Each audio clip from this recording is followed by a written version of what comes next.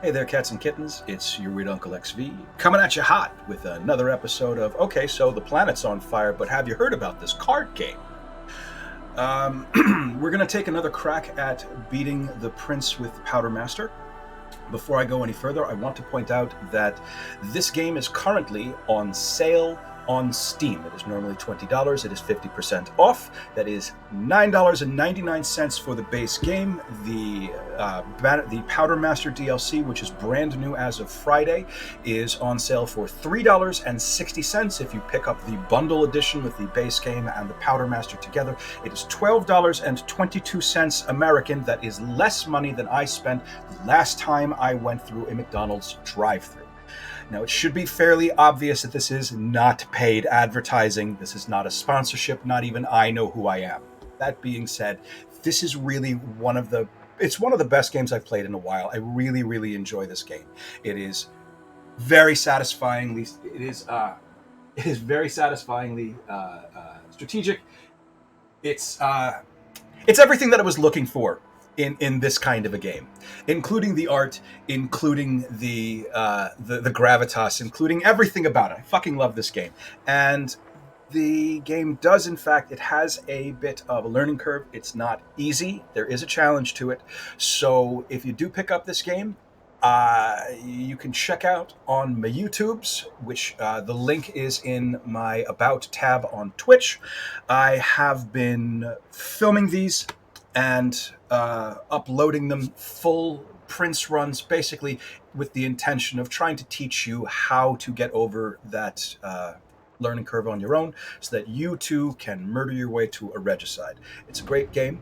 And yes, that's right. That being said, I do want to acknowledge that these runs tend to be about 3 hours long. 3 hours is way too much to ask of anyone. Particularly 3 hours of listening to a middle-aged man babble about card choices.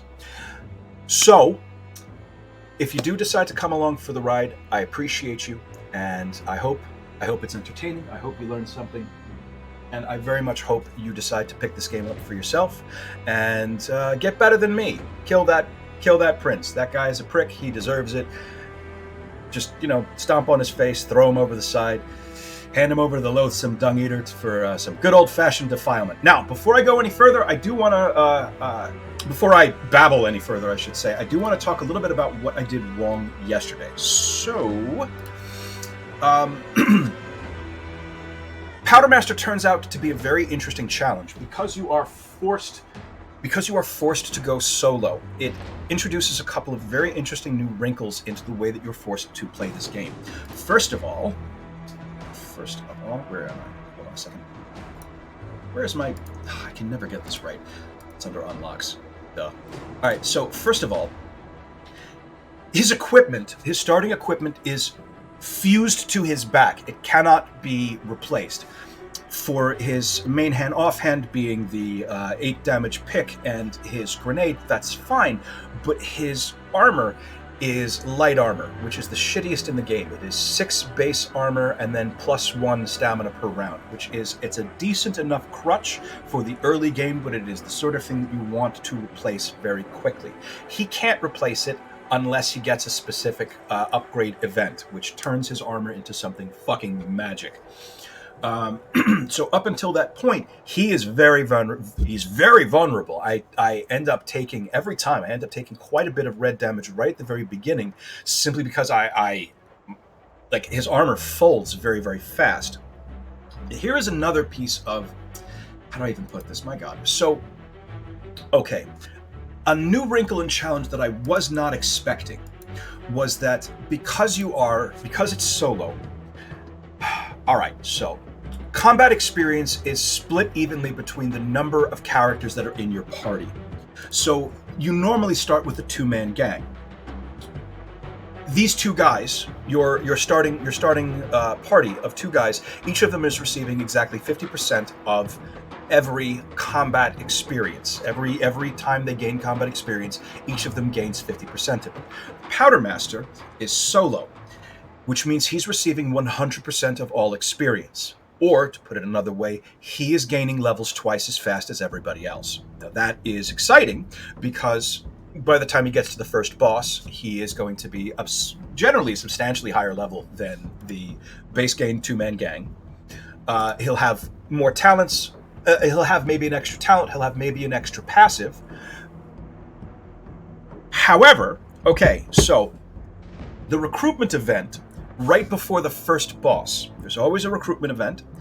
The characters that are available for recruitment in that tavern, their level is based directly on the average level of your party. He doesn't have an average level, so he's just himself. So if he gets there level 4, everyone there is also level 4. All right, now that sounds amazing in practice. In theory, that sounds amazing. They're higher level. They'll have more talents. They'll have more passives. However, they'll also be more expensive because their cost to recruit is substantially greater every level that you increase. So in order to, well, my usual goal of trying to recruit 2 guys at our first recruitment event is basically a pipe dream. It's just really not super feasible unless we've done really fucking great with money. Also, because it's so much more expensive, because it's much more likely that I'm only going to be able to recruit one guy, that one guy that we recruit is going to be much more important. I have to be a lot choosier. I need someone in the front line because the Powdermaster's starting armor is just dog shit. In addition, also, every time you gain a level, you make 2 decisions.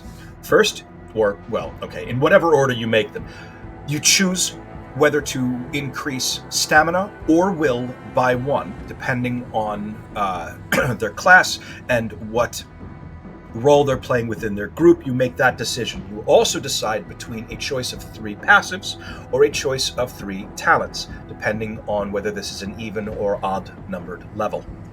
Every single level that the computer has gained for you. So if I get there with a gang of 2, and there's anyone there who's level 2, for example, that is a whole bunch of choices that I get to make for that character. He may only have he may only have 1 talent, or maybe 1 talent and 1 passive. So there are less choices for the computer to have made wrong. The computer can make very poor choices sometimes when it comes to leveling up. And every single level that you didn't level up for that character are choices that you didn't get to make. I'll point this out when we get to it. Let's, without too much further ado, we're not taking any oaths, we're not doing a challenge. He is challenged enough. Let's try to get the prince this time. And away we go. Once again, we're starting off with charity. I feel like that's obvious. Not great. Starting gift being 8 max vitality is not terrible. I would prefer other things, but this is okay. Here's our informant. We are just taking it as read that he is actually a good person and is not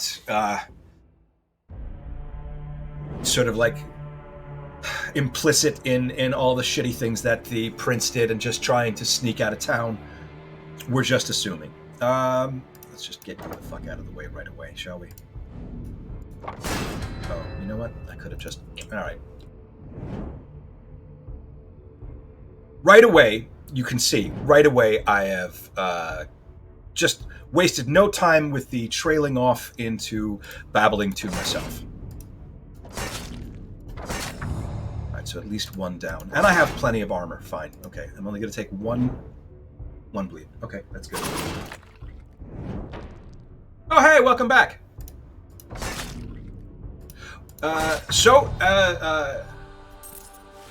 Starting from the beginning. I'll take this.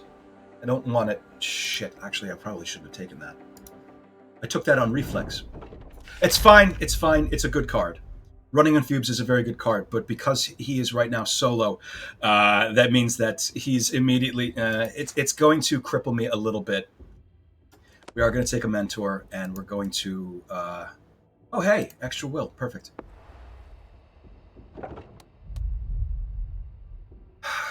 None of these are any good. That's fine. Whatever. I don't have enough money to do anything there, so it's just a null moment.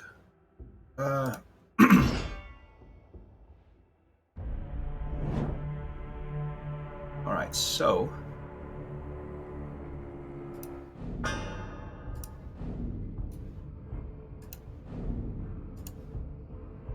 not a great opening hand, and next round he's not going to be able to do anything.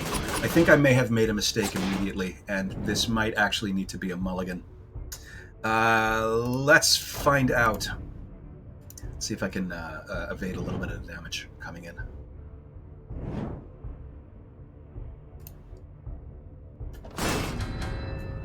So, what you didn't get to see yesterday, because you came in, Thorgod, because you came in a little bit late, he's got to start as solo, which has its own set of serious challenges. You'll see. I'm hoping that I have not already botched, but I think I should be fine.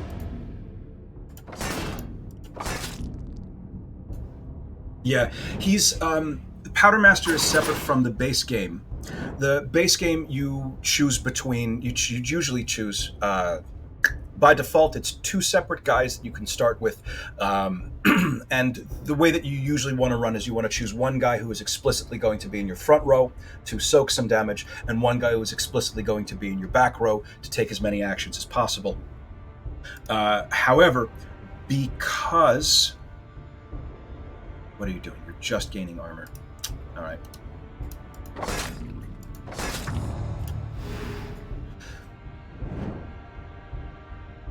Because Powdermaster counts as his own kind of challenge. No, let's start with this. Things go a little bit slowly with him at the very beginning. He needs, in order for him to be able to deal decent amounts of damage, he needs to rev up to speed by working his racial ability, which involves specifically discarding powder cards out of your hand to increase stacks of this, which is boom. Boom dictates the base damage of his grenade. So right now, his grenade is 16 damage. And as soon as it comes up, assuming it comes up, it's not coming up. Whatever. I'll just toss some more shit out of my hand.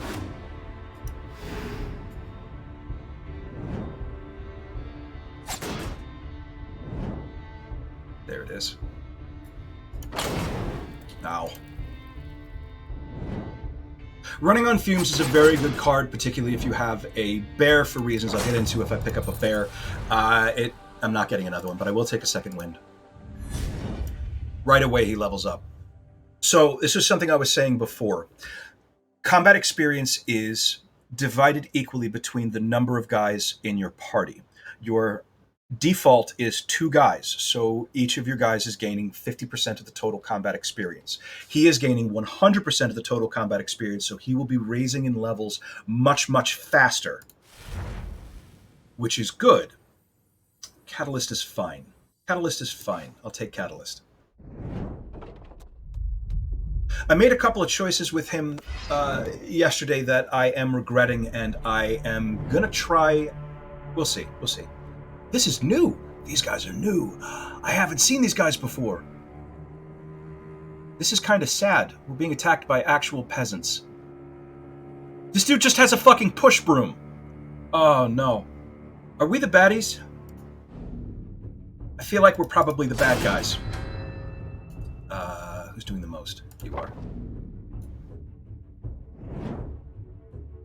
So, something else. Thorgott, you came in a bit late yesterday, so do you see this red ribbon right here? This is determining which of these lanes is active. Right now, the back row is active. So only the back row is going to be taking any actions. All modifiers or status effects, everything up here, those only resolve either at the beginning or the end of an enemy's turn. So these guys, they're not going to be, their stacks of vulnerable are not going to be ticking down this round because they're not acting. His will, because he is. Easy as that.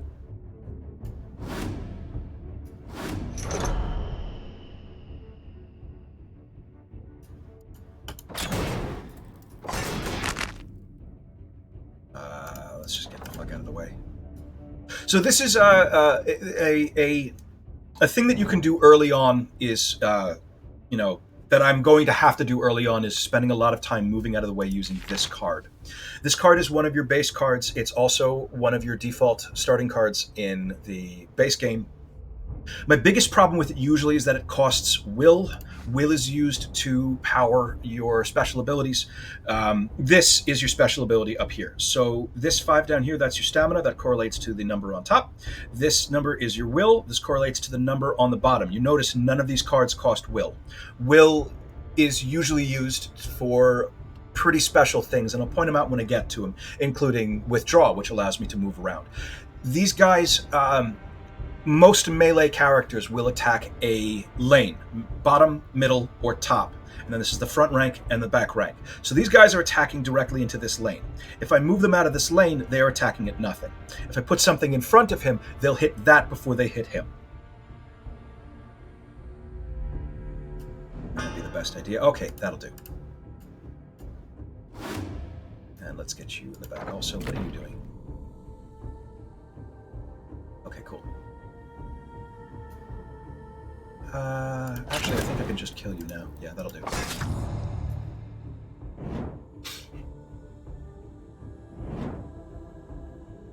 All right.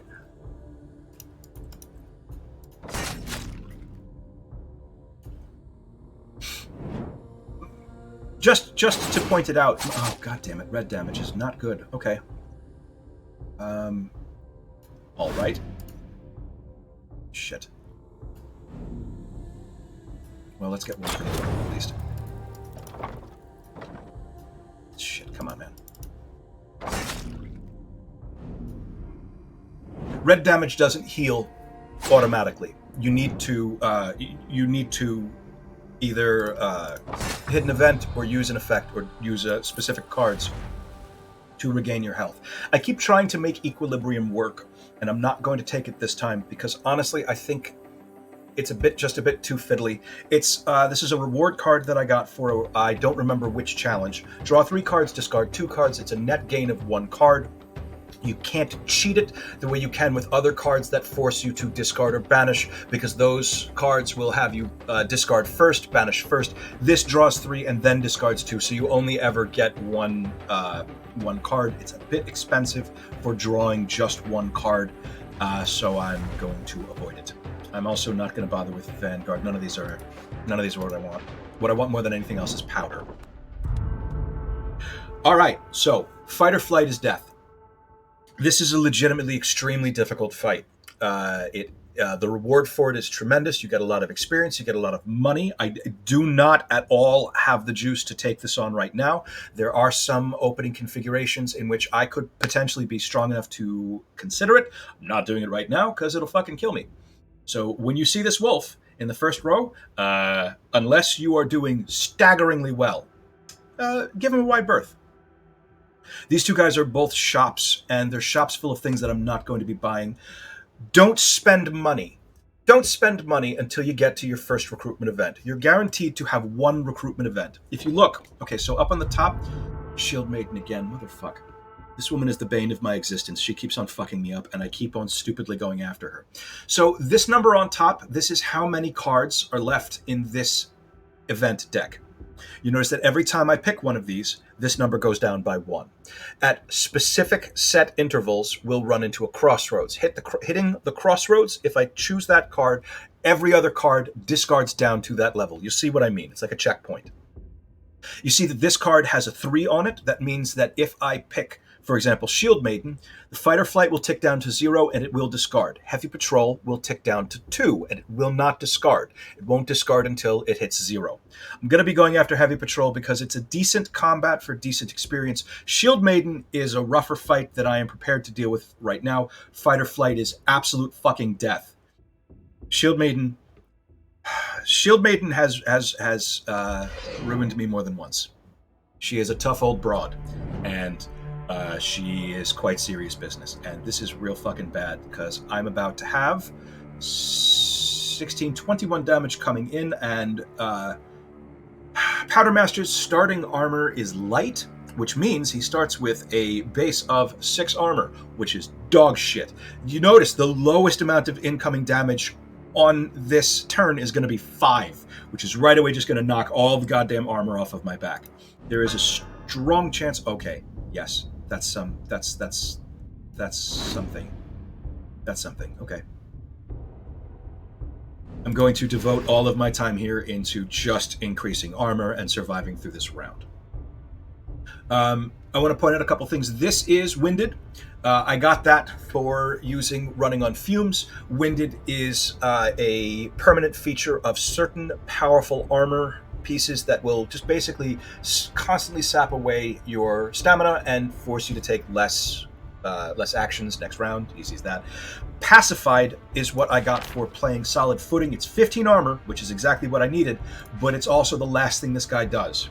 With Pacified, he can't fucking play anything else. He is done.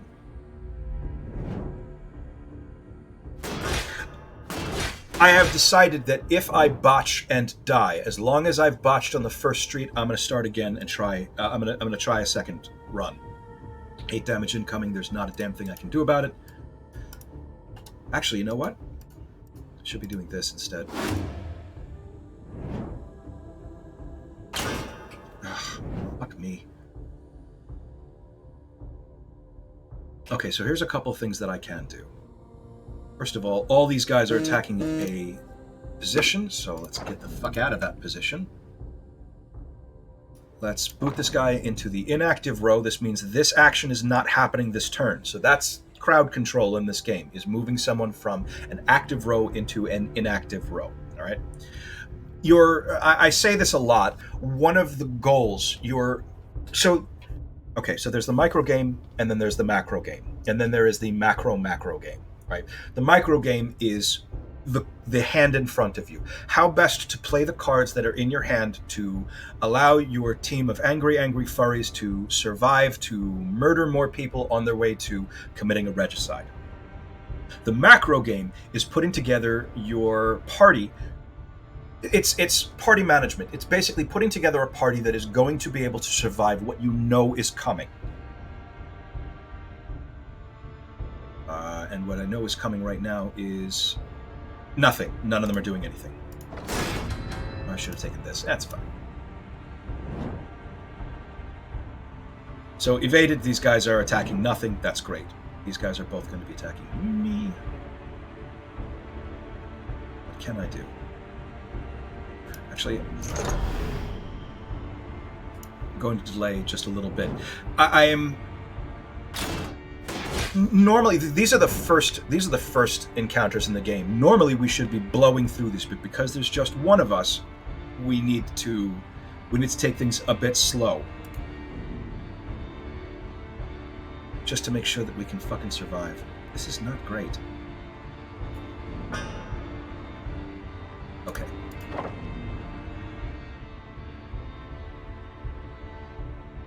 Okay, 8 damage. None of that bleed is going to come through because he's not going to do any red damage. Ugh, this is way slower than I like. Okay, let's get the fuck out of the way. He is still going to be hitting me because he is ranged, but these two guys are going to hit empty space. This is a lot more dancing about than I usually care for this early in the game in particular. He's just doing 5, and I don't have any modifiers on me, so that's fine. Start working on the back. You are 18 damage, so that ought to kill you. And let's get some more armor on.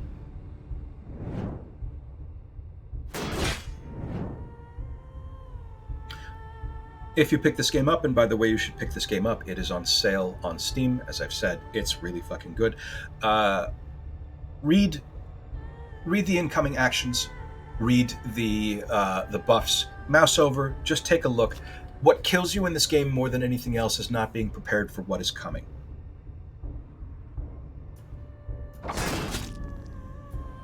Yeah. It's the fact that it is on sale. It's right now, the base game plus the Powdermaster DLC is less than $13 American. That's great. And as I have pointed out, It came out of early access. I think late last year. They added a couple of free DLC. They added the hunters. They added the prince because the end boss used to be the warden. The prince got added in. A bunch of other things got added in. 12 damage is coming. I don't need to worry about 12 damage. I can stand still and take it.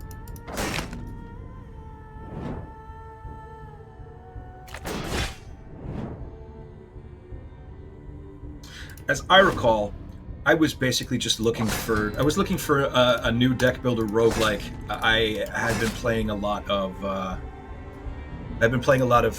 Monster Train with my friends.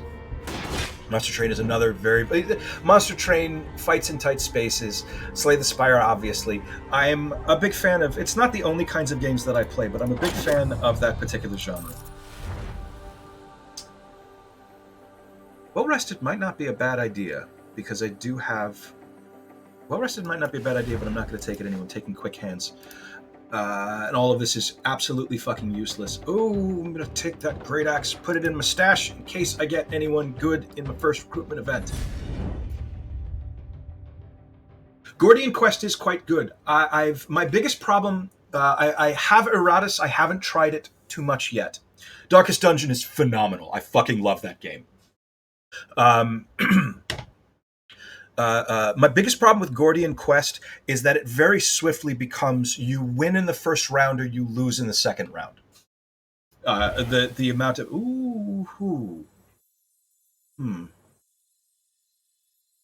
all three of these are going to be very good.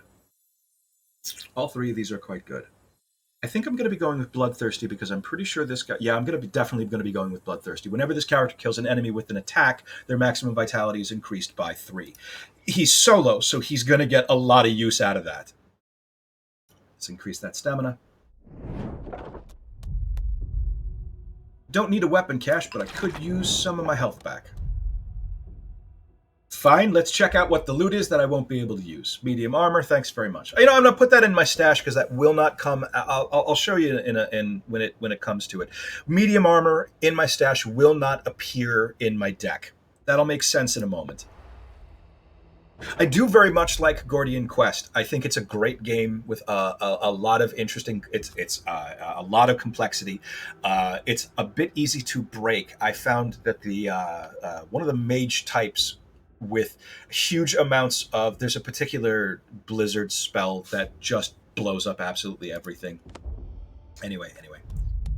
Oh, other things. You see this indicator right here is blue. Okay, so each of these, as I said, this is the number of cards that are left in the event deck. This thing here being blue means that somewhere in this deck is my informant task. You came in a little bit too late to see it. One of the first thing that happens is you pick up your starting gift. You fight what is basically just a tutorial fight, and then you meet the informant. The informant is how you meet the prince. You have to do 3 separate tasks over 3 separate acts. So in the first act, you need to shell out $150 for a boat. In the second act, you need to do a 2-stage combat event. In the third act, you need to do a panic event in which you need to raise a gate while also dealing with a constant influx of new guys. The single most impactful one, honestly, I think is the one in the first deck because money is very tight. I want to have enough money to recruit at least one guy. And because recruitment costs are based directly on my own character's level, my character's level right now is, what are you? Level 3 already. He's going to be level 4 by the time he gets to the end. That means I'm going to need probably around $800 florins to recruit even one guy.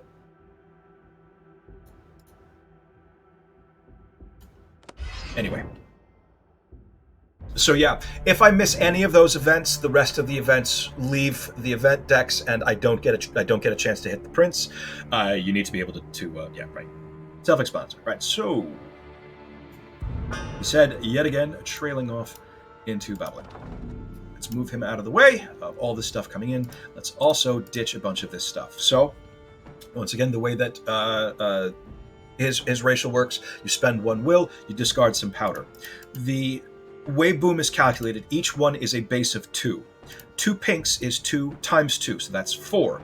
But it's number of powders discarded times the number of different kinds of powder discarded. So this becomes 2 times 3 times 2, 12 stacks of boom. Let's add on some stuff.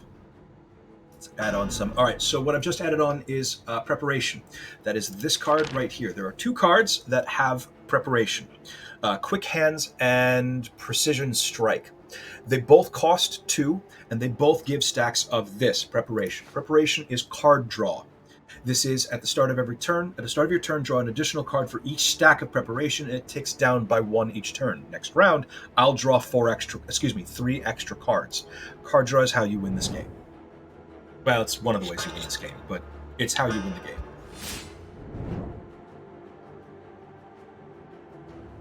Here's something I want to point out. This is the Great X that's in our stash. Do you see this symbol up at the top? That shows. It looks like a little cat. It looks like a little chest. That's that. That means that it's in the stash. This is not assigned to any character, so it cannot be used except by a wolf. If I pick up a wolf, I'll explain what that means. Otherwise, weapons cards and talent cards will have this symbol up in the top. If you see down between his boots, that symbol corresponds with this symbol. This is how you can keep track of which talents and which weapons belong to which guy. Got 16 damage incoming. That's not a problem.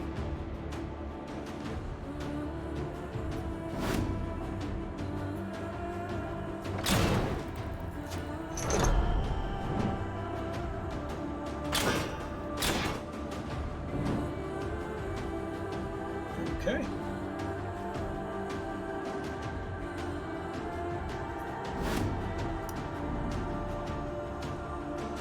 Okay.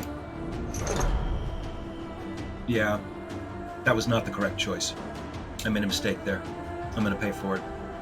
I'm going to pay for it, but I've gotten most of my health back, so I'm not going to pay. I'm going to pay for it. It's going to be bad. I'm going to be taking. Shit. I'm going to be taking 18 damage. 18 damage and 2 bleed. So a total of 20 damage. That was avoidable. I should have added on some armor. I didn't. It was dumb. But it's my choice. I made it, and I don't have a choice but to live with it. So.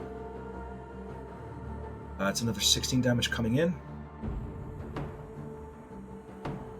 I am reasonably certain I can kill both of you.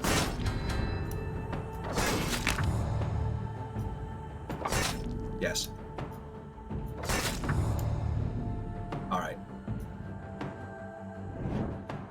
What is very positive, Bloodthirsty is an excellent, excellent passive for him to have gotten this early on. Again, it's his first passive, and he's solo. So until the first recruitment event, every single guy that gets killed is going to be killed by him. So by the time I reach the first boss, his max vitality is going to be pretty high. I'm excited about it. One of the so all powders are debuffs. Pink powder applies stacks of vulnerable. Yellow powder applies stacks of crippled. Crippled causes damage every time that character moves. Vulnerable is a flat 25% increased damage from all attacks. What I want to get into my deck is red and black powder so that I can have a little bit more variety. In the meantime, I am going to do running on fumes so that I can potentially get a little bit more shit to my hand.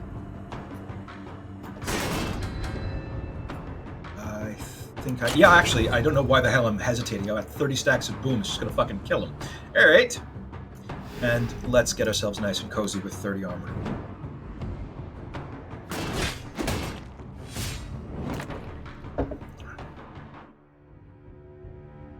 It's not necessary to discard any more of these. I have all the boom that I'm going to need. Whoop! That was almost an accident. I don't need to take any of this damage, so I'm just not going to.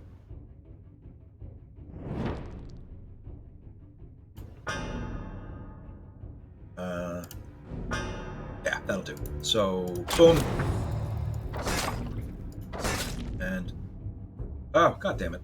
Wasn't quite enough. That's fine, he's not going to knock through my armor.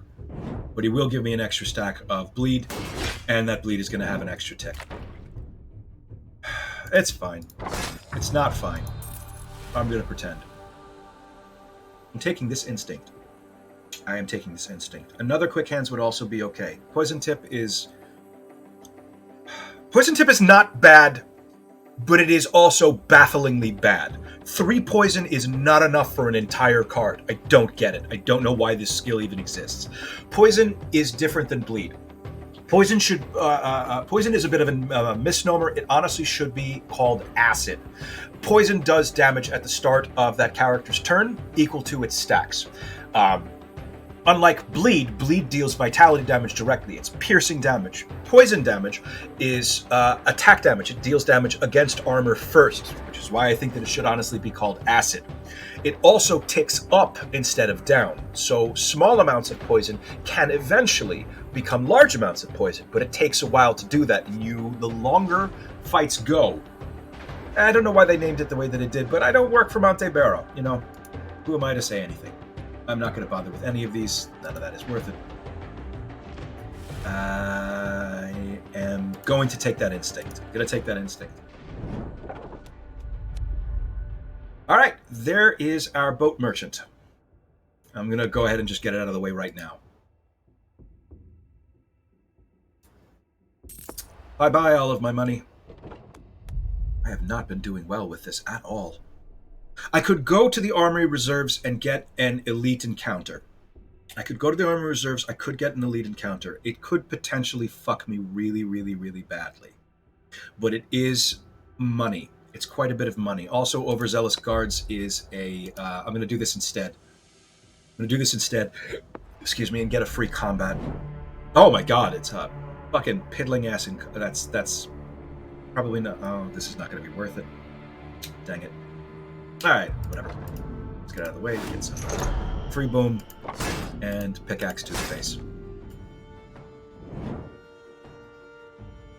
Side note, this particular rabbit, Malicious Spearman, this guy is the most dejected and depressed looking character. Let me try that again. The most dejected and depressed looking character in this entire game. Look at his big bunny jowls and his sad bunny eyes. Oh my god, I feel so fucking bad for him.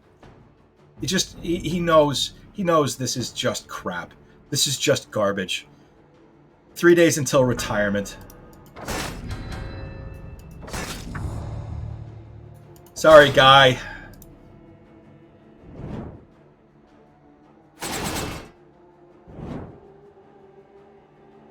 Okay. So, Instinct. This draws my character's next talent card from my draw pile. Please pay attention to that wording, which is something that I literally never goddamn do, and I'm constantly going to be triggering this card without checking to see if he even has any talents in his draw pile. 12 damage. Okay, that's fine. He's not going to bust through my armor.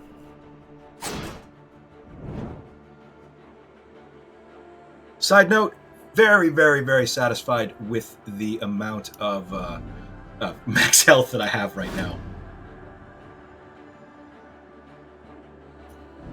There we go. That's what I wanted. A little bit of extra boom. And let's see.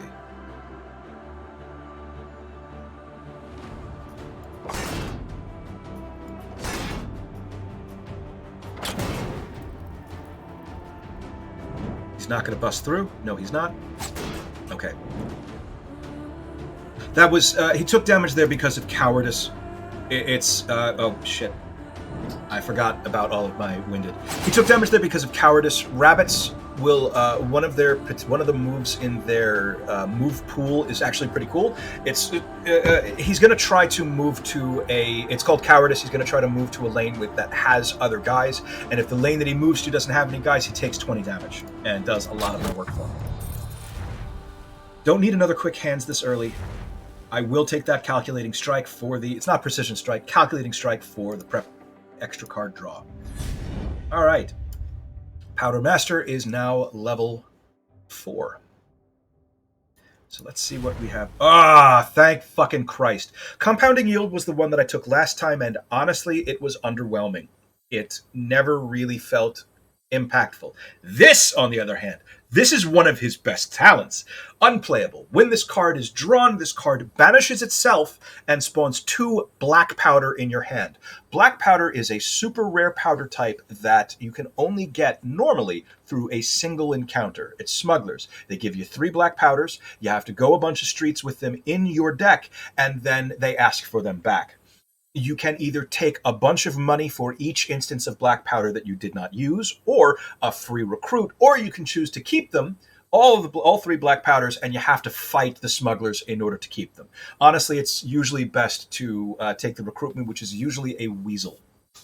But anyway, black powder, 12 damage. It's a 0-cost card. 12 damage to a rank, apply 3 bleed. If the position behind each target is vacant, move them into it and permanently ruin this card. Once black powder has been used once, it can never be used again. But this is not real black powder. This is ghost black powder that will vanish out of my deck at the end of each encounter. So, normally, if I had managed to find any black powder to put into my deck, I would only be having it around for the additional multiplier for increasing stacks of boom. But now, I can actually use this card as an action card, secure in the knowledge that those ruins will not stay in my deck. Anyway, Deadly Cargo. Great fucking card. Taking it. I am going to do... That's a good question. Stamina this time, will next time.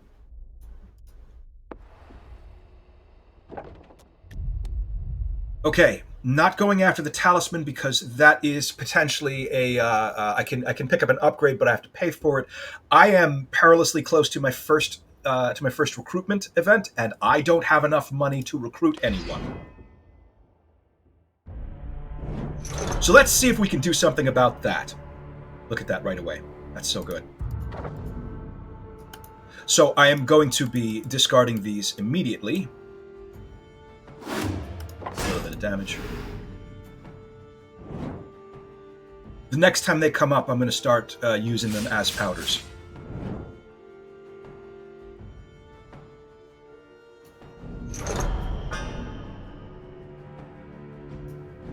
Okay. Shit. That's real bad. I'm about to take a lot of bleed. So, once again, read always, if they're taking an action against you, you should be aware of what that action is. Bludgeon deals 6 damage if the opponent has more than 18 armor, which you do, applies 4 bleed. All 3 of them are doing that, so I'm about to take 12 bleed. I need to finish this encounter real fucking quickly, or else I'm just gonna bleed out. And I hope I don't, because I'm happy with the cards that I've gotten.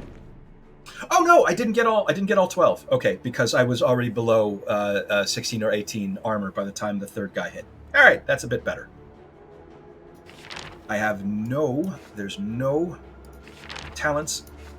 Yeah, I have no talents in my draw pile at all.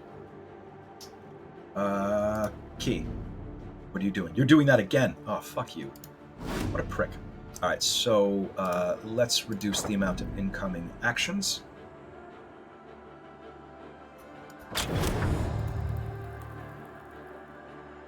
Okay, I am going to take bleed from this. Anyway, I can reduce this. Nope. I am taking that bleed damage. That's not great, but it's not going to be... I'll have the next guy next round. Unhappy about it. I'm happy about it. I really need to get some I need to get some health in. Let's see.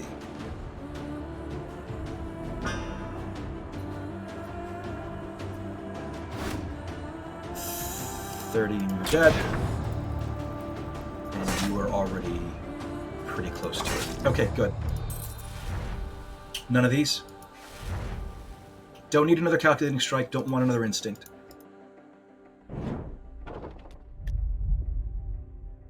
A chance to heal, but it's a chance to heal only if I have... I only get a free heal if my guy is at, I think, like 10% of his max health, which he's not. So instead I'm going after the Crazy Weasel. This guy allows me to remove a card from my deck and turn it into something else. And that's exactly what we're going to do. Keeping the withdraw, but I am going to swap Strike. Okay, Invigorating Blow is fucking great. Refresh is also fucking great. And I think I'm going with the Refresh. Either of these would be phenomenal. Either of these would be phenomenal. Refresh is banish a card, draw 3 cards, and then that card gets banished. Please note the order of the actions. First it banishes, then you draw 3, then it banishes. If there are no cards to banish, you just draw 3 cards. Invigorating Blow is a 0-cost card that does 8 damage. If the final damage dealt is 13 or more, gain 2 stamina and 4 restoration, which is, it's just health regen, which I fucking need. 1 shot of red powder is enough overwhelm to get this card's damage over 13. It's actually enough to get this card's damage to 14. But I don't have any red powder, so I'm going to take Refresh.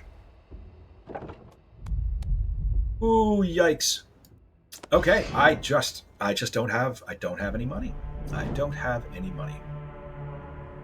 30 damage incoming. Shoot. Okay, well, let's...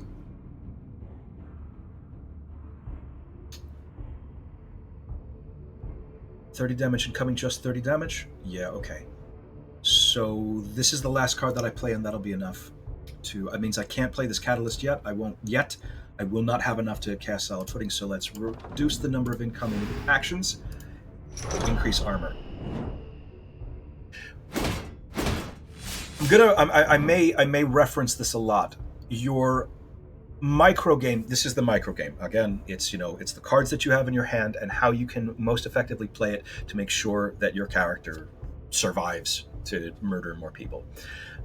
Your micro game goal, generally speaking, is to reduce the number of incoming actions by 1 every round. If you can reduce the number of incoming actions by 1 every round, generally it means you're doing pretty okay.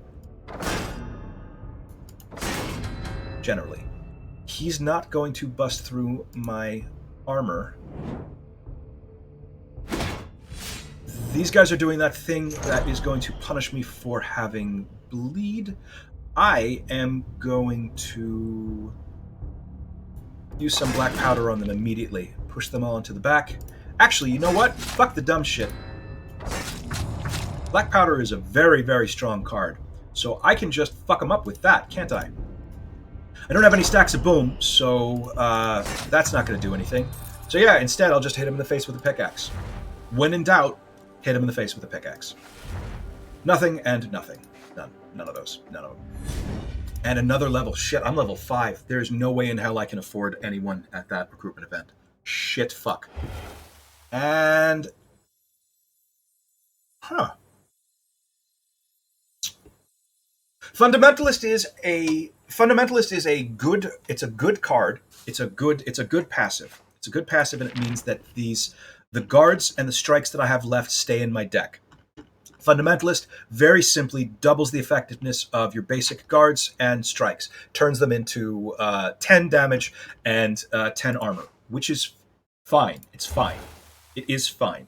Inspiration starts us off with Vigor. Vigor is not quite a free action the next time I have one up, because I do have a card in my deck that gives Vigor. I'll explain how it works. I think I'm going to go with Quick-Witted. Whenever enemies in the same lane as this character gain strength, you get, well, they call it charge. You gain 3 boom, and I'm going to take that. I'm going to increase his will by 1, like I said. Oh, thank goodness. One final chance to get into a fight. It's just doing his job.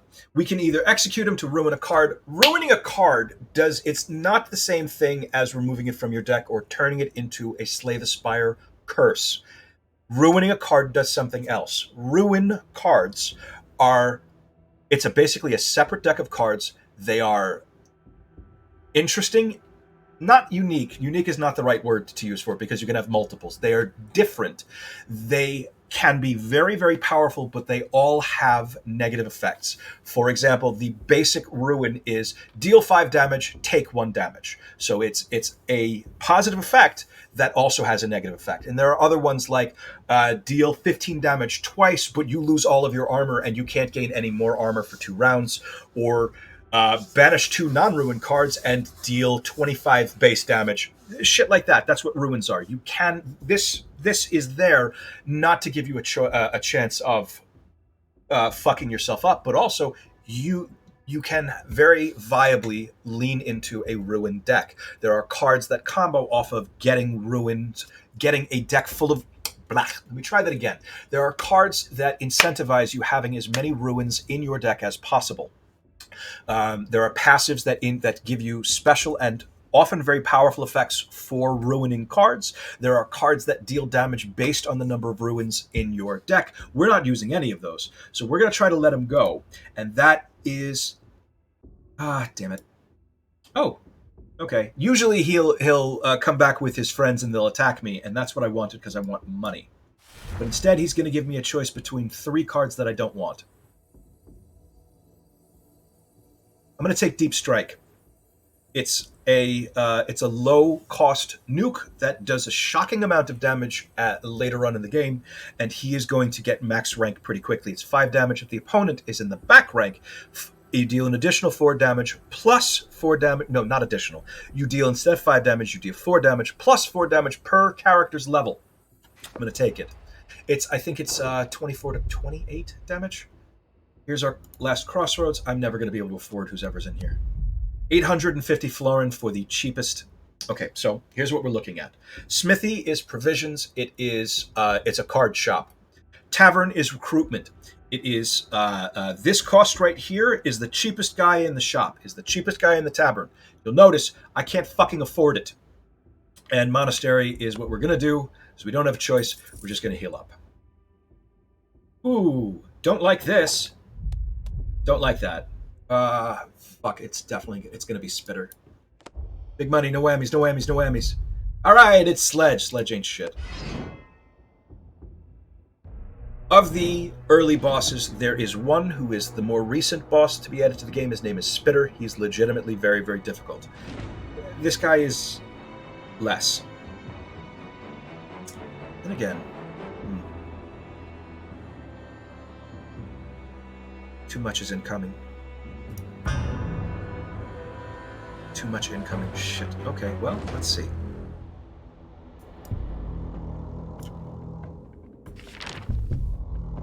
Let's see if this works.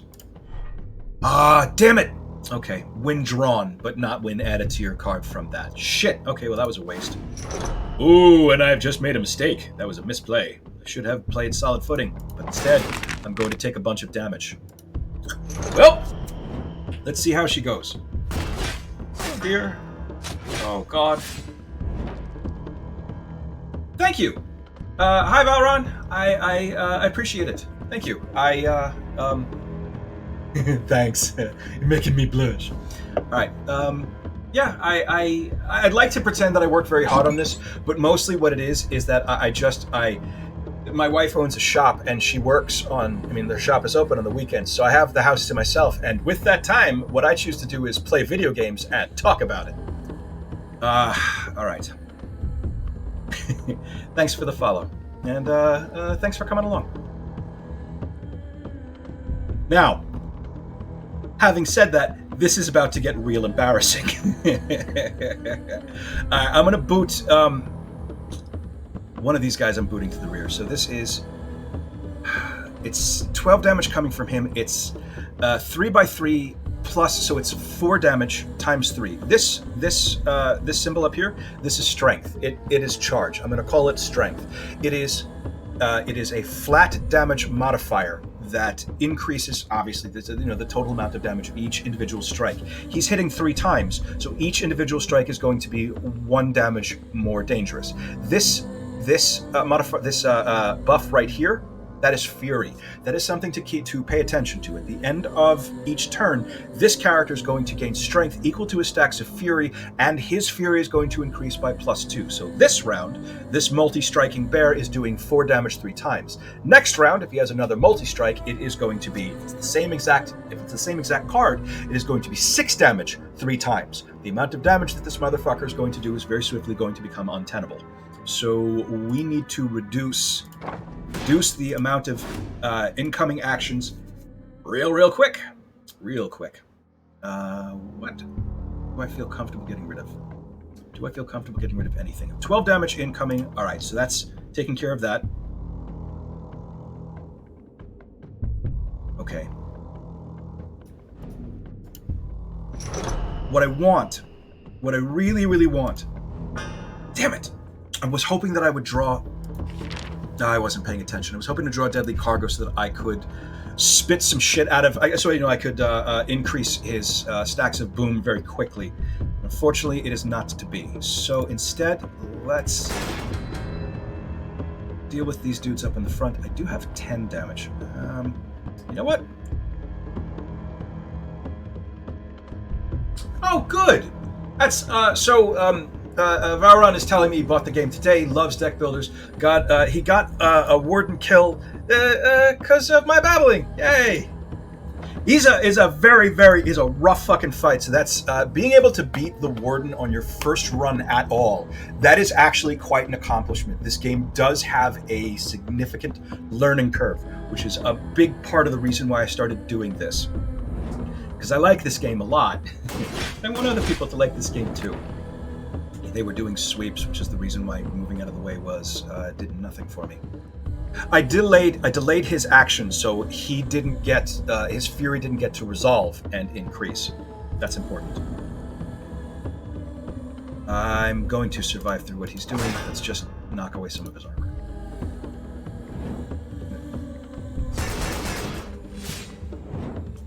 It's a lot to ask out of anyone, but if you check in my About tab, it has a link to my YouTubes that has, I think, 6 or 7 videos right now.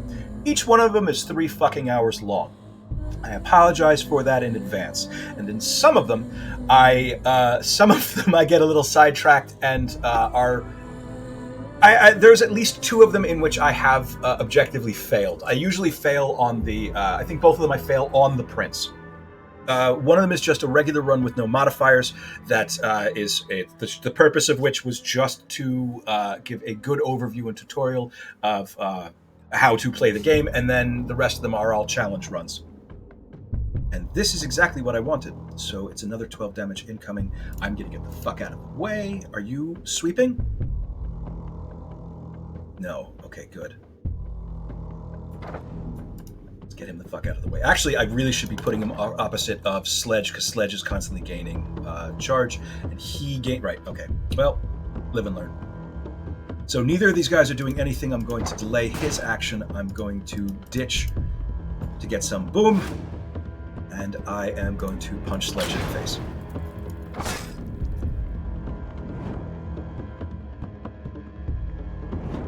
Seriously though, congratulations! That is quite an accomplishment. This game is not easy. The problem that I usually have with it is that once you get the hang of the game, it does get substantially easier. There's a few pitfalls that you can fall into in terms of card and in terms of card choices, and I make this mistake constantly, recruiting guys just to recruit them.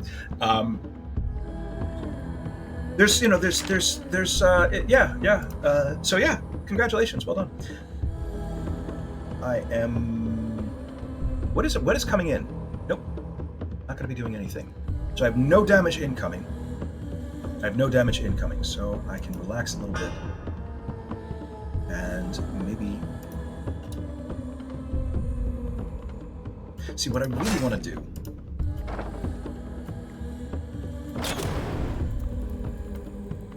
Yeah, that is... so yeah, learning Powdermaster is... I mean, because it's just one guy to pay. It's one guy to keep track of. But honestly, learning the synergies between the other characters, it's not as daunting. It's not as daunting as it might appear to be at first glance. There are cards that are objectively better. There are cards that are objectively worse. Once you get the hang of what to look for in this game, you start to get the hang of, even if you've never seen a card before, is this expensive, overcomplicated card ever really going to be that useful? And usually the answer is no, probably not. But yeah. Let's see, 8 damage incoming. Are you okay? So there's no bleed incoming, and let's just not quite enough to kill you. Yeah, that's fine. I really appreciate everything about this game, the way that it is set up.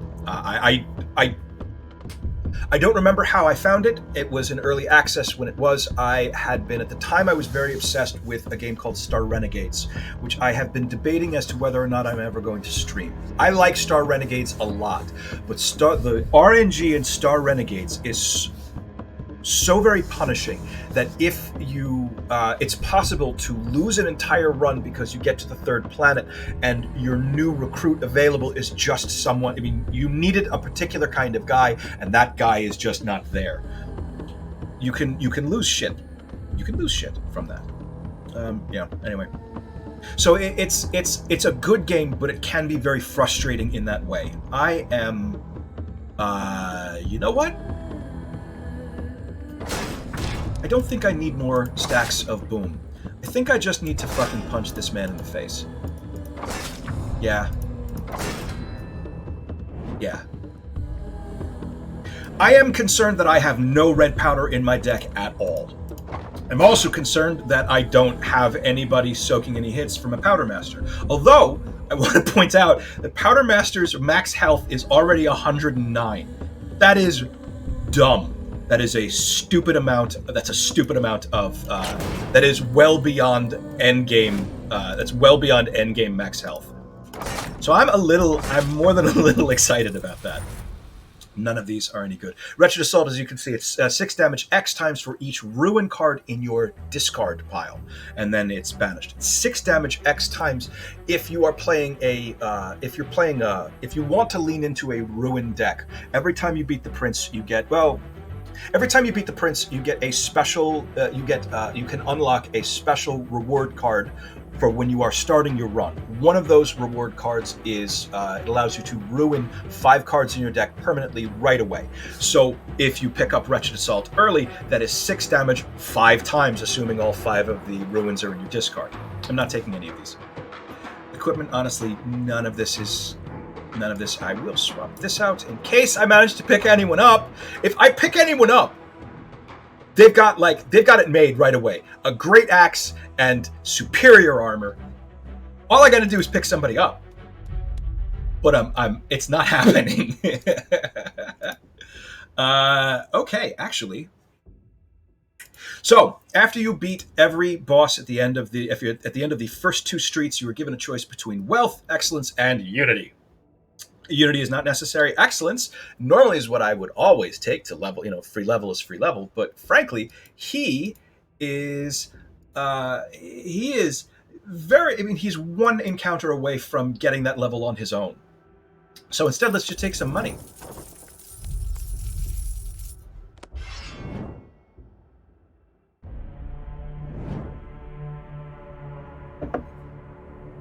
Okay. I am getting much more use out of this withdraw than I pretty much ever have. This is the most I've ever cast that spell.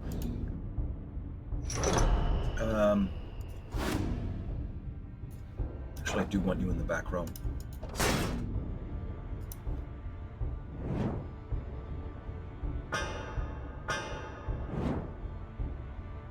Okay.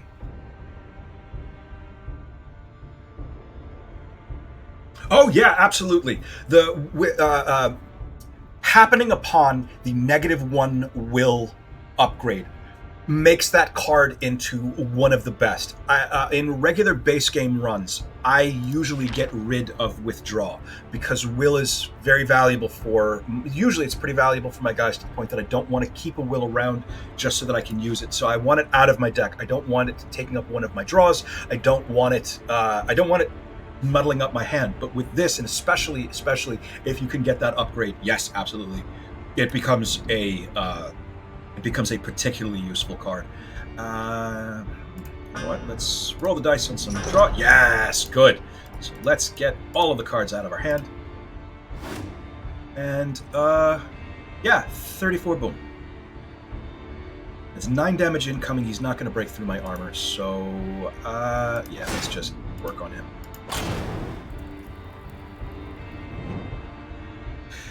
In the base game, Your two biggest damage dealers are usually mice and weasels. Weasels with their shivs have excellent. Ooh, hey, not just the two. You know what? Let's vulnerable black powder to knock them all into the back row, and deal with all of them next round. Oh, hey, or I can just deal with them now. Oh, it wasn't enough. Of course not. I don't know what I'm thinking. Also, the mouse has a particular talent called Whirlwind. It's 0 stamina, 1 will, and it is weapon damage 3 times. Mice in the base game are the kings of DPS because of the way their racial ability works. You get a little bit of red powder into your hand, you build him up with a bit of will, and you get him a lot of multi-strike attacks, and mice just fucking tear down walls. I don't really need to do anything special, do I? I can just kill these guys. Yeah, I can just kill these guys. Except I don't have any axe! Where are my attacks? There we go. Okay, he'll die from his bleed.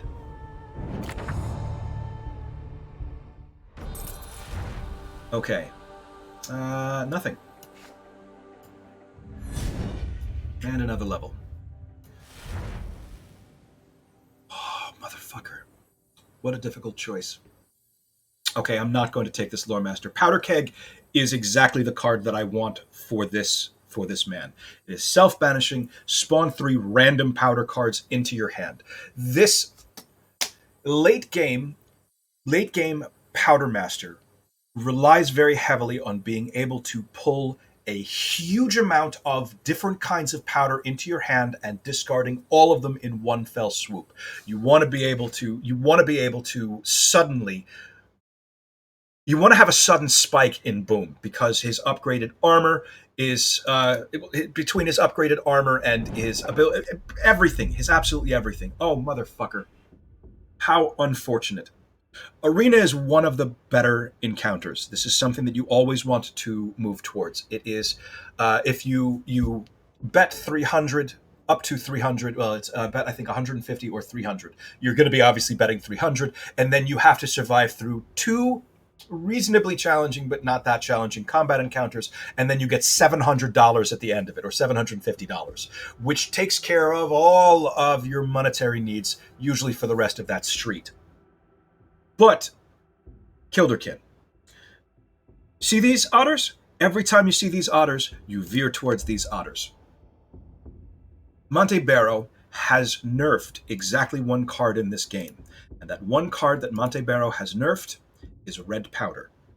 Red powder used to be a regular combat. It just used to be a regular drop. You could just get this card out of, like, beat up a dude on the street. He might have red powder in his pocket. You might be able to get this card from that.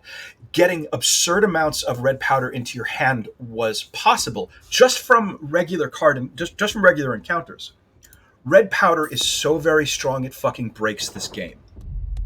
And Montebaro very wisely nerfed it by making it so that the only way you can normally get red powder into your hand is through that encounter. With the Powdermaster DLC, they've added a few other ways that you can get red powder into your hand. Don't need an exquisite weapon. Ignore this beaver and his fucking stupid facial expression. He's going to ask you for a bunch of money for a weapon, and the weapon is always going to let you down. Weapon cache we don't need because he can't change all of his stuff is like glued to him. We're going to take the extra experience. It's not going to be enough to level us up. I'm taking the prisoners now because I do not want to have a repeat what happened last time. I'm still salty about it. There are several encounters that the Powdermaster can run into which will enable him to upgrade his equipment. There's one for his weapon, which gives him a bandolier that allows him to bring his bomb into his hand much more often. And there's one for his armor, which turns his armor from dog shit nothing into strong enough to alter the trajectory of the way you are building. Really, really, really strong. I assume that there must be one to upgrade his pickaxe, but I have not found it yet. And the last time, it was I had the inventor, who is the bandolier, and the prisoner event, and they both had one counter, meaning that I had a choice between one or the other. And I went for the prisoners, which is the informant event, which is a direct pathway to the prince, and I am still salty about it.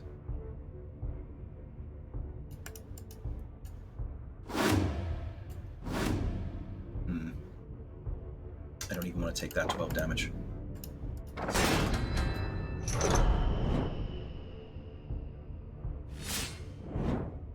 Okay. So I've got... Whoa! No good. Okay, let's see what I can do. So this guy he's dealing 20 damage, so I'm going to have to deal with 32 damage. Which, honestly, my max health is 126. Jesus Christ. Oh, hey! Look at this. So I'm going to delay that for just a little bit more. I now have a decent stacks. Good. A little bit more card draw. Armor. Okay. Let me have it.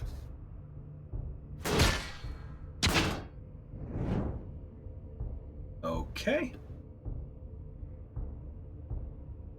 So... anything? Nope, nothing. Okay. Because they're running on fumes last round, I now have less to do this round. So it's enough incoming damage that I really should be paying attention. 24 incoming damage. Or actually, can I just kill them? No, I can't just kill them. All right. Enough fucking around. Oh, hey, look at this. So,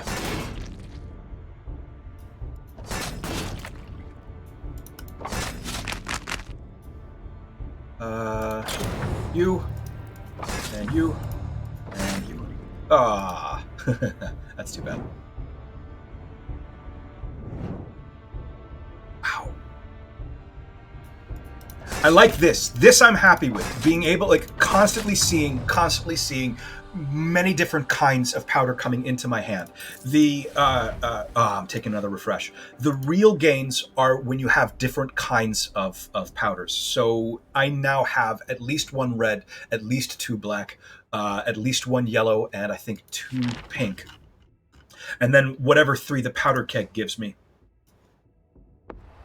So that's good. That is positive. That is big ups plus.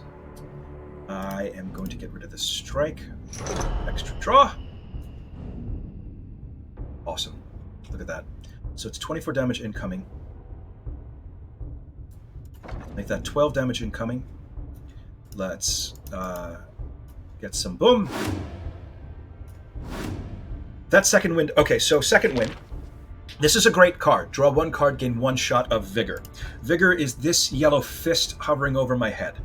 Vigor is going to instantly refund the stamina cost of the next card that plays I play. That's the best way of thinking about it. It is not actually, it's not actually a free card, because if I have, for example, if I have 2 stamina left and the Great Axe is 3, I can't play this Great Axe, but I can play the Solid Footing for free. Or what I'm actually going to do is play the Deep Strike for free, and then because that consumed the shot of Vigor, I still have 2 stamina, and I can add on a bunch more armor.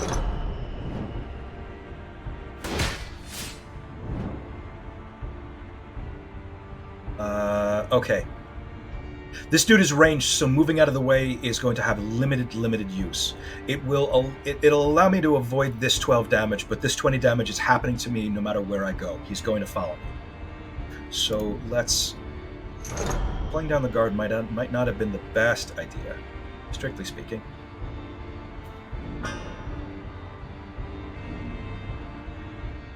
Okay.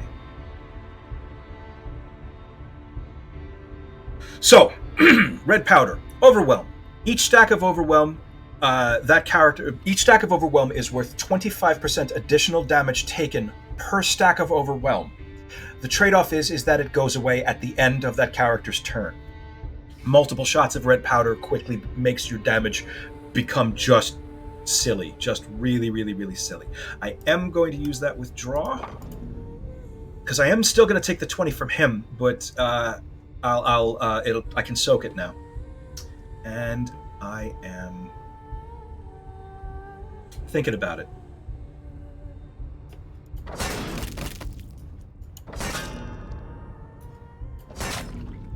Okay.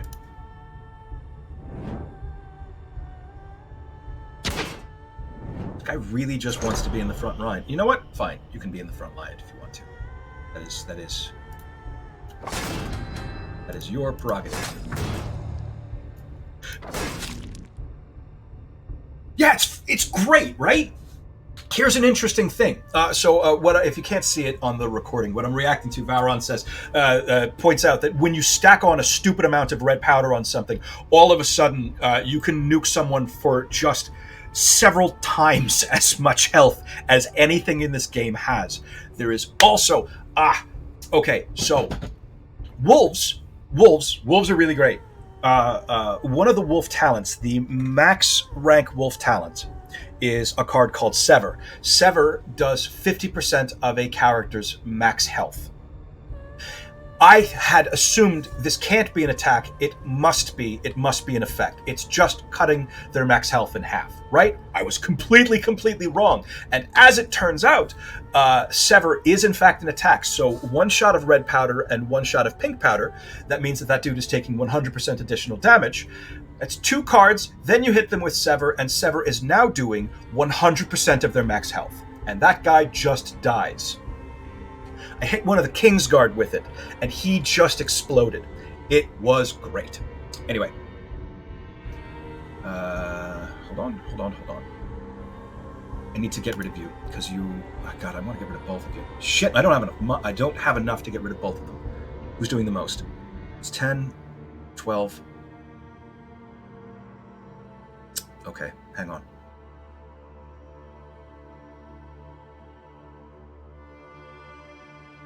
Alright, so, make sure that you die. And... Okay, that'll be enough. I'll be okay. Oh, shit, he wasn't even attacking. Alright.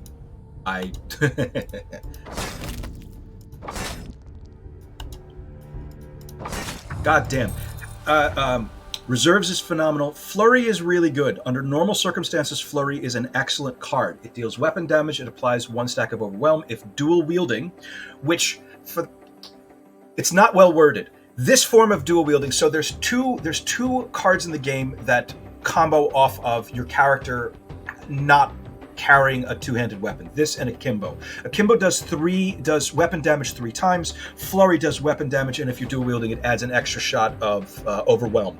For the purposes of Flurry, dual wielding means your offhand is not a shield. I have found that means even if you have a one-handed weapon in your main hand and nothing in your offhand, it still gives you the extra shot. Akimbo. Akimbo, you get the extra effect if it is sword and board, if you are carrying a shield in the offhand. Anyway, I'm babbling. Reserves is a great card that I honestly probably shouldn't... Well, you know what? Hold on. I'm going to go ahead and put him in the back row so that I can actually make use out of reserves.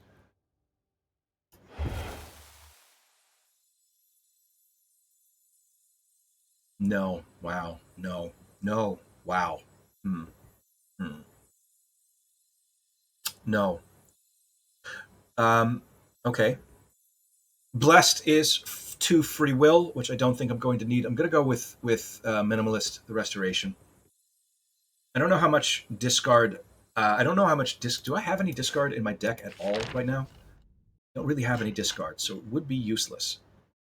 It would be useless. And blessed is just 2 free will, which honestly I don't think is all that useful either. I don't see myself needing more than 5 will. I'll go with this. Shit, that's not great. Okay. And yeah.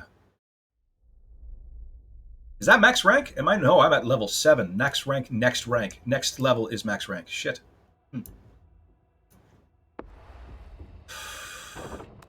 That means that, okay. So first, we're going to go to the mentor. Okay, we're going to the mentor. Mentor. Oh, no. All right, this is the other one. There's two different kinds of mentors. Sometimes they'll let you duplicate a card in your deck, and sometimes they'll give you an extra will. Extra will is fine. But when you duplicate the card in your deck, the card that you're duplicating is red powder. And I want to go after those fucking powder thieves because they reward red powder for killing them. These guys are rough. Holy shit. Okay. I was not expecting to see this. Okay. Well.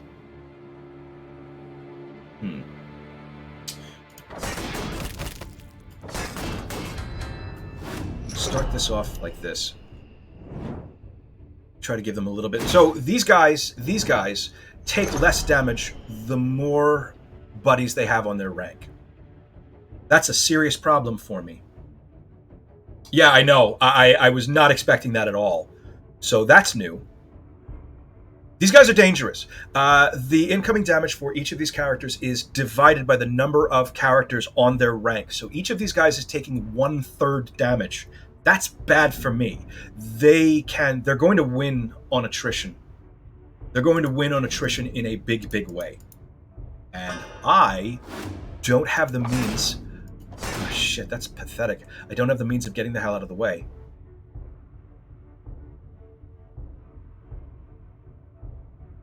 Damn it. Okay. Well, I have some damage coming in, but luckily I have a shit pile of max health, so I hate it. That kick is never going to be useful because they are always going to be trying to cluster up on the back rank.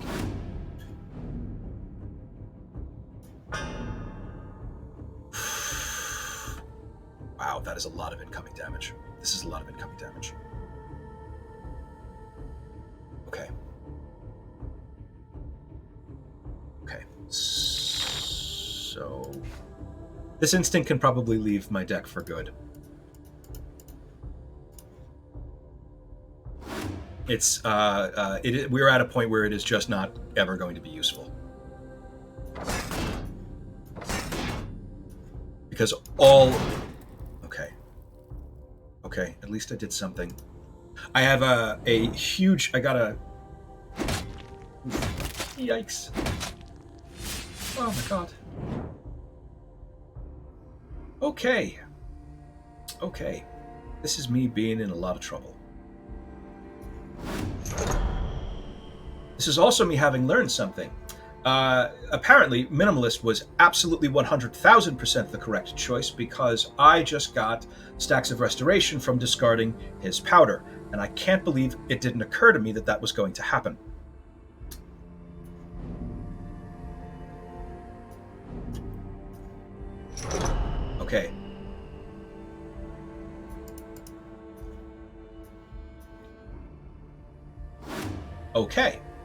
Okay. So now I have 30 damage incoming. What I really fucking want, where the hell is my withdraw? Where is my withdraw? Shit! Okay.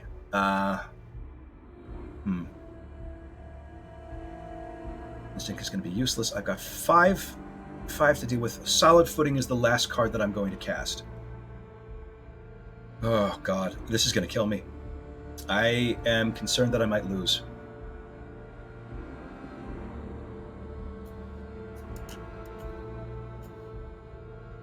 Let's get as much health incoming as we can possibly fucking manage. And then we cross our fingers. Oh, God. Oh, it's going to be real painful. Oh, God, that's real painful. Plus side, I definitely have my withdraw. There's my withdraw. Okay. Let's get the hell out of the goddamn way. Jesus Christ. How terrible.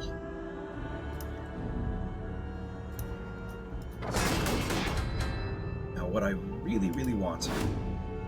Ugh, damn it. It's no good. Okay, fuck it. I'm gonna blow all these. Even though I don't have the red powder for them, it does put 3 hits of... So it's a total of 6 6 bleed that will tick away. And their overall health, I don't think it's going to... It did. It even modified the amount of damage they took from the bleed. God damn it! I am in a little bit of trouble. Potentially. So, that's another 30. You know what? Actually, I think I should be okay. I'm going to keep on discarding shit tons of cards. Alright, let's get up to... We are 16. That is 16. Oh, God. Now I can't use my withdrawal. So, we're standing right here, and we are tanking. Oh, also, we're at 138 stacks of boom. So, every single time, our grenade comes into our hand, regardless of their fucking shield wall, we're just going to murder one of them. And I am going to delay when we get to the last one so that I can get my health back. That's what I'm going to do.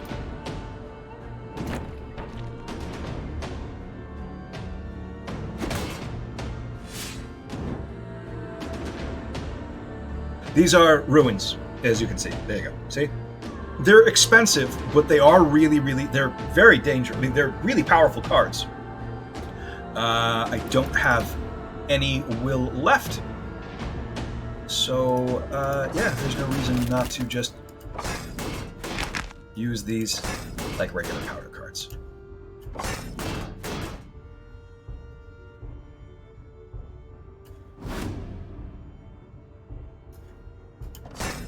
Almost. Not quite. Yes! Okay, he's going to die from his bleed, and this guy is no longer going to be a serious issue. No, he didn't die from his bleed because it gets modified by his... Ah! Oh, holy shit.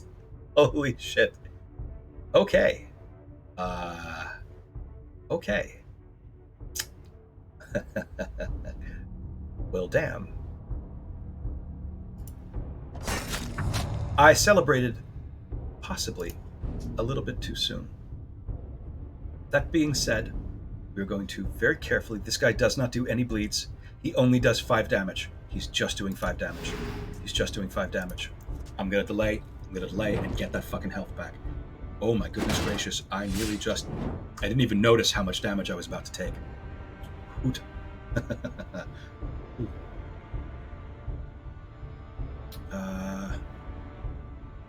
You know what? I'm not going to do anything. I'm not going to do anything. He's not going to bust through my armor. Let's just heal. Just going to heal. How is he getting through? Oh, yes! That's right. I forgot that he had flash powder up. You're absolutely right. This guy is hitting much harder than I am anticipating. You're absolutely correct. I apologize. I am going to continue spinning this out. I am at an inexcusably low amount of health.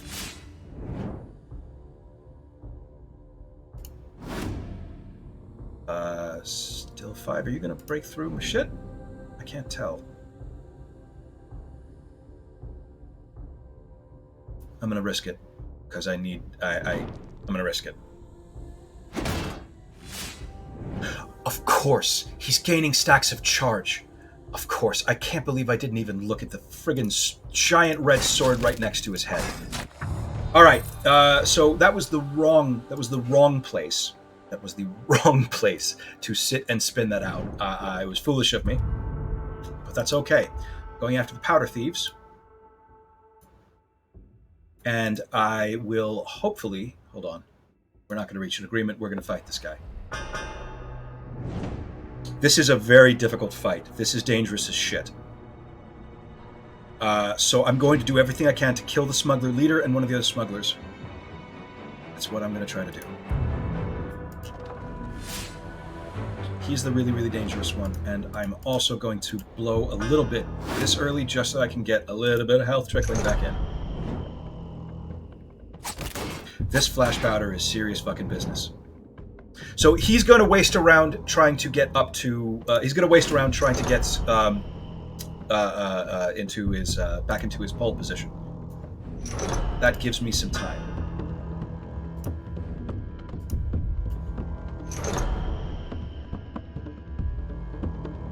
Okay.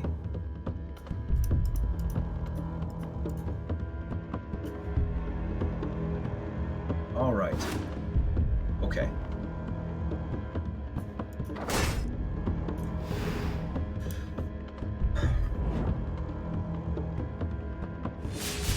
Now, these guys are going to murder me this round. They are going to murder me this round. There we go. Okay, thank God for that. So the leader is now gone. And these guys, they're going to be powdering me up. But, they're never going to do more than 5 damage. So I don't have all of the room in the world to breathe, but I do have some. They're not gonna, I don't think they're making it through. No, they also do have charge, don't they? Yeah. Oof.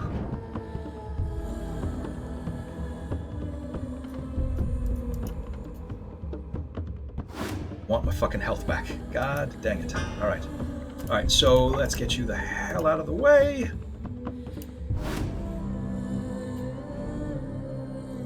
And,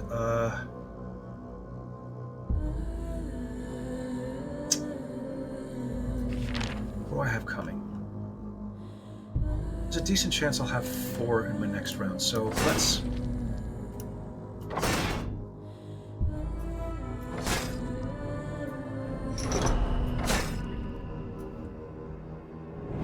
Let's make this a little safer.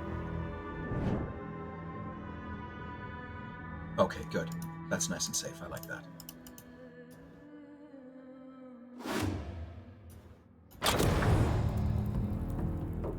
Okay. All right. Now, I'm going... Oh, well, you know what? You know what? That's fine. He's going to die from his bleed. Not this round, but the next one. So I am going to spin this out a little bit.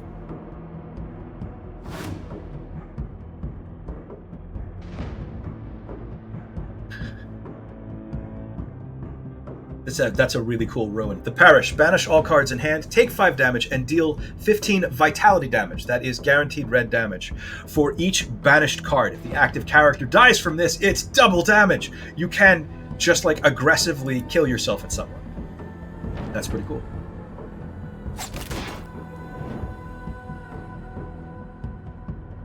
Okay. I am... Yeah, I'm...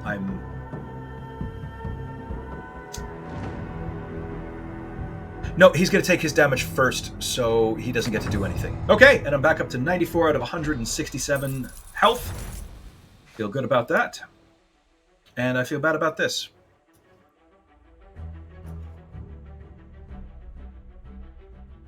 I'm not going to take this +2 black powder because those are not ghost black powders. These are real black powders that I cannot ever cast or they will be permanently ruined. So instead, I'm going to get 3 powder cards of random colors, and I get 2 pink, 1 yellow. That's fine. That's fine. I would have preferred some more reds, but whatever.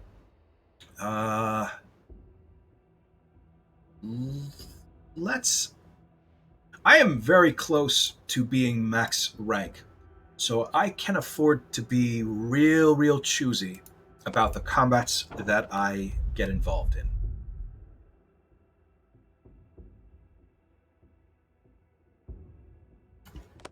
Let's get some free money. By the way,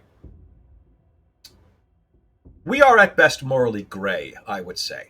We're not necessarily the good guys, because a perfectly viable choice here is just to, while this merchant is getting shaken down by hooligans, we could just sort of sneak up behind him and rob him blind. Half the time that'll lead to... Yep, there we go. Half the time that'll lead to them attacking you, and the other half of the time you'll just get away. And it's just free money. Also, I want to point something out. This particular encounter is very much intended to be for the first street. Fucking look at this. Look where they are, and look how much health they have. Motherfucker, level vigor. What are you doing here? What are you doing here with this little health? What is... Honestly, if I was a smart man, what I would really do right here is What I really do right here is delay this until I am at max health, because these guys are not and will never be dangerous.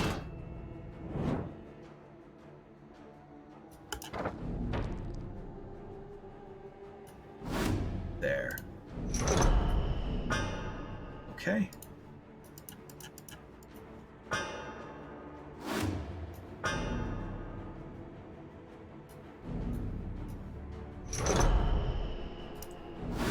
There we go.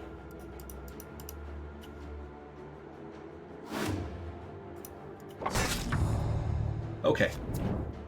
Now we play the waiting game.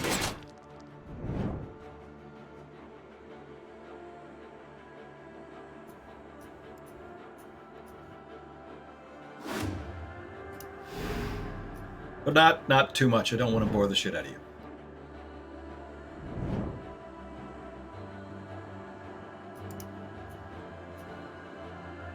Okay, so all right, minimalist for Powdermaster turned out to have been a pretty solid choice. Highly recommend. 10 out of 10.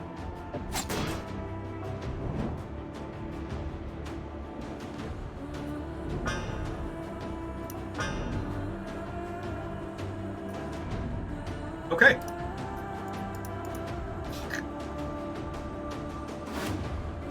I have 50 health to go before I'm at max. And this guy is just never going to be able to bust through my armor. So I am actually going to spin this out. Unapologetically, I want all of my health back. 17 health per round. This isn't gonna, yeah, that's it. I'm already good. I am good to go. 160 out of 70, yeah. Yeah, okay. But I do want to be at max health. So, let it spin out for just one more round. There we go. 173 out of 173. That is an absurd amount. It's an absurd amount of health. That's really stupid. Taking that brace. And here is our max level. So, yes, absolutely. I'll take another powder keg. Thank you very much. And one more will. Now that will is directly... by the way, Merchant knows full well that we fucking robbed him. And is very astutely pointing out that we are not necessarily the good guys here. We're basically monsters. I'm going to try to get a little bit more comfortable. Please give me a moment. There we go. So, let's begin with... There we go. This is exactly what I want to see. So right away, we're starting 36 stacks of boom. Round one. That's awesome. I'm also going to move the fuck out of the way of all of the incoming damage. And I already have 36, so... yeah. Let's do some damage.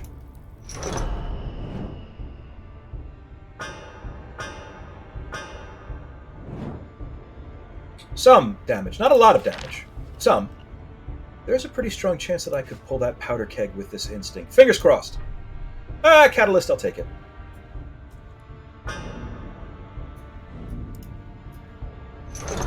Good. It's not worth... I don't think it's worth... it's not worth wasting the will for just the 3 pink powders. Let's actually just use that to... oh, hey, I'm already out of stamina. Never mind.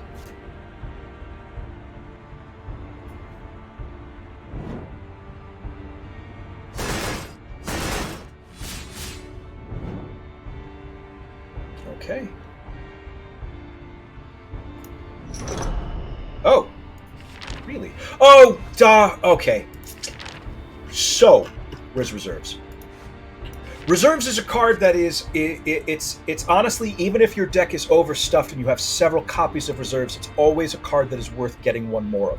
It costs 1, It banishes it banishes so that it does not clutter up your deck. It draws a card for each character on the back rank, and each character on the back rank gains a shot of vigor. I am in the front rank, so it did nothing because I'm smart.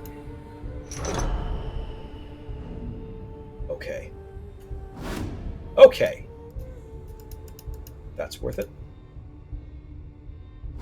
All right, 56 shots of boom is really more than enough to be getting on with.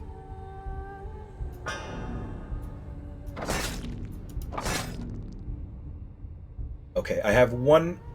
All right, he's not. I don't think he's breaking through because this dude is going to get soaked by my anticipation right there, and this guy is not going to break through my armor.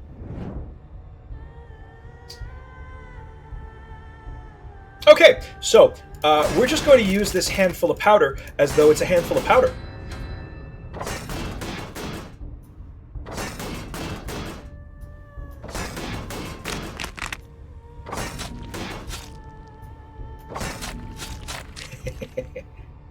And pick up the brace. Oh, shoot. Okay, so top and bottom footmen are going to die to their bleeds. Ender Brute in the middle is going to be soaked by the anticipation.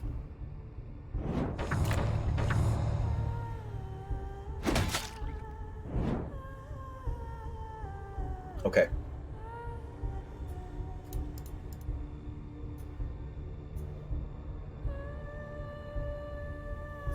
Yeah, whatever. Now, I am comfortably revved up. My problem, however, is that I don't have enough damaging cards in my hand. Damaging cards, by that I mean, where's my fucking grenade? I want, from this point, what I want to have is my grenade in my hand as often as possible.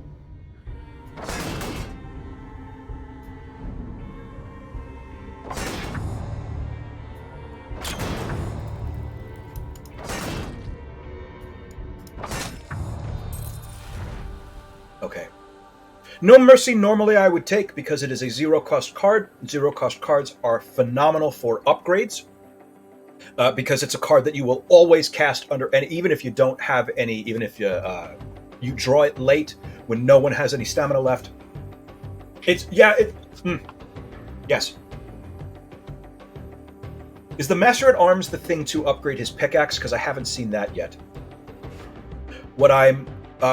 Or is the Master at Arms his upgraded armor? Because his upgraded armor I desperately need. I desperately need his upgraded armor, like right away. And I will actually go after it, even if it means passing up the.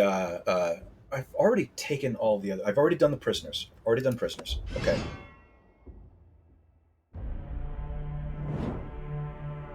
Oh yes, that's right. Yes. Yes. It's quite good. And both of them being in your hand means you can grenade and then bandolier and then grenade. Okay. This is a fucking picture-perfect intro for him. And also, I can move out of the way of the incoming damage. That's a shame.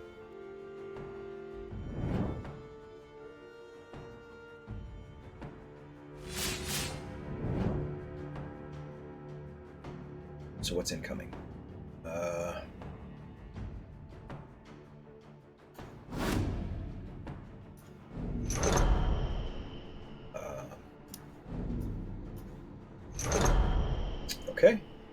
Okay. Nothing very exciting. So.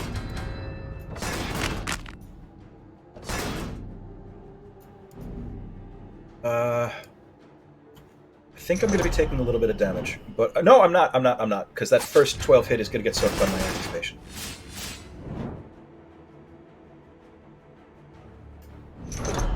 God damn it! Again, I forgot that I'm not in the goddamn back row. Fuck! Alright. Instinct is going to do literally nothing because I have nothing in my draw pile, so I will banish that. Okay.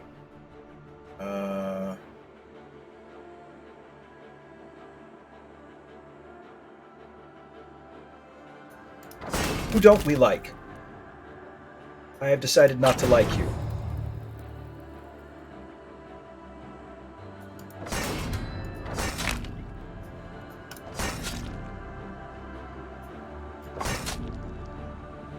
Okay.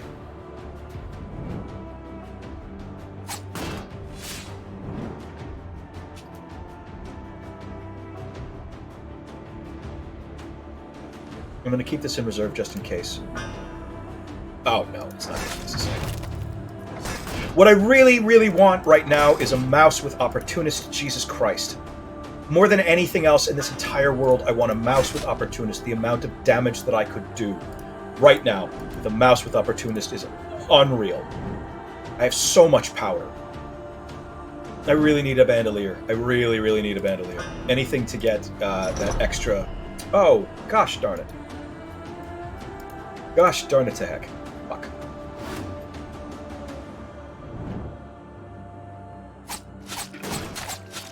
I forgot about the winded. Okay. Yeah, there's no sense in stringing this out. 102. So good. And none of these.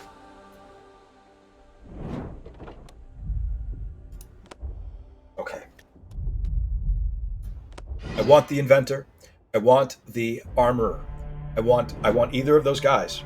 The fact that I don't have them is deeply, deeply, deeply upsetting to me.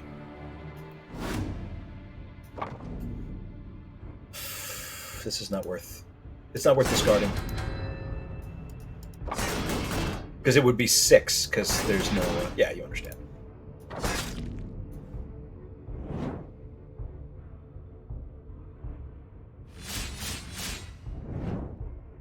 Okay. What the fuck, man? Really? Okay. Fine. This time, I am going to remember that I don't have anything in the back rank. That I'm not in the back rank. Well, I could give myself 10 with 5 shots of generation. I am going to be taking some... Well, it would definitely kill... You know what? If I use this as... If I just use it as regular powder, that's at least one guy down. And frankly, yeah, don't think it's worth it to discard it. To discard what I just had. That was dumb. Okay, there we are. Okay, there we are. Good, good, good. Let's get a little bit more. Get a little bit of room.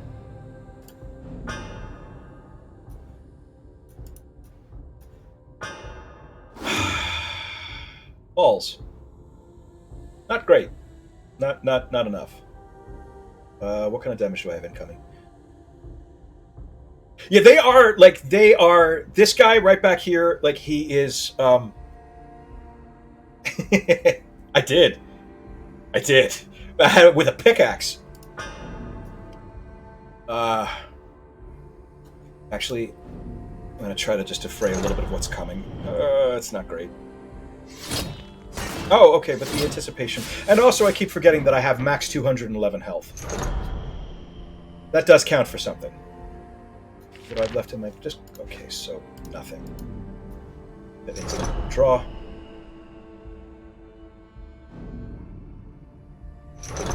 Okay, fucking finally. Finally.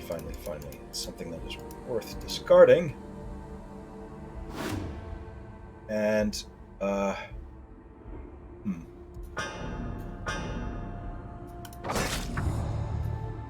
yeah, that'll show him.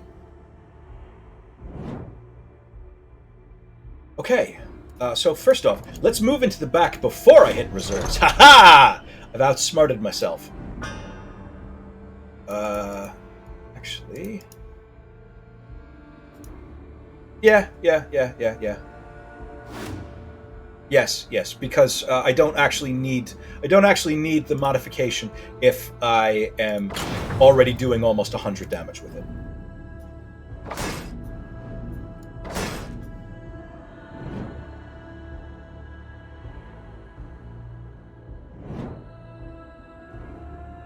Okay.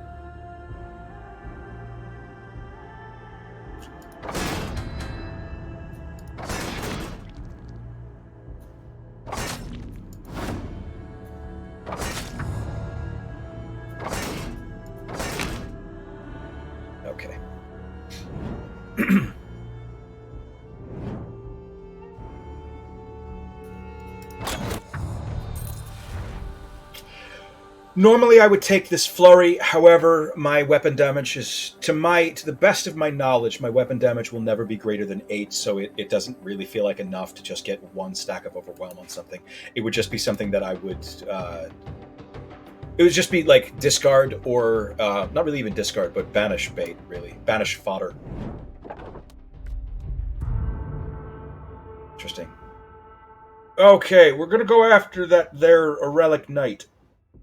We're going to take him on. We're also going to ultimately take this Hunter.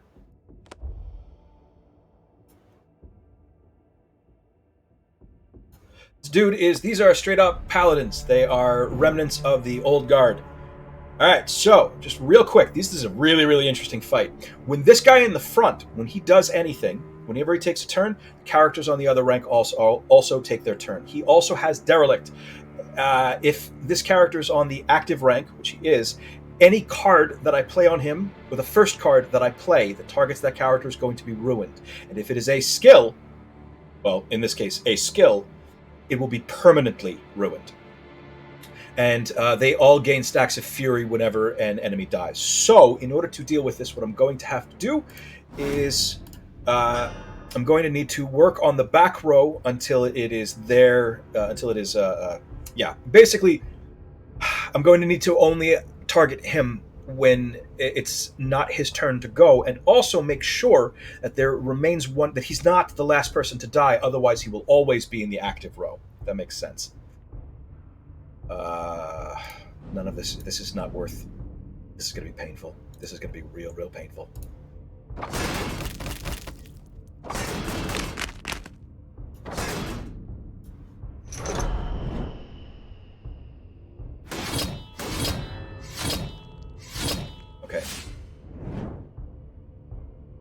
Okay.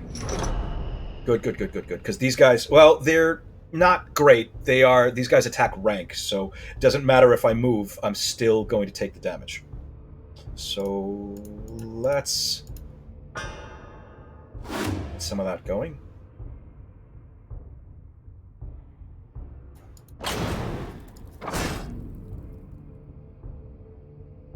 Not incredible. Going to take another 24 damage. No, more than that because of the vulnerable shit. Okay. Luckily, I've got 223 max health. Ooh. Don't like taking red damage. Not great. Great. Okay.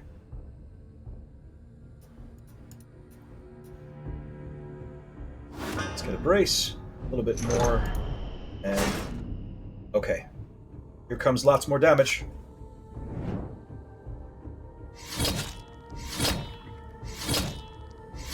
Yeah. When I have... There we go. Okay, good. What's left in my draw pile? No talents are in my draw pile, so... Goodbye, instinct.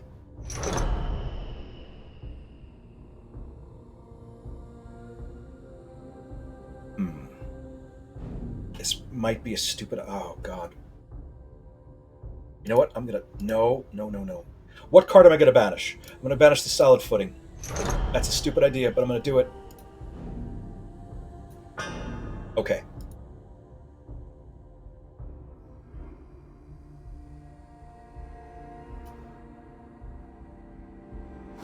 Taking a lot of damage.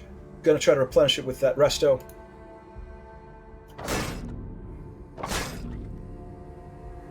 These guys are actually... They do a lot of damage, but they're relatively fragile. So, my next round, I'm going to try to kill 2 of these guys. Okay.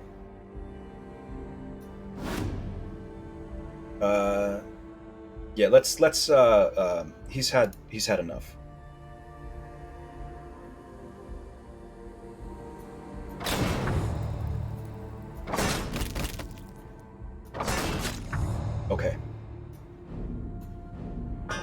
Okay. Let's let him do his worst now. Good. Now I'm going to do everything in my power to kill this mouse. Let's make a little bit of room. Okay. Don't want to accidentally burst him into the active rank, so I don't want to hit the red. I don't want to hit black powder on him until the very last. Unfortunately, I don't have a bomb or any big hits in my hand, so this is what we're doing. I'm not going to boot him because then he'll always be in the active rank, and I don't want that. I'm using the withdraw to get the extra armor out of it.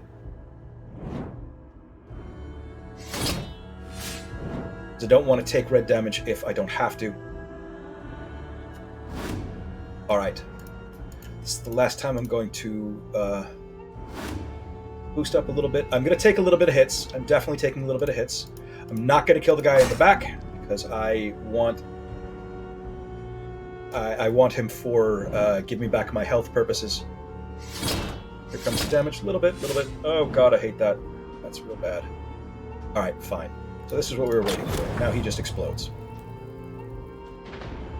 So, now what we're going to do is, with that anticipation, he does nothing this round. And I am going to take a moment and look at him. And just very, very slowly get all my shit back.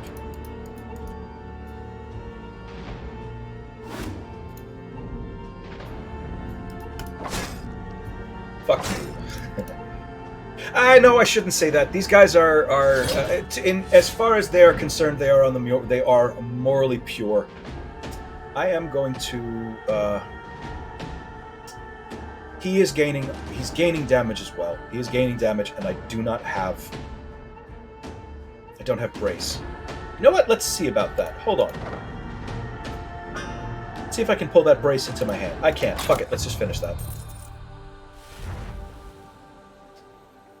I'm not going to take the second wind. You must not kill the young wolf, he says. The Enders are an ancient line. It must be protected.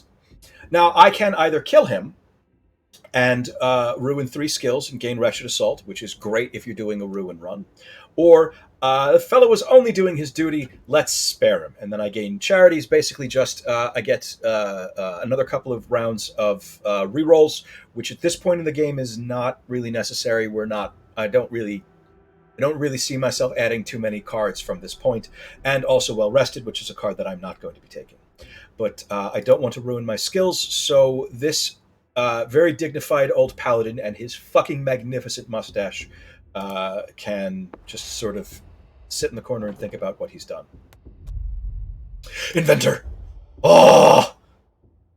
How you doing, buddy? Ah, thank fucking Christ. Holy shit. This is going to be the difference between whether or not I have even the slightest chance of getting through the Warden, much less the Prince. Ah, my latest creation! Smaller than your average grenade, but just as potent! I feel like he probably sounds like that, right? You know, he's got that kind of face. Oh, it's my favorite line in this entire game. Egiro looks towards you with a pleading expression. I recently made some bad life choices. Ah, hashtag relatable. All right, so. I think he does. Does he do ranks? No, he does not. He does not do ranks either, so it is worth it to get the fuck out of the way. Feels like a waste, but I'm going to do it anyway, just to have a little bit. Please note, this guy has entrenched. As long as he still has armor, you cannot move him. There's also a really fucking cool looking bear. Look at that bear. That is a dangerous looking bear. Look at that motherfucker. Jesus. Alright. I can't move him, so I'll move him instead. This feels bad. Don't like it. I'm doing it anyway.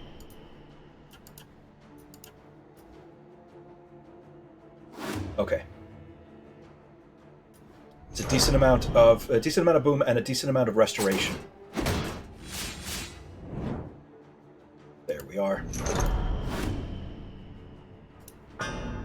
Okay. Honestly, I could just kill him. That is a thing I could just do. Don't want to blow these just yet. Don't want to blow them just yet.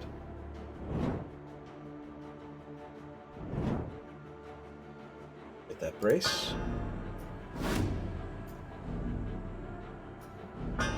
Okay, let's make a little bit of room. Blink. Do I have any other talents? Do I have any other talents? I have no other fucking talents. I swear to God, every fucking run, I always pick one thing, and I make a big deal out of the fact that I'm going to pick this thing, and then it becomes just the most worthless card. Instinct I have used successfully, to my benefit, precisely dick times.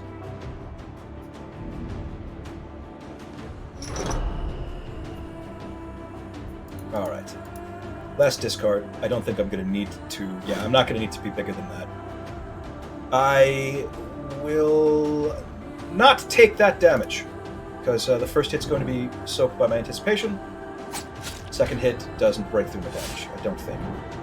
Oh no, it was he didn't do anything at all, because he's just going to punch directly across from him. Okay. Cool. Good for you. In that case, I am going to take another round of discards, because 170 out of 238. I do want to have... I want my health back. I want my health back. I apologize, I know watching me string the fights out is not especially exciting. But, you know, gotta do what you gotta do. He can just explode. How about that?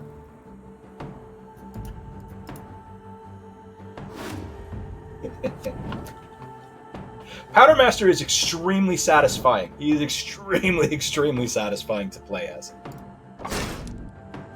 Because he just the way his damage just explodes. See what I did there? You see, it's like a pun. Did like a thing.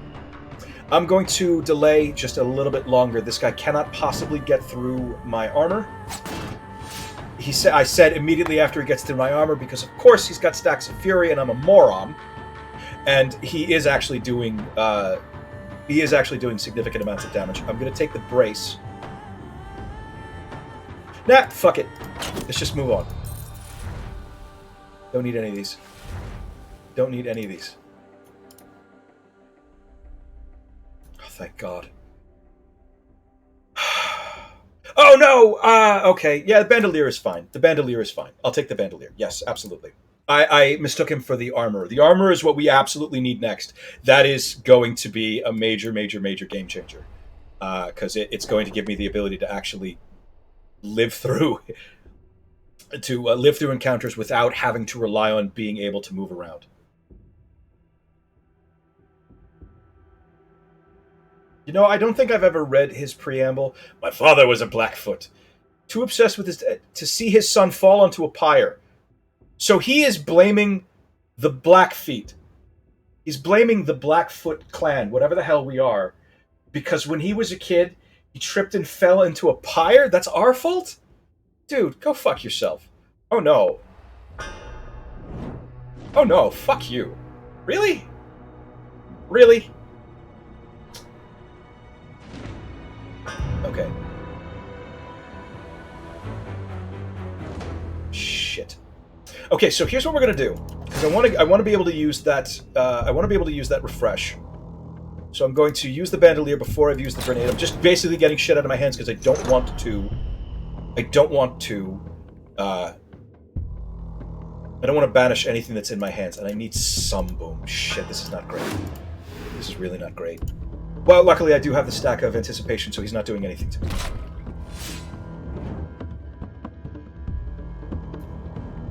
Okay. Ooh, thank God for that. Okay. He has entrenched. I can't move him.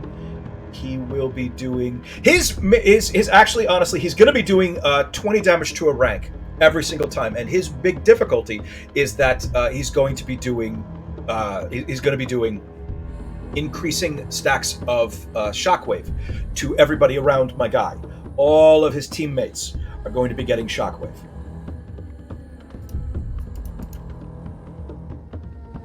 What I mean to say is that it's not a mechanic that we at all need to worry about. So we can take it easy just a little bit. But he does have Fury, so he is going to start dealing increasing amounts of damage. Thank God for that. Okay, so I am now exactly where I want to be. That's perfect. Okay, 68 is great. 68 is great. Let's see if I can do this. I'm going to try to move out of the lane that he's attacking. Nope, he still is going to attack the lane. That's fine. Okay.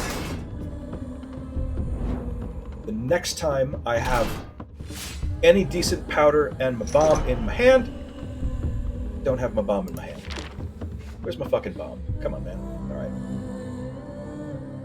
right. In that case, so let's bust through his armor.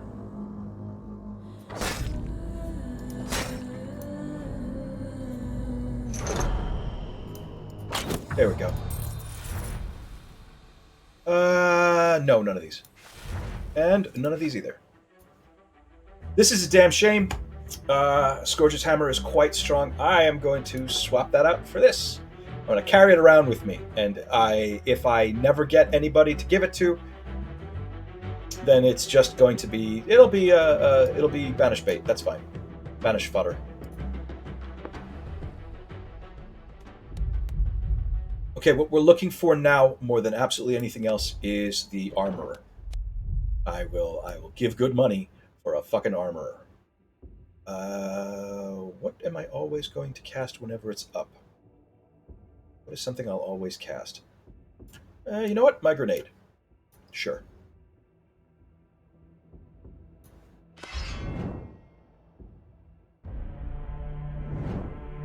Oh, it's these guys. Do any of them have good? Okay, none of them have that decrepit shit that was that was forcing me to take the fight very differently. They do not have any of the special effects any of the other paladins had in that last encounter. So let's just... Don't like doing that. Worth it. And also I have all 4 types. Perfect. But I do not have enough to get that bandolier. I don't have enough to use the bandolier.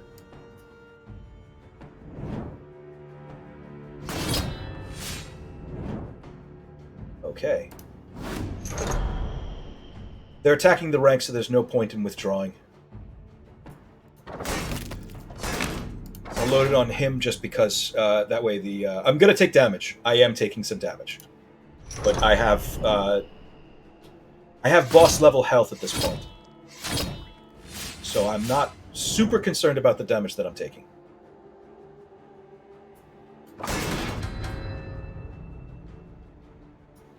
Oh, forgot to hit the button. God damn it. Well done.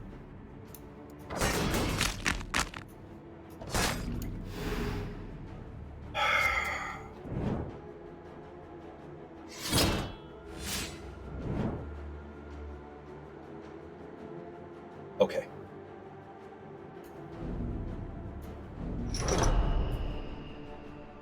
Who don't we like? It's 58. I say only 58. It's only 58, so I try to go for a guaranteed kill, which I think is going to be you. Yes.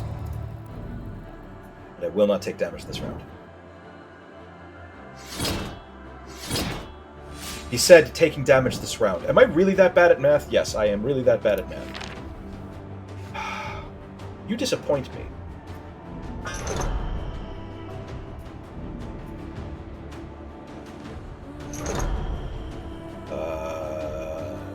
I don't really need to spin this out, do I? Yeah, I can really probably just finish this now, can't I?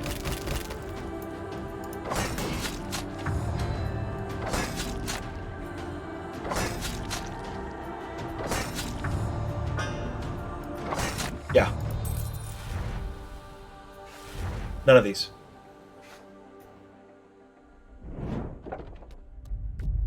Armor! Oh, fucking thank God. Ooh, yes. Okay. Okay. Okay. So it's this is going to be the same encounter that we had earlier with the these three guys. They're this fucking phalanx. We're in a better position starting out, actually.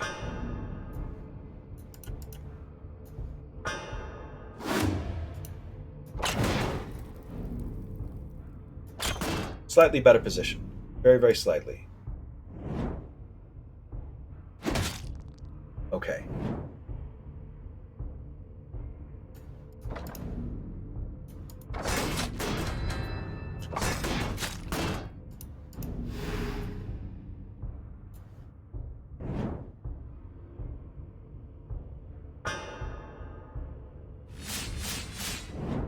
Okay, okay, okay.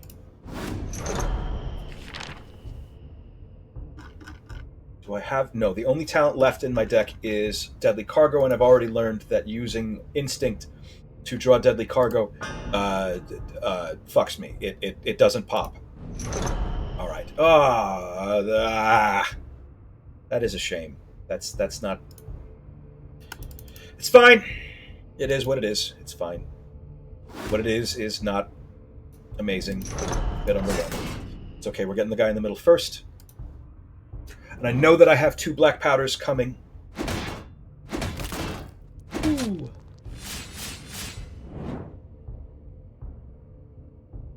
Okay, and there's nothing but card draw in my hand. Good, good, good, good. Awesome. Perfect. All right. Now, that does also mean that I need to survive. To survive. I think I should... I mean, like, we already know these guys do quite a bit of damage, because this fucker in the center is going to hit me with flash powder. So they are going to go through my armor, and I am taking some red damage. But I have a lot of red damage to give, really. Oh, hey, look at this. So, red powder. And then a boom. I love, by the way, I love that my grenade has a little heart on it now. It just makes me happy. It just makes me happy. Mwah!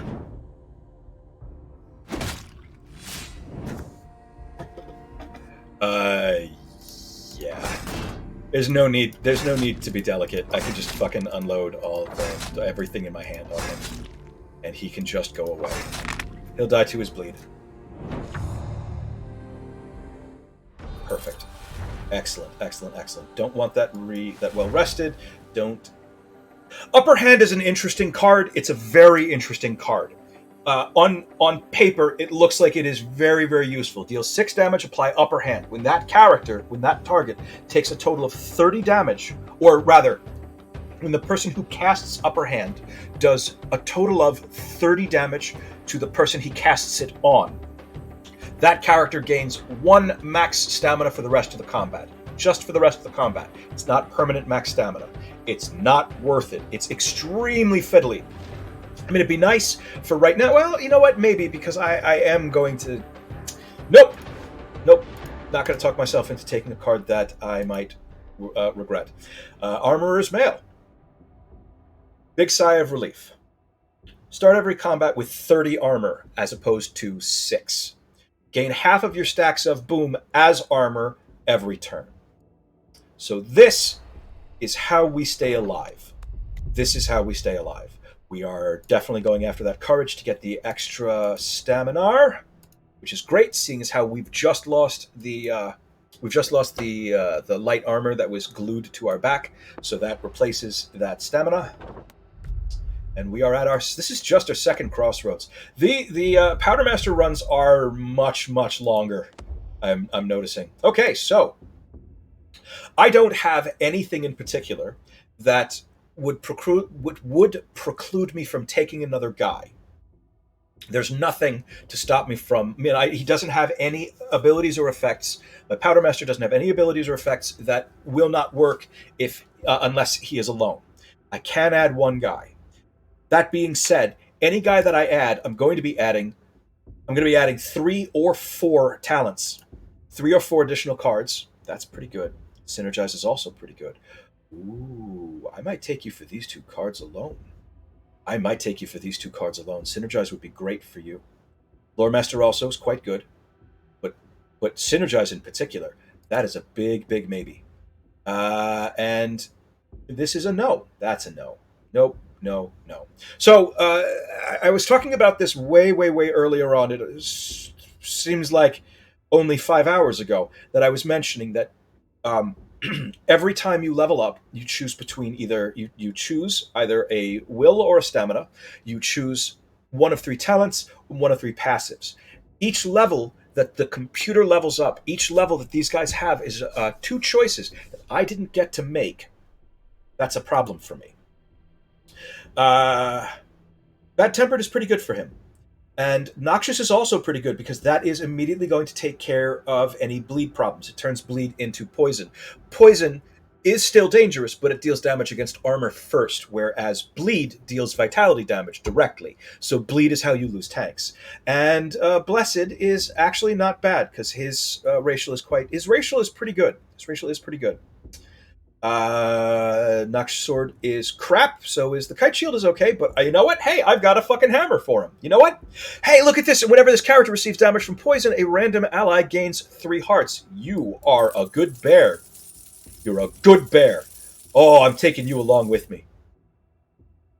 So, this is clearly a frontline bear. It would normally be a frontline bear. It would normally be a bear that I would put directly in front of my Powdermaster so that my Powdermaster can take less damage. However, my Powdermaster just upgraded his armor to the incredible Armorer's Mail, so it's not quite as important for him to cover him from damage. Also, if I put both of these guys into the back rank, that means that... where is it? That means that Reserves gives me 2 cards! So that's what I'm going to do. At least for right now. If I find that my Powdermaster is taking an unacceptable amount of damage, I will restructure so that Willows is in the front. This is Guinevere Willows. That is a lady. There seems to be a bit of a... I don't know if it's a bug or if it's intended. Normally you would see the character's name right here. That is the last name, first name, right? This is Hero Powdermaster Otter. That's clearly not his name. But the game does have a name for him and will refer to him by name. I'd have to go back and check, but I think his name is Islington. The game will announce it every time he gains a level. It'll say Islington gains a level, or on events like the Courage that we just did, it'll call him out by name. Yeah, I forgot what the hell I was talking about. I'm very excited. Good things ahead, potentially. He said, tempting fate. Knock wood. Here's Blister. I can't believe this is just the second boss. Damn. These events, these runs are long. Okay. So, Bannerman in the back. Demoralize. He will banish the first card that I play every round. That's fine. I don't really care. So, I'm going to go ahead and banish. So, I'm going to go ahead and play a card. And I'm going to go ahead and play a card that will banish itself, that will neutralize this Demoralize. Also, what's awesome about having a bear is that bears thrive off of running on fumes. Because now I can use that bear. Now, he's got 6 stacks of Winded. His racial consumes that and turns it directly into armor. I'm also going to add Lore Master on him. Now, every time I draw a talent, the character that owns that talent gains 2 stamina immediately. Can we discard? Let's discard both of them. That being said, I do want to start working on him. I don't want to have to deal with it because I forget things, and I don't want to accidentally have my fucking grenade demoralized out of existence. So here's another one. This is going to automatically banish. Oh wow. Okay, well, so that's what we're doing this round. Okay, now that came just in time, because now he is going to gain half of that as armor every round. So this is making him super fucking beefy.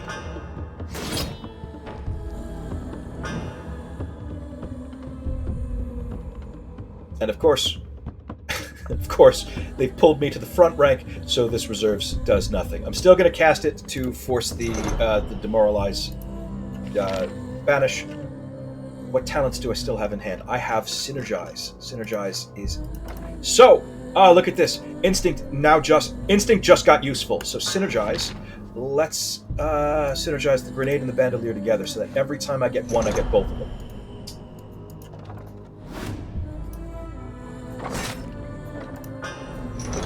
All right.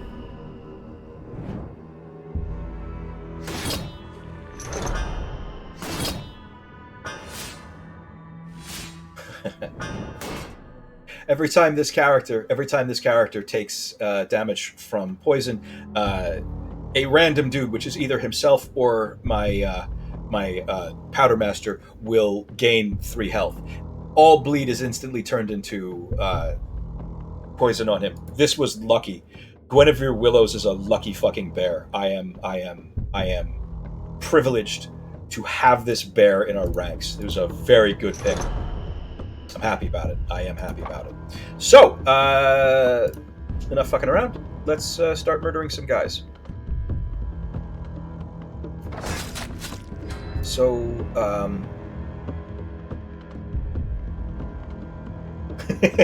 she might be. Shit, I would be fucking... I'd be a little concerned. Because bears are usually the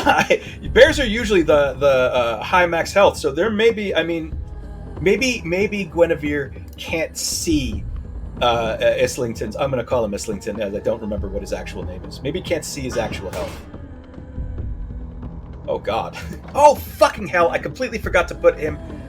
It's fine. I made a mistake.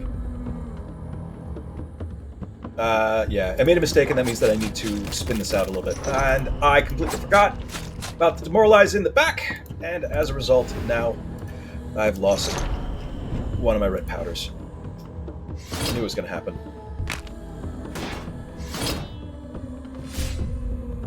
This is the healthiest otter I've ever seen.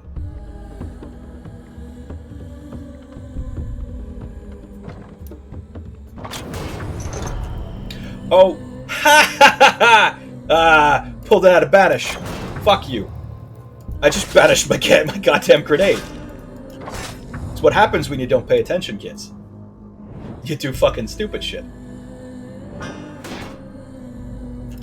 Let's, it's not necessary, but I'm gonna go ahead and pull that, that poison off of her.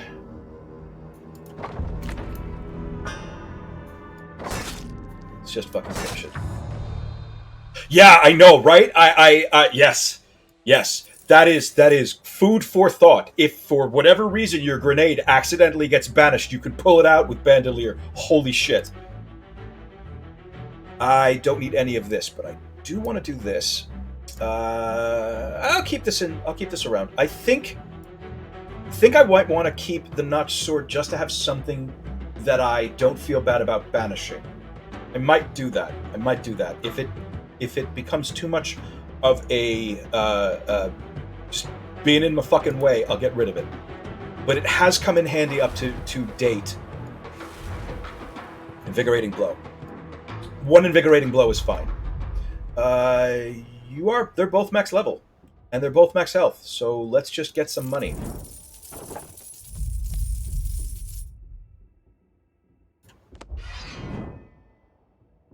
Very, very excited to add Guinevere Willows to our ranks. What a lucky fucking bear. What a great pick that was. Holy shit. With synergize and all. Bandolier, where's the grenade? Where's my grenade at? There it is. Oops, one.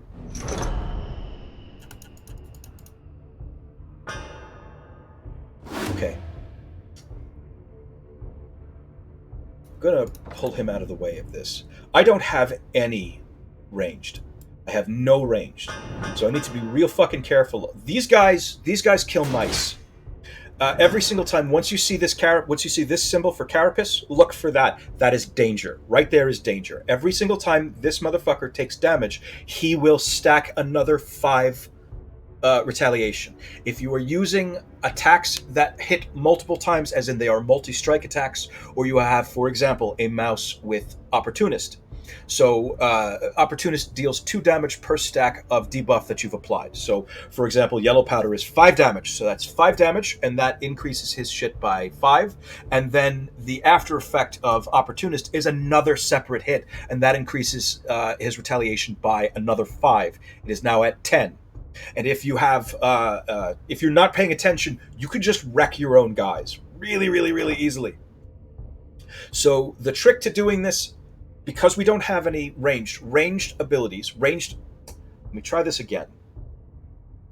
Your weapon matters for 2 reasons. Apart from not including the actual weapon card and all of the benefits you get from the card itself, the weapon that you're carrying does 2 things for you. Number 1, it dictates the amount of damage that cards that deal specifically weapon damage. Do I have anything that does just weapon damage? I don't think I do. I don't believe that I do, but there are a lot of cards in the game that deal damage based on what your weapon is. So his weapon is 14 damage. So any card that deals weapon damage is dealing 14. Okay. What it's also doing is determining how your character and all of his cards interact with retaliation. A character who is holding a ranged weapon is 100% immune to the effects of retaliation. It'll still tick his shit up, but he won't, the person with the ranged weapon, because everything that he's doing is, like, the strike is to be assumed as coming from Scourge, the bear, this strike is coming from this hammer. It's only doing 5 damage, but it's still coming from this hammer. The hammer is a 2-handed weapon, so it interacts with any cards that are specifically for 2-handed, and it interacts with retaliation. You take the damage. If he was carrying a bow, he would be, this strike would tick up his retaliation, but not take any retaliation. That is entirely too much time spent talking about this, but it's important. This is a dangerous fucking event, and this is how you can, if you're not paying attention, these 3 wolves will kill your guys. You will just fucking explode yourself against them. Be wary of these 3 guys. Okay, said my piece. Let's murder them now.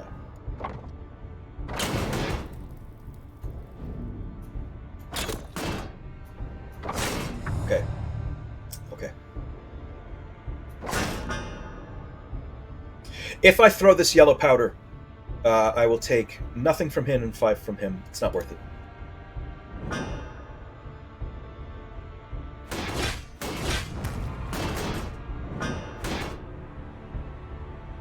Yeah, I know, right? And they're the little animation that they do. You can also see they're also the armor that they are equipped with. I believe that I have the supporter pack, which gives you some. It's basically hey, if you want to, you can pay an extra $5 to Montebello because you like their game so much and it's not very expensive, and you want to spend a little bit extra, and you get some some optional bonuses, which includes some cosmetics.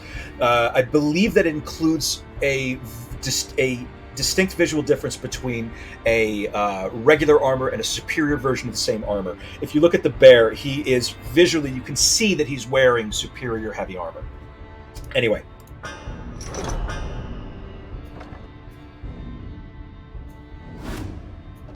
Okay.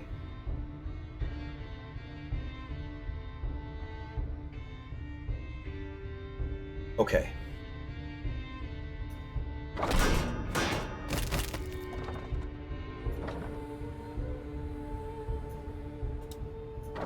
Swap off over to this side. Oh, wait, he has a stack of rage, so this is going to do 24 damage. It is, however, going to do some red damage to her. I'm going to say it's worth it. Did some damage, but she's okay. She's okay. She's a trooper. This arterial rupture deals 3 damage. X times for each stack of bleed on your target. If you have a weasel and a mouse with this card, you have won the game. Full stop. Arterial rupture is arterial rupture on a mouse with a weasel anywhere nearby that mouse is so fucking ridiculous. Anyway, it's very strong. I am going to do nothing else this round because I need to be very wary about. I'm being wary about them retaliates. I am trying to lead by example here. I don't need. Yes. Okay. I can just kill them both. Okay. Good.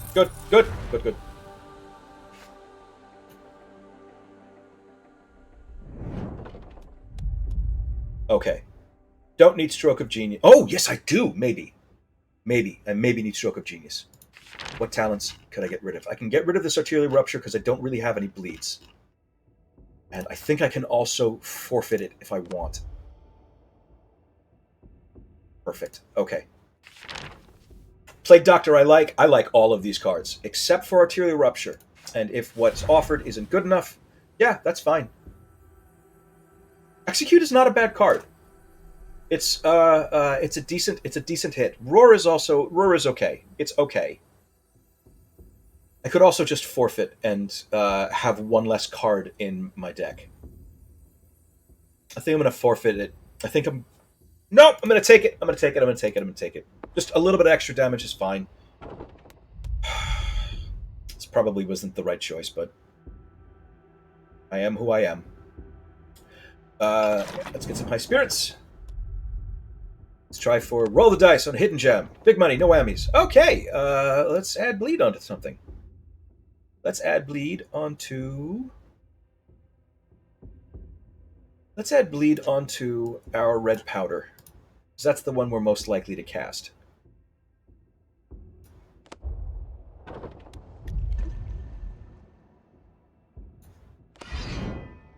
So, normally, what I had previously been doing here was trying to... Oh, butts.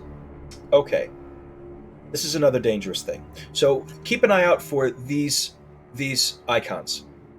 Protected and Protector. There are a couple of different encounters that have this specific mechanic. This is a dude in the front with decent amount of armor and relatively high health in front of dudes in the back who do... This is what your strategy is. You have a fucking beefy dude in the front blocking for a powerful guy in the back. These guys attack lanes.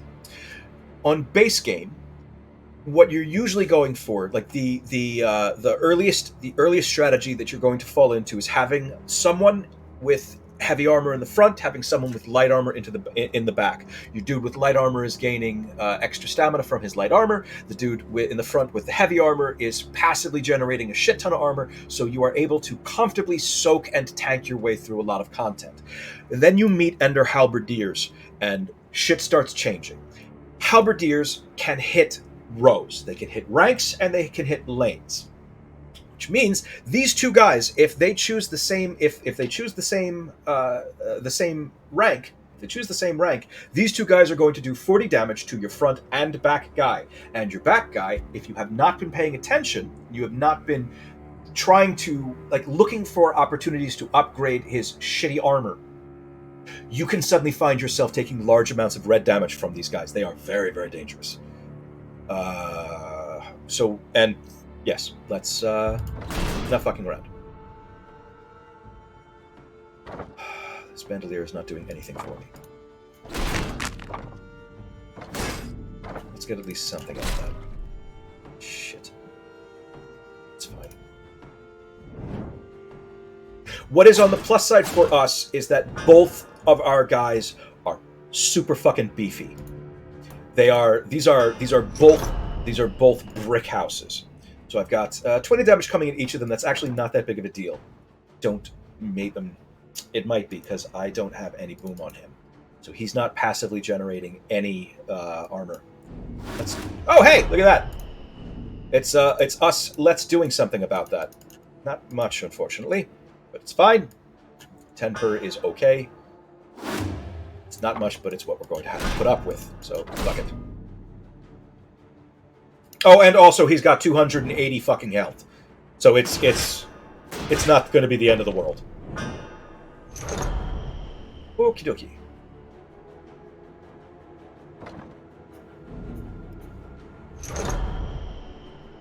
Okay. What talents do I have left? I could draw powder keg. Could draw powder keg, or I could draw.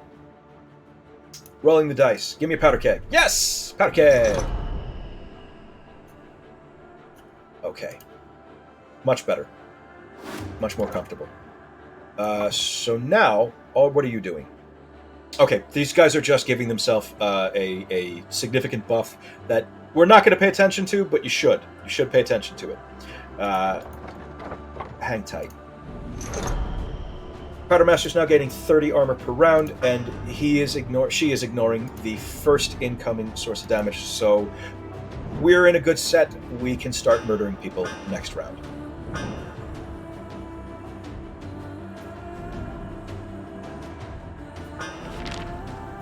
Grenade, and... oh, shit! It's not in my deck. That's unfortunate. It's, the bandolier is in my discard pile, so Synergy can't reach it, and that is unfortunate. It's real unfortunate. Whoop. You. Okay.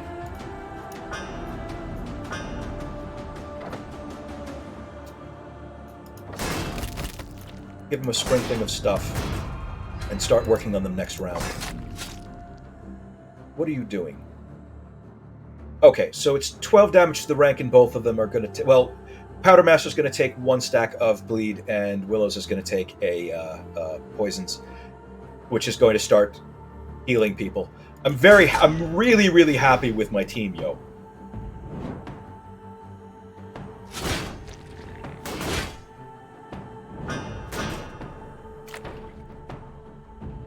Okay. Okay. So... yeah, he can go fuck himself. There's my bandolier. And, let's... he can go fuck himself. Oh, almost. He can almost go fuck himself. Now he can go fuck himself.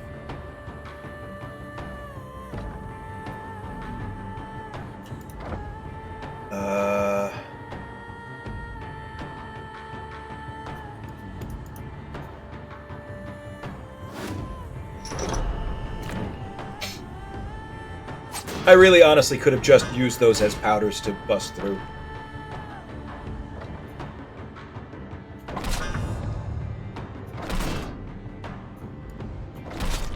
Yeah. Okay. Do I want another yellow powder? I don't think I want another yellow powder. I don't want another yellow powder. It's the least... to me, it is the least valuable. Hello, Kildakin! Speaking of valuable... yes, I would like to have some red powder, thank you. I am quite keen on breaking the game. Thank you. So normally I would be looking to skip as much of this as possible. However, and I am going to skip this elite combat. I don't need the money and I don't need the experience. However,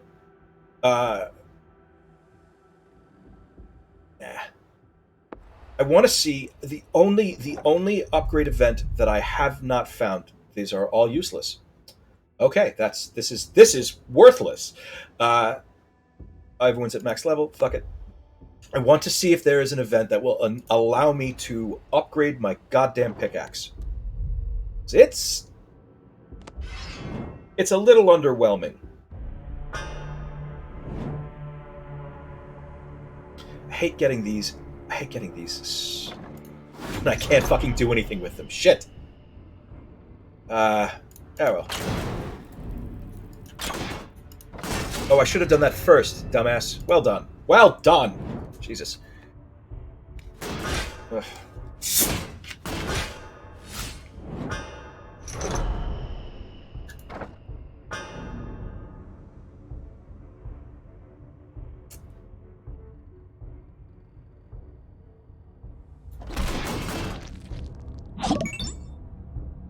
Hey, Rancid Ice. Thanks for the follow.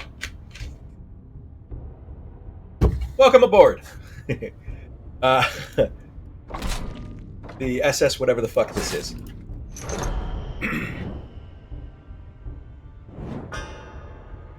Okay, fucking finally, Jesus Christ. Alright, good. Okay. Good, good. That is scary when I don't have...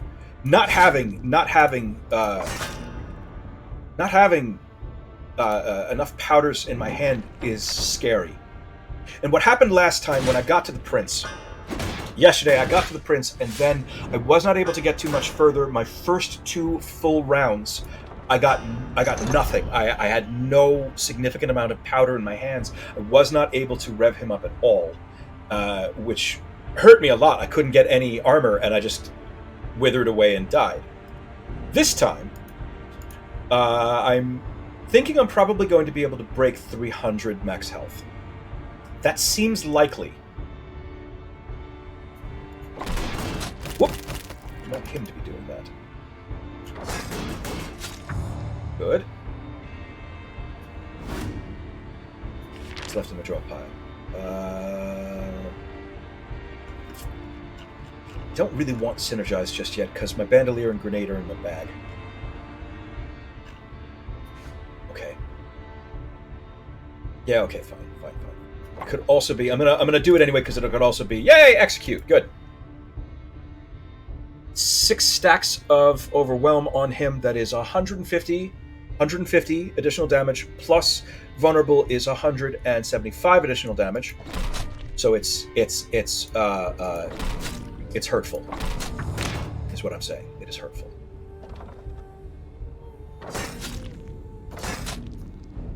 That's if you are struggling with this game, if you're brand new and you are struggling with this game, the aim towards all the card draw you can manage, and every time you have an opportunity to get red powder or duplicate red powder, you either get red powder or duplicate red powder.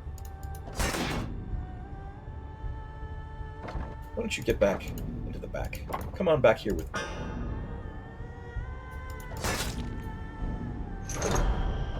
Is there anything in my discard? There's nothing in my draw pile that is worth synergizing. Okay.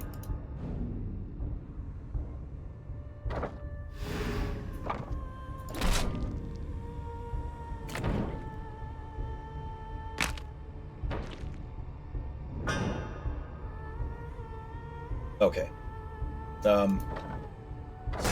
Yeah, we can just...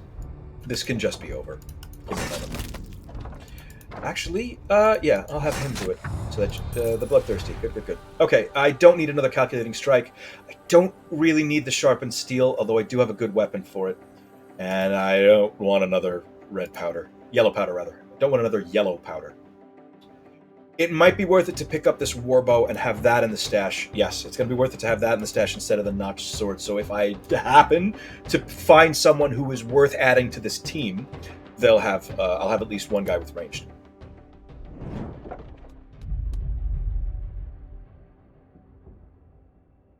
Okay, let's go to the Mentor. Are you going to be the one that's going to let me to... Yes! Duplicate a card! We're going to be duplicating red powder. Any opportunity to put an additional red powder into your deck is a good opportunity. Full stop. I can't stress this enough. It's the only card that Monte Barrow actually nerfed. And it's still game-breaking. Yeah, we're gonna fight these guys. These guys, this is an interest. They drop, this encounter drops that net that they're holding, 2 instances of it, which is, it's pretty neat. It is, it's the only CC that does not involve moving someone around. But it's also card damage 5, and my only guy who can wield new things is holding a big fuck off, honestly kind of dumb looking hammer. Like, it looks really well. Like, look at this. Doesn't that look off balance? Like, it looks kind of more like it was meant to be a shovel, but they just gave up halfway. Anyway.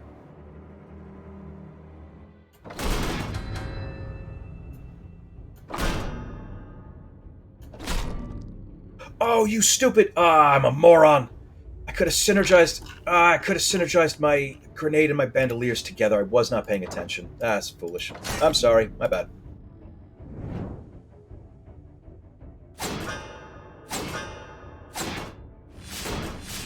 This symbol over here means that they've been provoked. These guys have taunt. It just means that as long as this lasts, this character can only aim at that guy, which is, it's fine. It is what it is. They're going to be hitting. Okay, so it's just going to be Powdermaster that will get the. Oh, he's provoked. Fuck. It's just Powdermaster that's going to be getting the nets. Yeah. Okay. So here's the net. It's interesting, obnoxious, pain in the ass. You see it's got 30 stacks. Every point of damage that I do is counted against this net first. It also saps 10 armor per round. It is a bit of a pain. It's a bit of a pain in the ass. And that's exactly what you can get for clearing this encounter. We're not going to. Oh, he's provoked. Fuck. Who are you provoked to? I can't even tell. Who? Whatever. Oh, he's provoked to him. Okay, good. Is it worth it to? Yeah, I think it is. I'm sorry. I'm just fucking babbling to myself. Okay, that's reasonable. Okay, perfect. So let's go ahead and get that shit off of my face right away. Oh, I'm provoked. Who am I provoked to? You. Fine. Prick.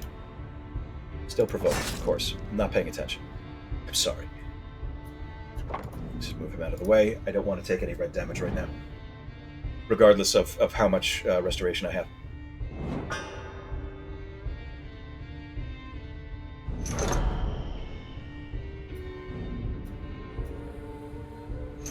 Okay. Yeah, you know what? Actually, I don't think it's really going to be super necessary for me to string this out any longer. Let's actually boot you to the rear. Oh, you're provoked. Are you fucking kidding me? I can only aim at him. Okay, pal. Prick.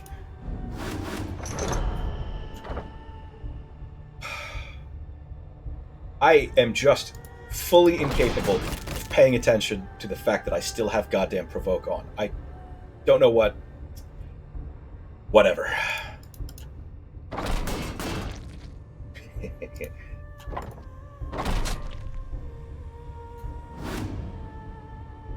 What's the next talent? No, not worth it. Okay, worth it.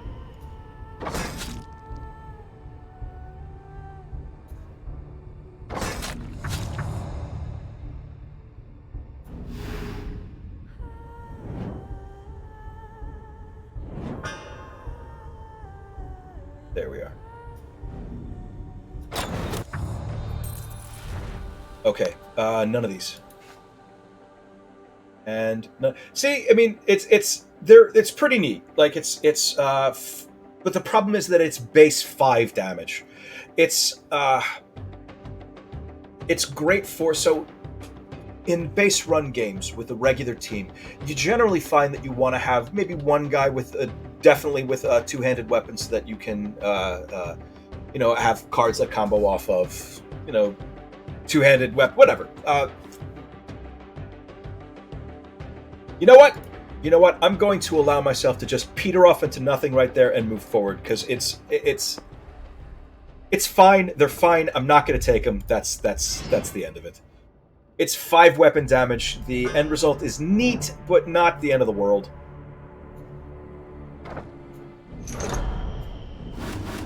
Okay, that's a good start. Again, those dudes in the back. Very, very dangerous. Very, very dangerous. That's, okay.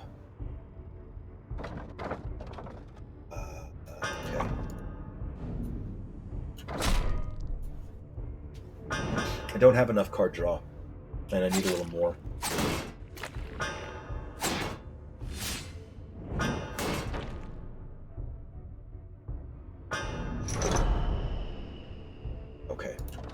get him out of the way of that.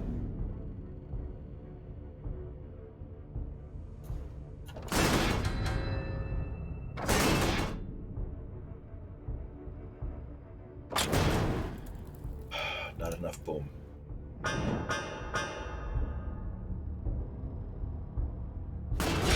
Okay. Less than ideal.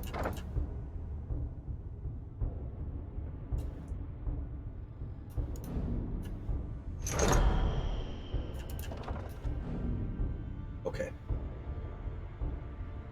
So, I can...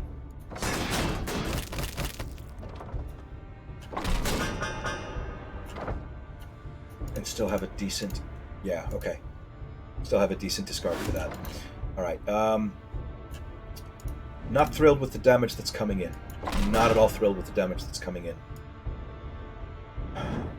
I can't really spend any more time building up his stacks, because this is starting to happen. Yeah. Shit. Okay.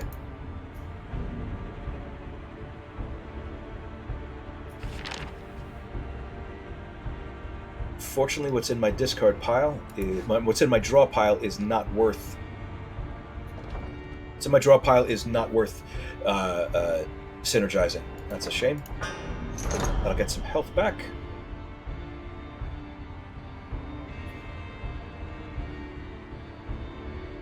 Okay. So this is what is most important. These guys have to fucking die. These guys have to fucking die. Who don't we like?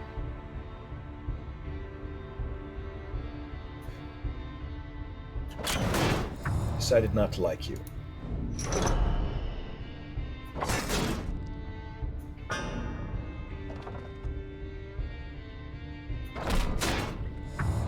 Ouch.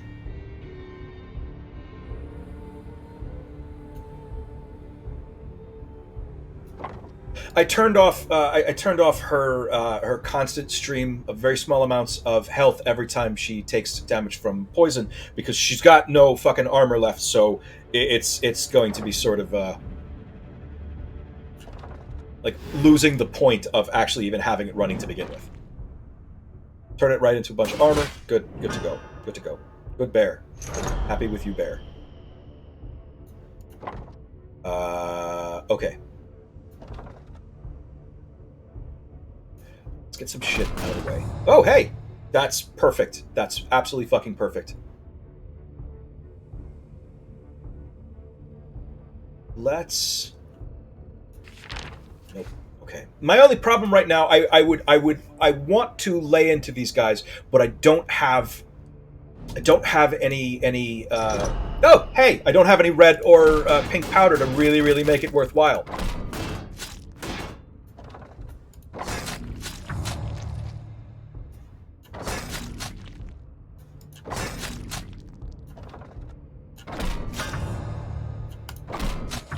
There we go. None of those.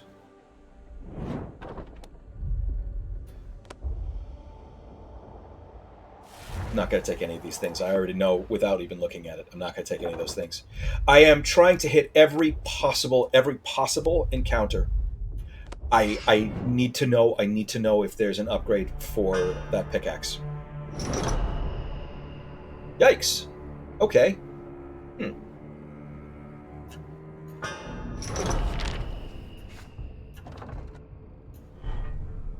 That's fine. That's fine. That's still worth it. There's a lot of black powder. The first thing these guys are going to do is jump into the back row. So I can afford to be a little slow.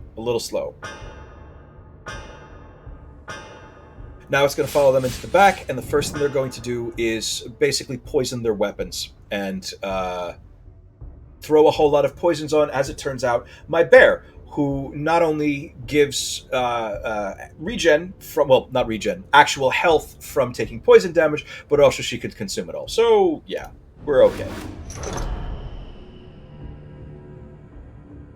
Unfortunately, Bandelier's in my hand, but I can still synergize my grenade with, let's say, red powder. Every time I get one, I'll get the other, which means if I use this bandolier to pull that into my hand, nope, it doesn't work that way. That's unfortunate. Ah well.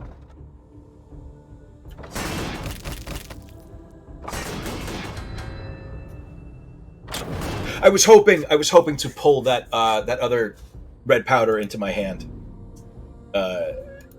But this actually may work out even better, because when that comes into my hand, I'll get my grenade back.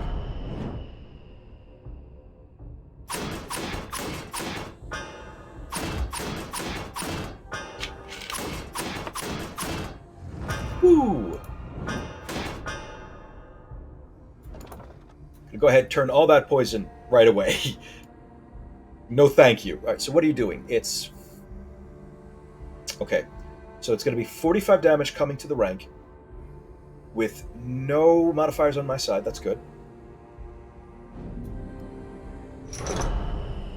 Perfect.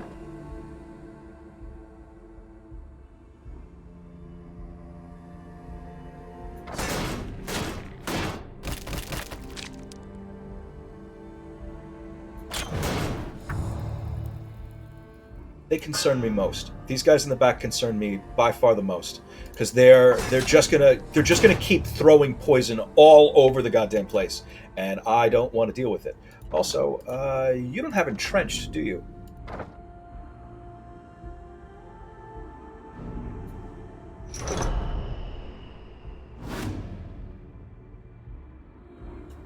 Let's give it to you. Perfect. So, because this is one of my favorite cards. Invigorating Blow is one of my favorite cards. 0 cost for 8 damage. Final damage dealt is 13 or more. You gain 2 stamina and 4 restoration. 1 shot of red powder. I said this before. I know I'm repeating myself. I'm just trying to hammer this home. 1 shot of red powder is enough to make Invigorating Blow by itself into a 14 damage attack, which means red powder, Invigorating Blow in a deck that has red powder becomes an incredibly useful card.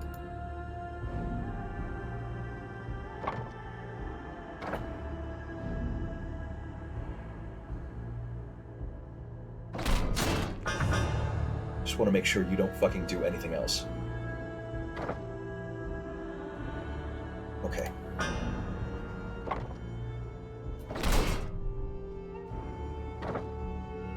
Is this worth it? Yeah. Okay, well, I can get a pretty big move onto that. Yeah, okay.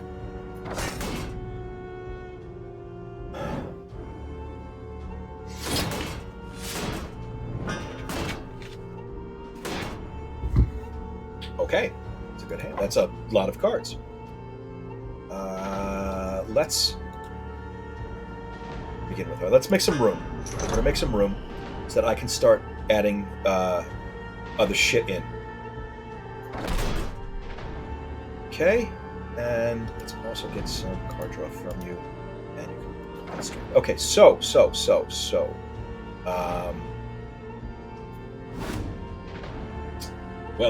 Well then.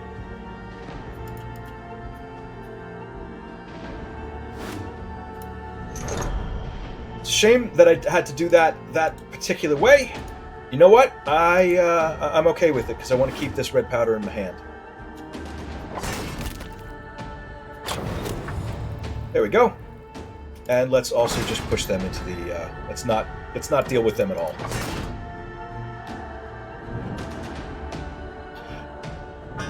I know I've said this a couple times. I want to reiterate: the only reason why I am using these black powders so freely is because they are being generated.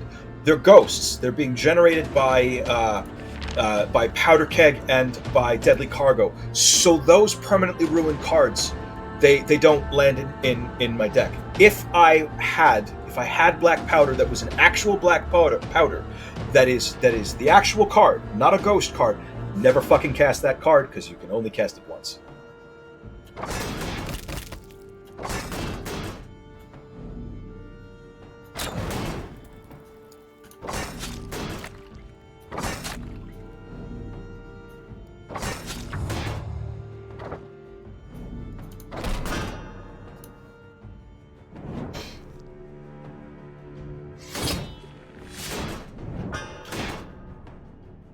Late game, the biggest challenge that I have noticed is how slow Powdermaster can be.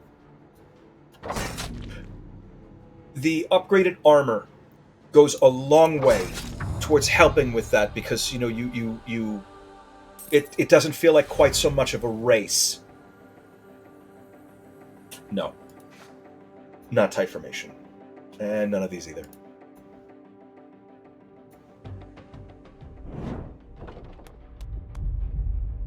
Quick thinking is a level up. That is useless. Let's go to the black market.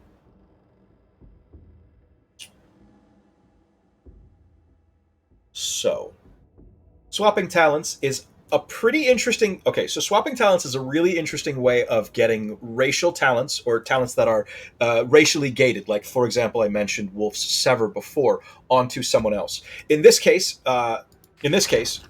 Willows has a... Well, they call it agnostic, which means anyone has access to this particular talent. Willows has... Where the fuck is it? Oh, that's right, I got rid of it. Willows started with that card that does damage. It's multi-shot based on how many stacks of bleed. This guy can take that off of Willows and put it onto, for example, if I had a mouse, I could put it onto that mouse. Instead, we're just going to spend $350 and get this. Let's put a little bit extra health onto you. Let's put a little bit of... None of these are very exciting. These are not especially exciting. That's fine. That is fine. They're okay. And there's 5 extra armor onto the... yeah, okay. The what's? It's the prey. We're going to skip the knife throwers. Should we skip them? Yeah, I'm going to skip them. Screw it. Why bother taking 5 damage if I can avoid it? And here is our escape.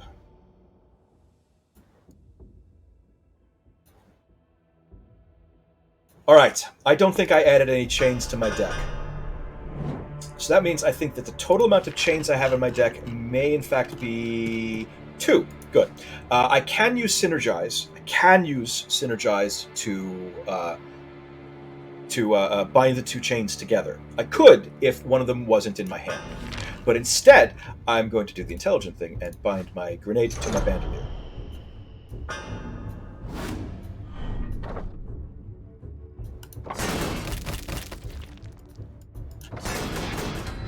This encounter used to be substantially more difficult because every round the gate would go down by 1.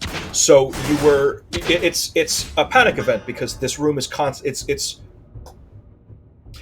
A new dude is going to be spawned every round if there is space for him. So you need to deal with... You need to get chains into your hand while also dealing with the constant influx of not particularly dangerous... These guys are not very dangerous. But there's lots of them. Ooh. Well. Alright. Okay, then. Anyway. So in addition to dealing with everything else, this counter would go down by 1 every round, which Montebaro changed it, and I'm glad that they did. It makes this event not necessarily leisurely, but it does pull a lot of the teeth from this particular event. It's not nearly as scary as it used to be. The problem is that it wasn't that it was especially challenging, it was just incredibly fucking tedious. As you notice, even this new dude who's come in with his fancy armor, he's only got 32 health and 30 armor. We can really blow through that already immediately. What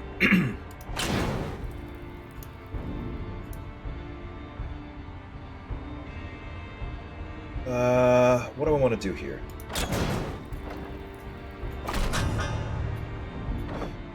And I'm not doing anything with these.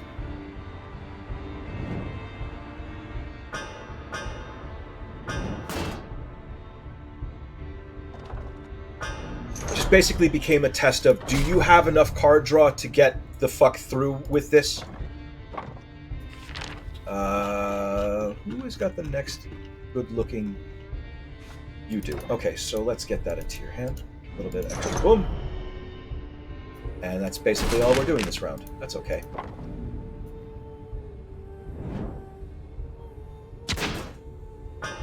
This is already proving to be a bit of a pain in the ass. But we are where we are. Okay. Boy. Like, I'm going to use these as just powders. There's no, I don't really need more than 52.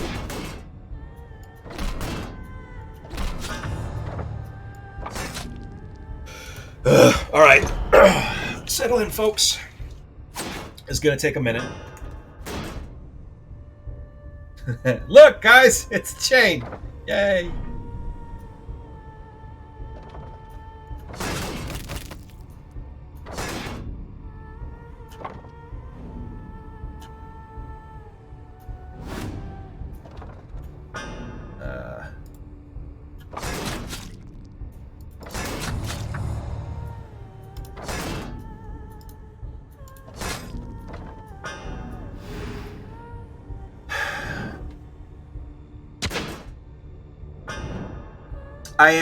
I am actually wishing that I had grabbed a couple of those chains earlier. Just a bit. A bit.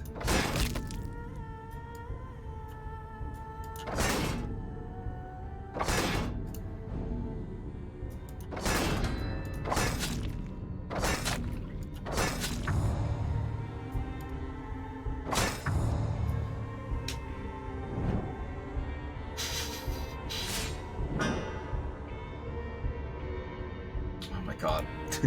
This card draw. God. All right.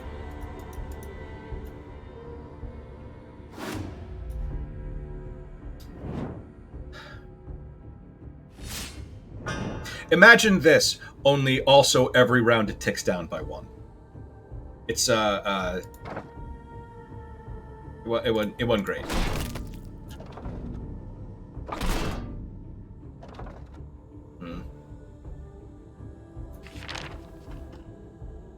Any talents? No. There's my chains.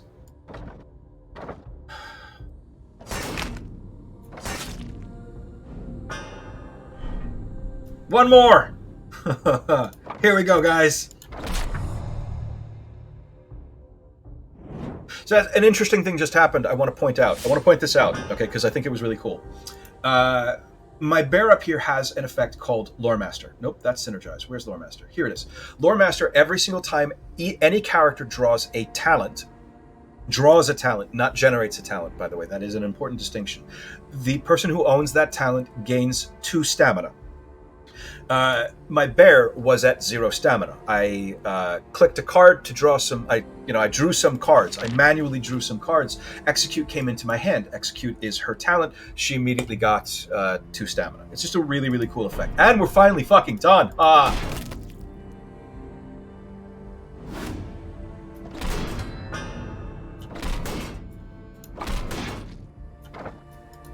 Almost done. We are almost finally fucking done. A new guy is gonna jump in. Oh no, they're not. Good, because the door's already open. Fine, good, we're done. Let's get the fuck out. I am going to take another running on fumes. There we go. Alright, we are primed to go after the prince. And I guess we'll find out if I've figured out how to get the prince. I have not... Oh, these fuckers in the back. These fuckers in the back need to die immediately. This is another guy that you should pay attention for. Notice that the only thing that's in this particular fight, this is nothing but very dangerous men. Ender Halberdiers, they attack ranks or lanes. They do high damage, and they're going to start hurting. These guys in the back are arguably substantially worse. They're going to put on something called Overwatch. Every single time we draw an extra card, they are going to apply 1 bleed. Each of them is going to apply 1 bleed, and that is how we are going to lose the game. We need to kill them as quickly as possible. We need to. It is incredibly important that they all die, basically immediately. Immediately. And to the point where we're going to ignore the 60 damage coming in right now. Yep. Okay, that is actually pretty good that he got the rage. Promising.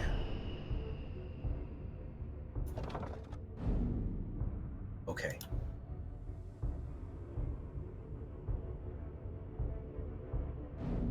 Okay, I've got a choice.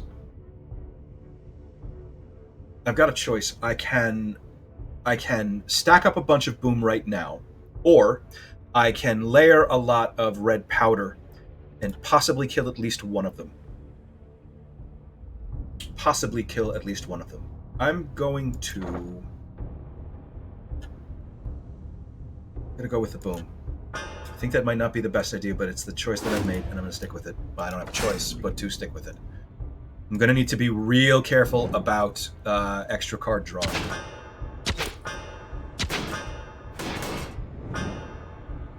But I do have... Here comes some damage. Actually, maybe not. Maybe not.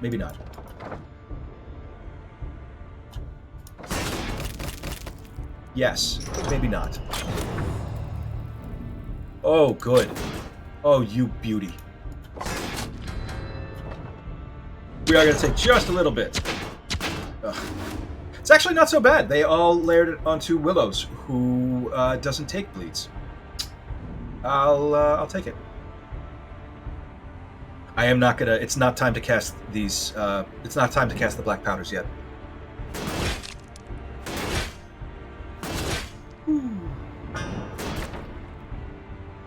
Nope. We're actually. I twinge up every single time. Actually, you know what? That's great. Keep on doing that. That's perfect. Keep on putting it onto her.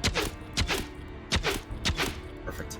And then I can just convert all of that into a shitload of armor. In your face! Yeah, I'm gonna keep doing that.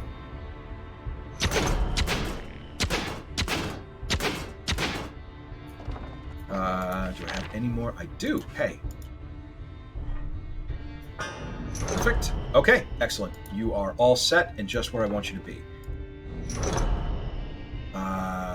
I could discard a shit ton.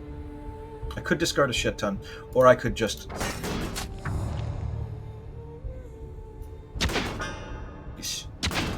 You fucker. Are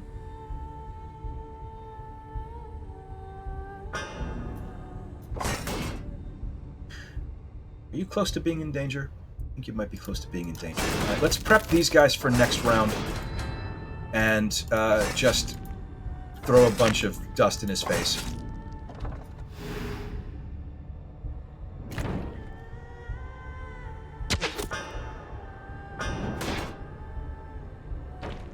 Okay. Yeah, so... Are you really still alive? Oh, he got bleed. That's... I've been playing for a while.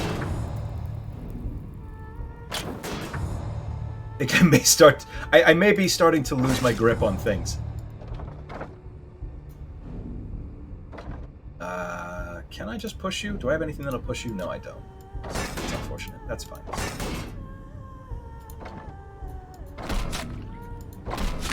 I would have been able to finish this if I could have moved him to the back. That Deep Strike would have murdered him.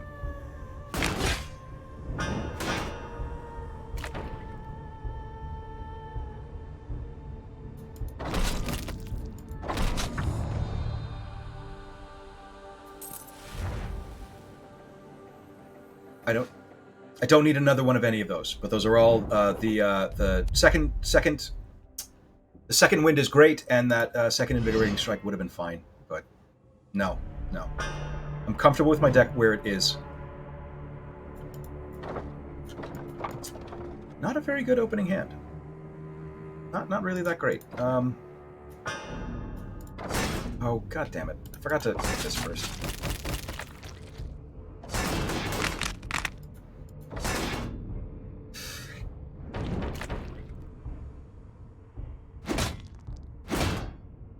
Oh yeah, these guys move you around. Look out for these big fat fatties. They'll move you. Okay. Yeah. Yes, that is worth... that's worth banishing. And this is also worth banishing. I can't believe I have nothing... I have none of my powder draw. Oh, fuck! God damn it! I don't have anything. This is not worth casting.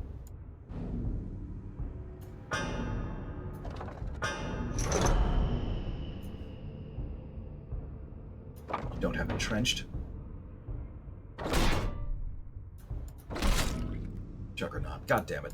So these guys have Juggernaut. They will ignore any amount of damage that is less than 5. 5 or less, I should say. There's nothing else I could do here. It's a very slow opening. It's not great. We're so close to the end. Anything worth synergizing? Let's synergize those 2 red powders together. Just make sure I get them. It's reasonable. Okay, fucking finally. Alright. And plus this. Okay, and...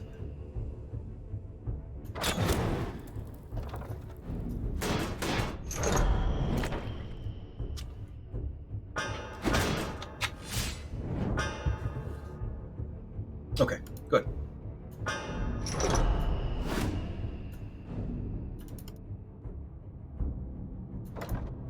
Okay. Let's clean some space so that we can draw cards. I don't want to waste any.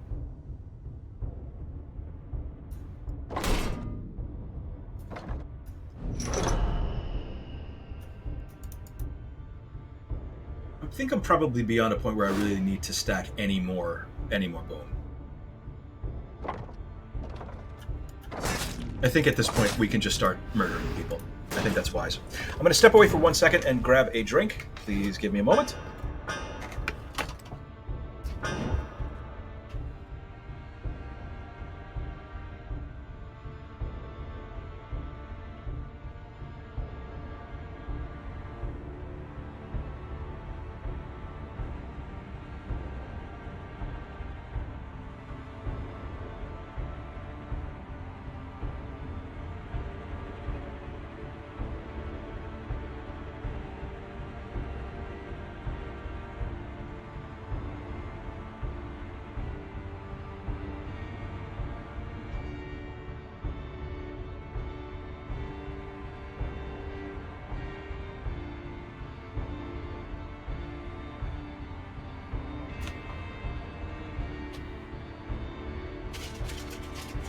Okay. 1 moment. Coming back. All right. Okay.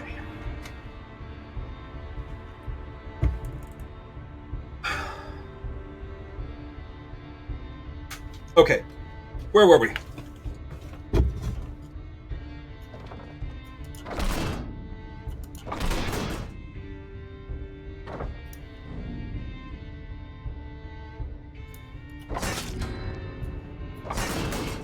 I think this will kill you. Yeah, well.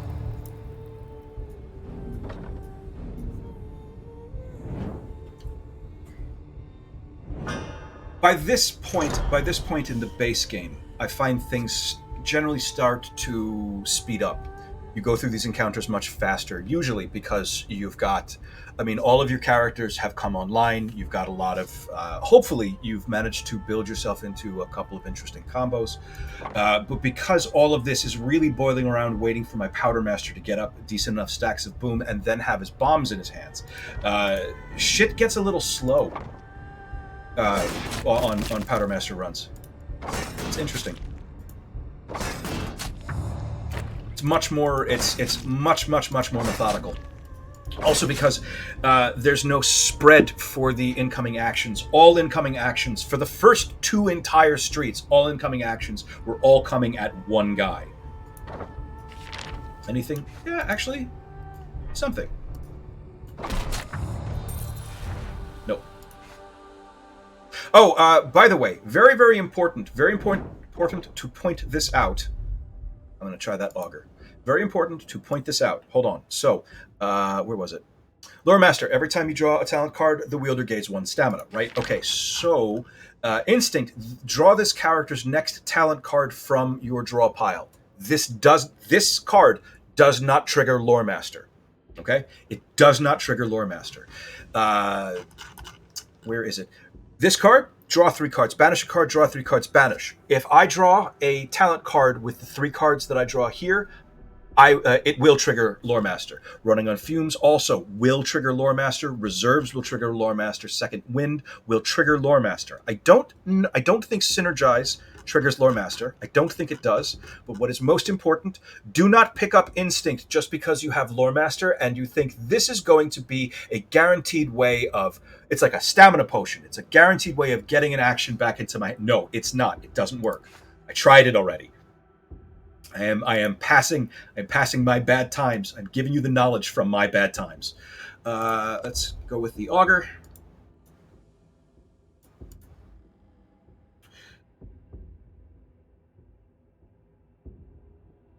So, I don't really have anything that's worth removing, I don't think.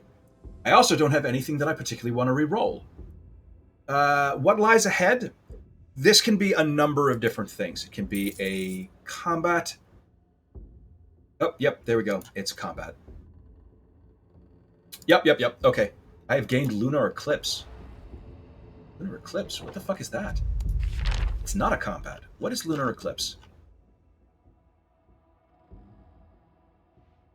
Nope, it's not a card. Okay, it's definitely not a card. That means it's probably an effect. We're going to check out what this guy has to say, and then we're not going to do anything. We really don't need the money. And we don't need to re-roll a character's talent. So, thank you, Big Weird Beaver. Goodbye.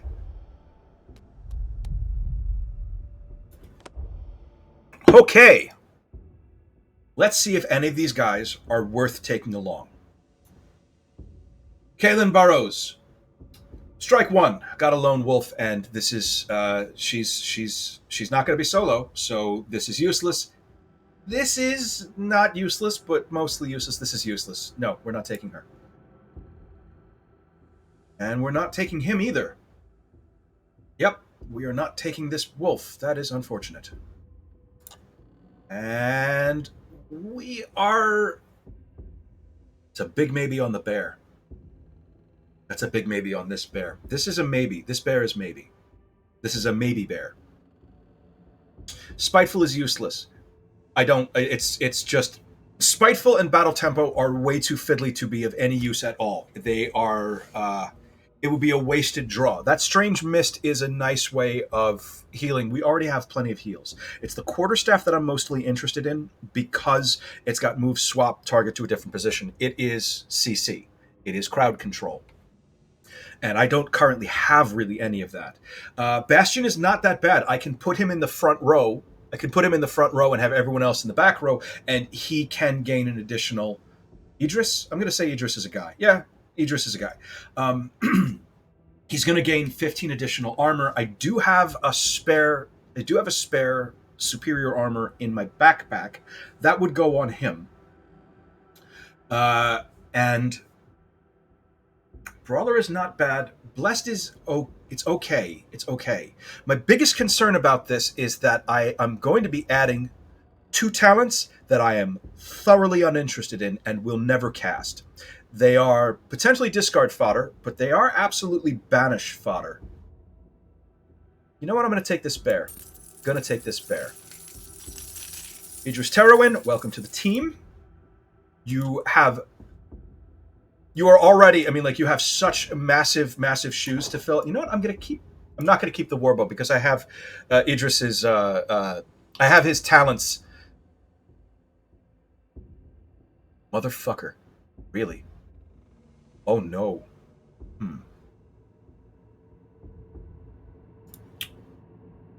Okay, so this is Lunar Eclipse. This is what I just got from that augur. Enemies in my next 3 combats regain 5 vitality per turn. I know how that calculates one of the challenges, which I have not been able to clear yet, has a similar thing. They're going to regain 5 vitality first before any other damage calculates. So if they have poisons or bleeds on them, first they're going to gain back 5 vitality, then they're going to take the damage, whatever damage from bleed or poison. The next 3 combats are the Warden, the Spymaster, and the Prince. So that augur may have very well just completely fucked me. What a pain in the ass. Yeah, I am absolutely in for it. Jesus Christ. What a prick that guy was. We're going to come back when this is done. If we live, we're going to find that guy and we're going to burn down his little augury shop. Fuck that guy. Holy shit. All right, here we go. Here we go.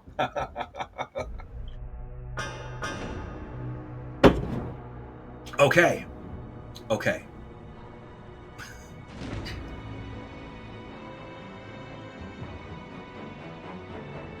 Okay, well, right away something to banish.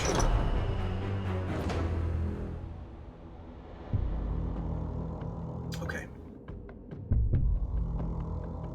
So, Warden. Warden is serious business. There's a couple things to pay attention to in this fight. First of all, the halberdiers in the back. Be aware of them. If you are not able to kill the Warden first, these should really be your top priority because they're the ones who are going to be doing most of the killing.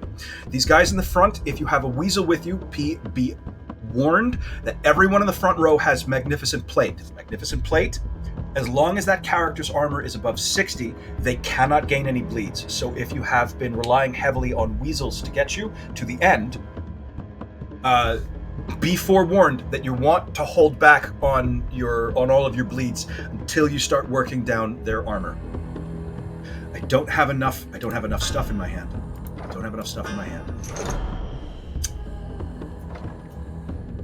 Okay, that's reasonable. Oh, perfect. That is absolutely fucking perfect. Woo, okay.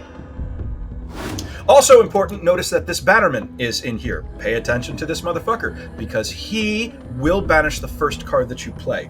This is going to, we can use this to our advantage and try to use him to trim our deck, but also don't be like me and just not pay attention and accidentally start banishing your most valuable cards. Because I do that a lot. The Warden also, very important thing about the Warden, super fucking important. The Warden has champion. He cannot take more than 25 damage from a single attack. I'm already over that with my Powdermaster. So honestly, it's going to be Willows and Terrawin, hopefully, that are going to be doing most of the chip damage against the Warden. Because we need to very, very gently ease him down. If you have been relying very heavily on a mouse for super big hits or on your Powdermaster's massive fuck-off bombs, that is how the Warden suddenly gets 500 goddamn damage.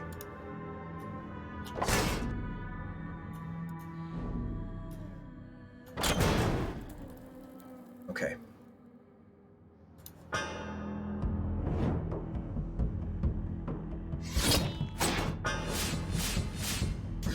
The Warden's moveset is extremely predictable. It is more or less set in stone. He's going to take the same actions every time. First, he's going to jump to the back. Next, he's going to hit your back rank and bring your back rank to the front.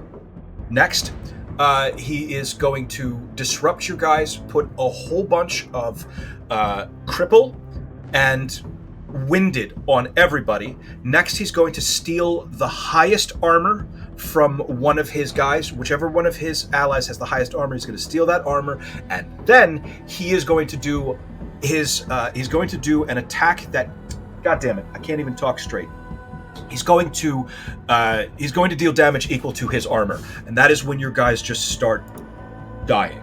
That is when your guys start to die. So, still not enough. Okay, that's better, slightly better. Let's clean up a little bit. I want different kinds. I want different colors of. I want different colors of powder to get the most amount of use out of it. But at the same time, also, maybe I don't. Maybe I really don't. Maybe I keep this the way that it is just for right now, because I really, more than anything else, I want him dead. I want to kill him.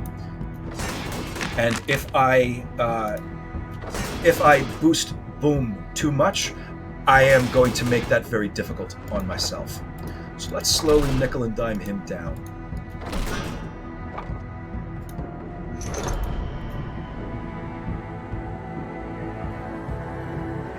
Ooh, okay. Slow blade.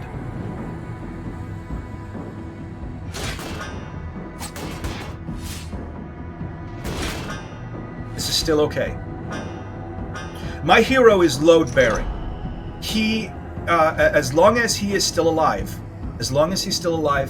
we're in this. This is a very roundabout way of saying this game ends when he dies. I don't know if... You know what? Let's clear up some space. Let's clear some space.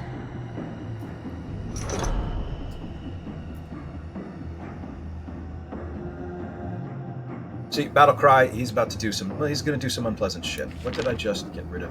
Oh, hey, I got rid of Battle Tempo. Fantastic, because I didn't want that anyway. Okay. So my next potential... The next potential talent would be Synergize, and I don't have anything worth synergizing, because my Grenade and Bandolier are in my discard. So, I'm going to sit tight. I'm going to sit tight for just a little bit longer. Do I have powders to draw? I do have powders to draw. Okay. Let's draw some powder. Let's get rid of this instinct. I don't want any chance of it fucking me.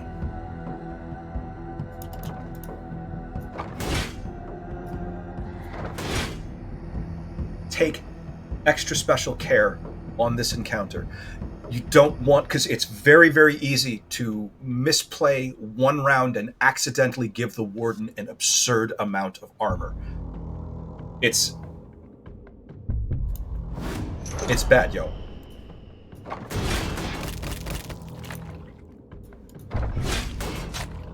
So we're just going to slowly nickel and dime him down. Using fucking powders. Okay. This is not worth casting. Well, it's not worth swapping anyone's places, so I'll just swap them in place. I don't want these guys attacking. They are the most dangerous. These guys in the front are honestly, their danger comes from the fact that they are tanky motherfucking tanks. They are super big deal tanks. It's the halberdiers in the back that do the most amount of real damage, and the Warden's Disruption, if you are relatively new to the game, it's easy to lose shit to the Warden simply because, well, okay, so... Because Warden brings your back row to the front, that can disrupt absolutely everything, and then all of a sudden these halberdiers are hitting the entire front rank, which used to be your back rank, which generally speaking is going to be lighter armored than what your front rank used to be. I cannot trust Bleeds to finish the job for me. Every one of these guys is going to be getting health back. I should have actually kicked this Ender Knight to the back. I should have kicked him in the back. I didn't. It's fine.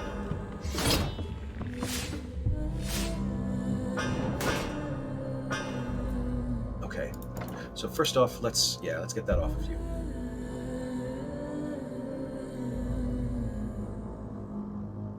Okay. No means of drawing, so Synergize is useless at the moment. And the first card I play is going to be banished. So, what should we banish? Let's banish this Deep Strike.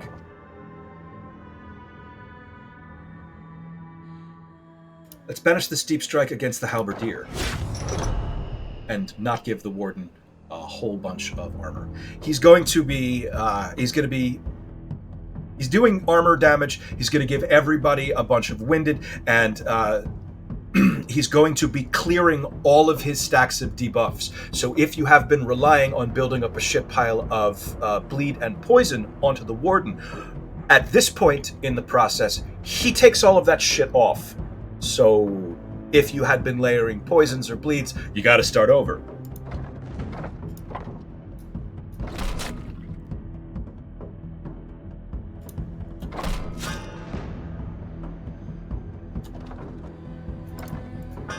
It looks like there's nothing I can do about it. So let's just take it.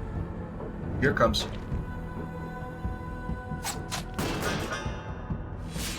It's the extra fucking winded that's a huge pain in the ass. So, see that? Absolute loyalty. He is now going to grab this dude's armor. And having grabbed it, next round he's going to do that much damage to one of my guys. So, we need to hurry.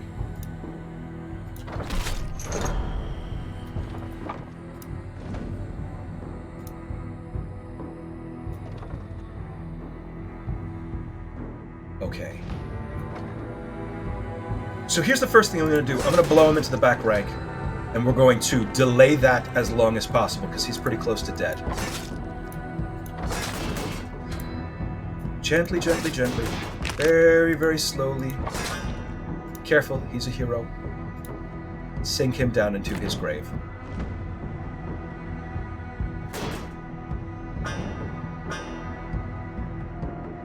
Okay. And I think that's it.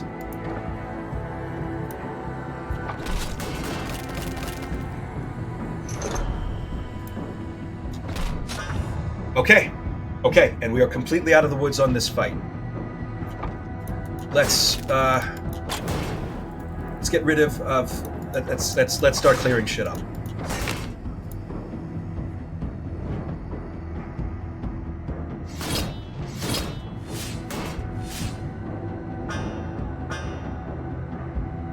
Okay.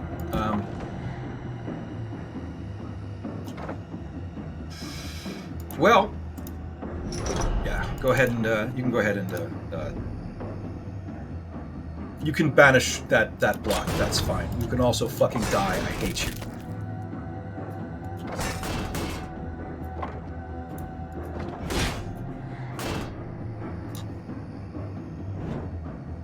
And we're in great shape. We're in excellent shape. This was not super bad. And I've learned honestly that what I have learned from this is, I think, the third time I've killed the Warden, third or fourth time I've killed the Warden with the Powdermaster. What I have learned more than anything else is if you cannot just picture perfect guarantee that your grenade is exactly 25 damage, which doesn't really even seem. Just use the fucking powders against him. Nickel and dime him down with the fucking powders. That's how you beat him with the. That's how you beat Warden on Powdermaster. Don't bother trying to work your boom around his needs and expectations. Build up huge amounts of boom so that you can fuck up everybody else in his entourage, and then nickel and dime him with the goddamn powders. That's how you do it.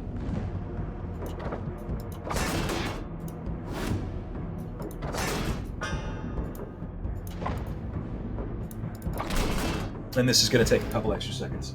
Well, not seconds. It may be a little bit before we kill them. They have a lot of armor and a lot of health, and I need to wait for my grenade to come back in my hand.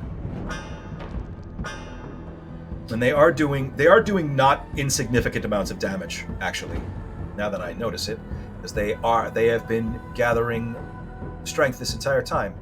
Okay, well, let's just murder them then, shall we?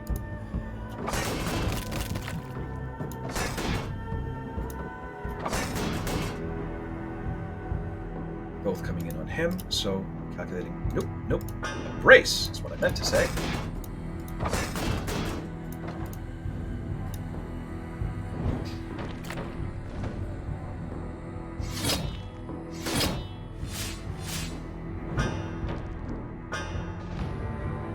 Okay. We are. Is that about set? Can I finish this? Is this fatal? Can I finish this round? I don't know. I don't know if I know.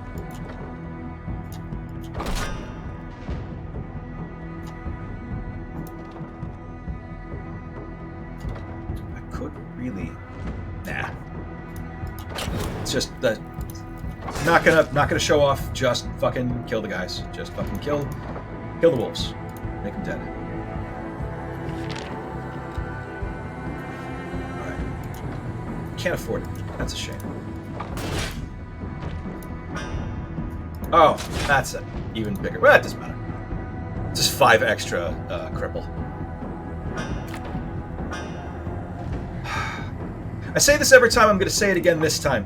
The warden that we've just killed is not necessarily the bad guy. As I say repeatedly, he just works for the wrong guy. I want to point out specifically, that the king that the prince murdered to take over the throne is explicitly referred to as beloved by more than one source. He held the peace between the Enders and the Blackfoots. Blackfoot, whatever. Them, us. And in doing so, he was loved.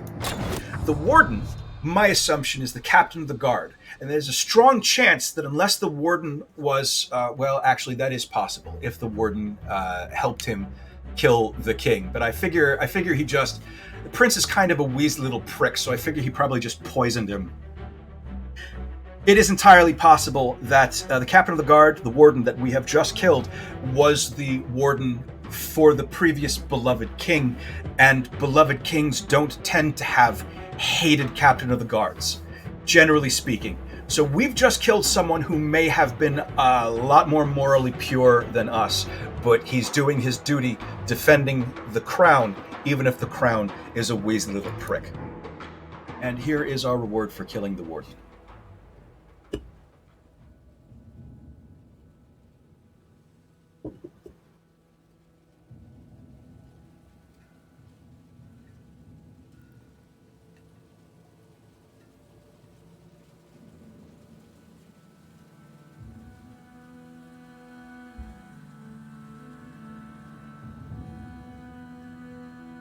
God damn, this game is gorgeous.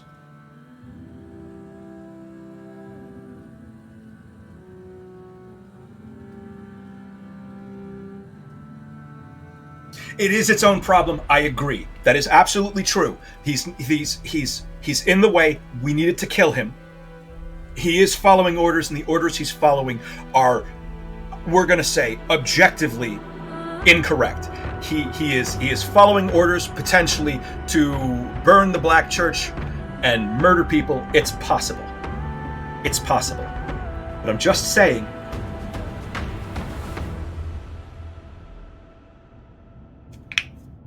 we did also murder a lot of guys on our way here. Just pointing that out. And some of them right at the beginning were peasants. Okay, so first off, we get a free heal. Second off, the Spymaster. He is possibly a very fun fight that does lots of interesting things that I have basically never seen too much of. Last time I played on the Powdermaster, I finally got to see some of the things that the Spymaster does, because the Spymaster is by himself, and even with 304 health, if you can get through the major skill and party check that is the Warden, you probably are going to be able to blow through the Spymaster. It's just one guy.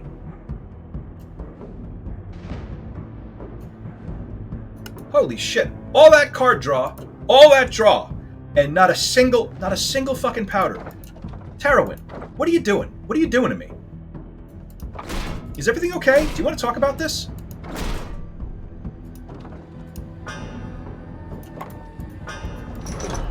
This is going to come up on your next review. Just saying. Fuck's sake. That card, yes, I've said it many, many times. That card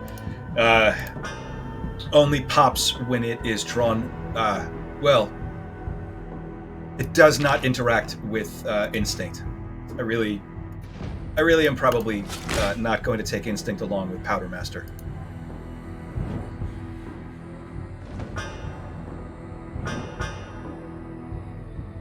That thing that he just did, he stuck a ticking bomb into my backpack.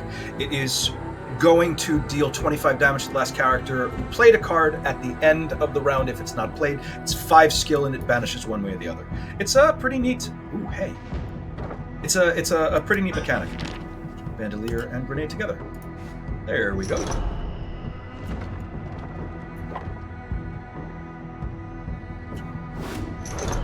Actually, I should have moved him into the back first, shouldn't I? Yeah, let's do that now.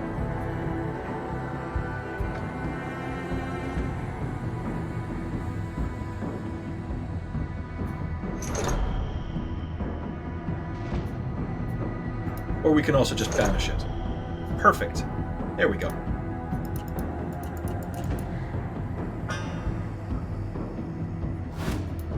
And let's move him to a non-active rank.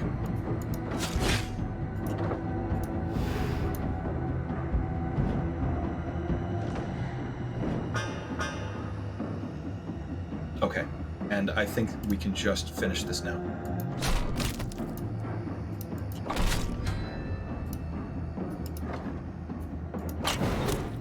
Yeah, we can just finish this right now. Bye! Sorry! Like, I'm sure he does awesome things. I just don't know what they are.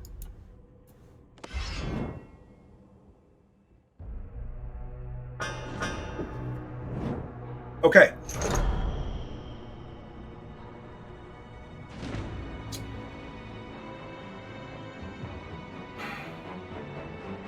I think I'm going to get rid of the deep strike. I think it's the deep strike.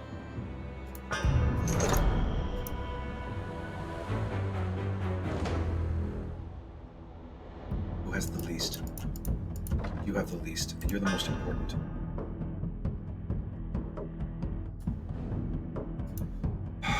This seems like a waste, but I'm going to do it anyway. I need something. I need something. Okay, so let's talk about this encounter. I have yet to beat the Prince on Powdermaster. I have beat the Prince on base game many, many, many times. My win rate with against the Prince, I'm going to say, is probably around about 80%, thereabouts. This is an incredibly serious business fight. There are a couple things about this that are different. Number one, I want to point out the active rank ribbon is up on both the front and the back, because every single turn we're going to, instead of a max of 3 incoming actions every round, like literally every other encounter in the game, against the Prince, we have to deal with 6 incoming actions. Now, we do have, there's 3 of us, which is good, because that means that those actions are going to be spread out at least a little bit. And also, both of my bears are expendable, and my Powdermaster has, he's beefy. He's a bit beefy. He ended up with 382, which is, that's stupid. That's a lot. He's very healthy. He is a healthy young man. Okay, so that's the first major difficulty. The second major difference, the Kingsguard. The Prince can't die as long as at least 1 Kingsguard are up. Kingsguard have this additional ability. Their passive is all cards cost an additional 1 stamina while any Kingsguard are alive. So I am dealing with twice as many incoming actions, and I'm going to be able to perform, I'm not going to say half as many, but substantially less actions each round. Shit is going to get very uncomfortable very, very quickly. Luckily, all 3 of my guys are heavy armor. So it doesn't matter if they're in the front and the back. Obelisk up here, he swaps ranks, and he does a lot of things where he moves people around and throws on huge amounts of cripple. Gladius does things that are mostly defensive and explicitly anti-weapon. He's going to force me to discard weapon cards out of my deck. Endris, he hits lanes and he forces us to discard talents out of our deck, which sucks. These shadows just do a huge amount of, not huge, it's a significant amount of damage every turn, and that's all they're going to do. And here is the Prince. He is the cause of all of this. All of this has happened. Every single person who has died before we started, and from when we started until now, is because of this mangy fucking asshole. Anyway.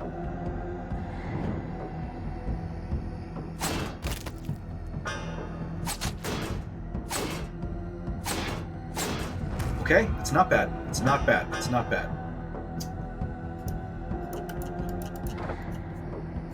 Bandolier? Bandolier, bandolier. Yes, bandolier and grenade. Perfect, perfect. Oh, good.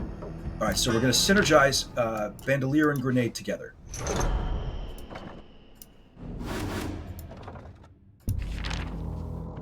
What talents do we still have? Actually, it looks like powder keg. Maybe I can...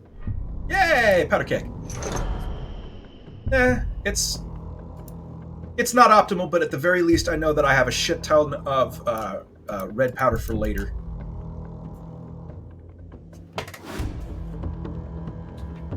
Okay. I need, more than anything else, I need to get big stacks of boom. We want big dick energy on that fucking boom. We want big energy, because that is going to be what constantly regenerates my armor. My bears in the back over here, they are expendable. It's okay if they die. Powdermaster needs to have generated a huge amount of boom by then, because it's really going to boil down to him just picking off these assholes. Yeah, okay, here we go.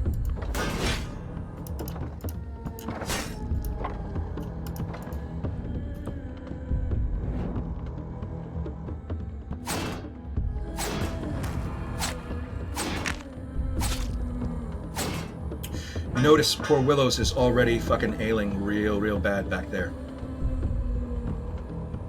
I'm gonna try to keep you alive.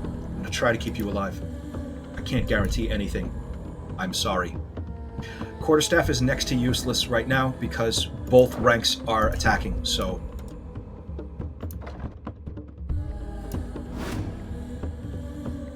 Not enough.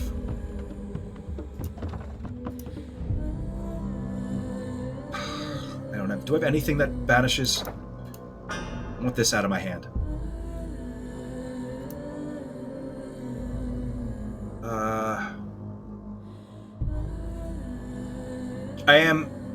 I want Obelisk dead. I want him dead. So... I'm wondering if it's worth it to take a moment to kill these shadows. Simply because he's already out of armor. So... Yeah, you know what? I'm going to go ahead and say that was probably worth it. I forgot that she's got rage running. Ah, you beautiful bear, you. I fucking love you. I'm going to do everything I can to keep you alive. What can I do? What is coming at you? So 20? You'll be fine. You know what? I think you're going to be fine. But there's really not a whole lot else I can do this round.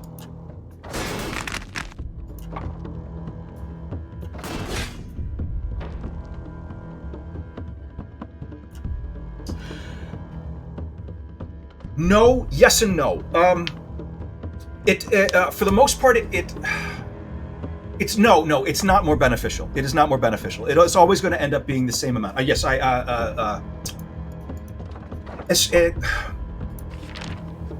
for purposes of, where the hell is it? Where's my... So, preparation is always going to be... Okay, so preparation, actually, it's best to spread preparation around. Because it's... is it best? No, actually, it's probably best just to give it to one guy. Put all of it onto one guy. Because at the end of each round, it ticks down by one. It's really... that's min-maxing. I'm sorry, you've mistakenly gotten me onto a track of min-maxing for this game. So, if you want to min-max the amount of cards that you put on, yes, it does tick down faster if you split it, and it would be 3 cards on one, 2 cards on another. So it would tick down to 2 cards on one and 1 card on the other. So it ticks down by 2 cards instead of by 1. So it is mathematically better for you to put all of your preparation on one guy. That's absolutely correct. You are absolutely correct. But other card draw effects like Refresh and Running on Fumes, that's an immediate effect, so it's, it doesn't matter who I bounce it off of. But yes, you're absolutely right. I should have put all of the preparation on one guy to get the most amount of use out of it. You are correct. And I'm also going to kick him in the back just to give him a little bit more from the... I don't really have a whole lot that I can cast this round. But I think we're going to be okay. I hope.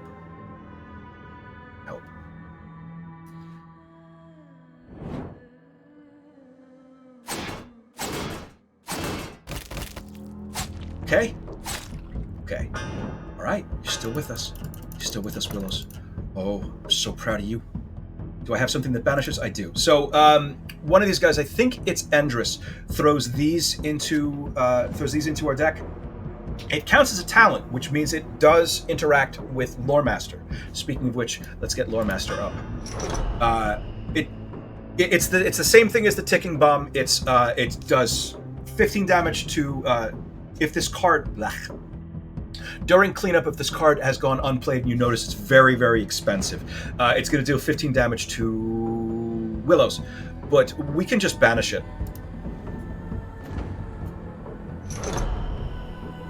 And I can just... Let's see.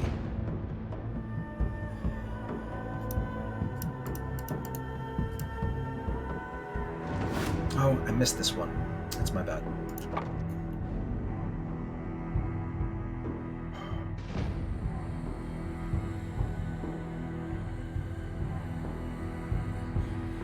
Okay. Why don't you move here? Okay. Now, I have not enough, but I've got okay stacks. And I've got enough to cast it, so let's start casting. Is it worth it to just kill him? Can I just kill him? No, you don't have enough to use this. I think I may want to just kill this shadow and just not have to deal with that damage ever again. I think that's what I'm going to do. Yep.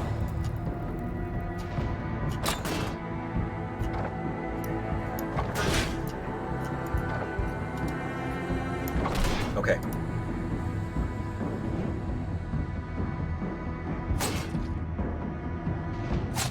Okay, good. I'm going to save you, Willows. Let's go ahead and ditch all of this, shall we? Ah, look at that. Yeah. That's a bomb. Go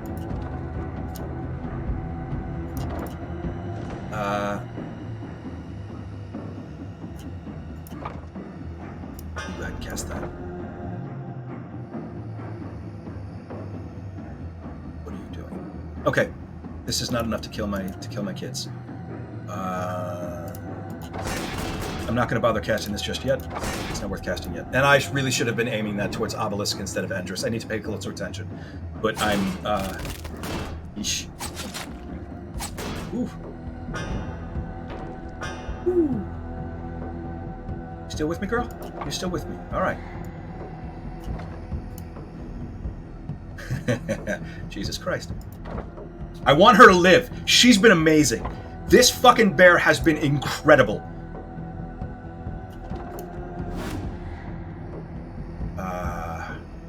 Do I have anything to move your rank? Can I move you into the back? No, I can't. Not yet. Let's see. Let's see if I can pull something. Nope, I can't.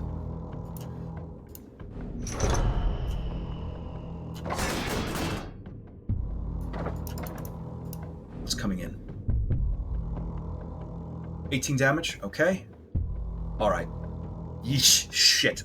Oh no. Am I gonna lose Willows? If you kill Willows, I swear to God I'm gonna pitch you out of that fucking balcony. Is it the king? The king is gonna do the kill. Oh my God. Motherfucker. You motherfucker. Oh my God, I'm gonna murder you. I'm gonna murder you so fucking bad. Oh my God, I'm gonna murder you. You absolute prick. You absolute prick. Wasn't enough that you okay. Okay. No, I'm calm. I'm calm.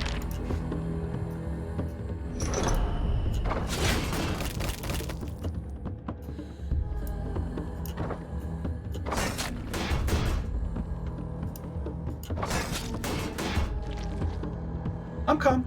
It's cool. We're cool. We're cool. You're alright, mate.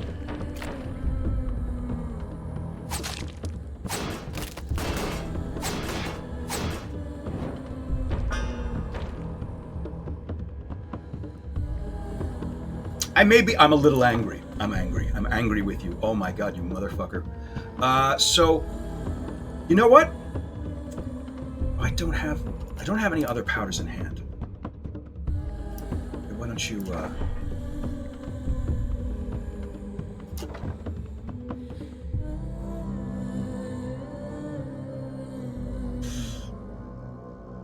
Is this going to be enough to just kill you? Almost.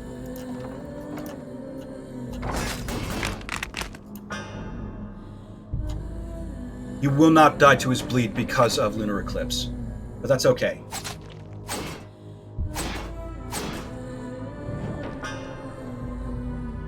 Yeah, this,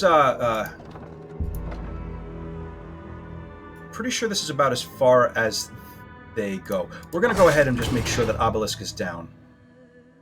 It's a shame to throw all of this red powder and not really have anything really worthwhile to use it with, but 8 damage off of 10 total stacks, so that is a lot of extra damage.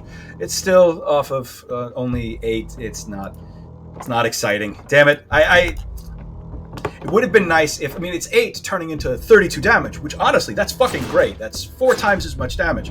But it was, you know, he had more health than that, so it wasn't super exciting, which is unfortunate. It kind of took the wind out of my sails a little, is what I'm saying. Oh, you're gonna take this damage, are you? Okay. Shit. That's a problem. I was not paying attention to how much, I wasn't paying attention to how much stamina he had, because I'm a little angry. And as a result, I don't have enough to play this grenade. So we're gonna have to wait for a moment. Do you hear that? We're gonna wait for a moment. You can sit here across from me and watch as my explosive becomes larger and larger. I'm just gonna sit in the middle of your throne room and very calmly continue to pack explosives into this very large ball of explosives.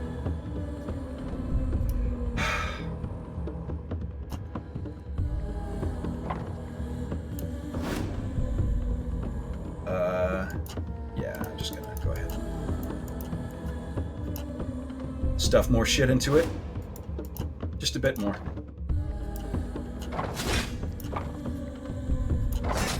Do I have another? I don't have another.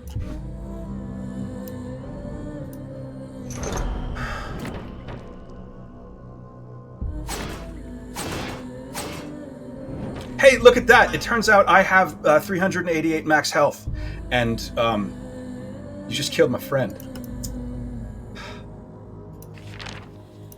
Oh, I'm so mad. I'm so mad. I'm really mad. Okay, what can I do? I'm gonna try to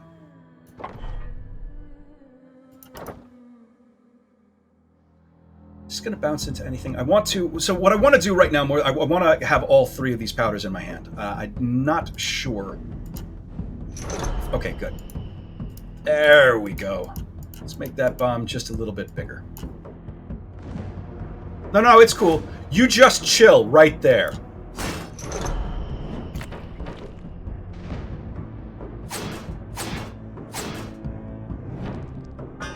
Hey, look at that! I'm gaining an absurd amount of armor every single round. What are the odds?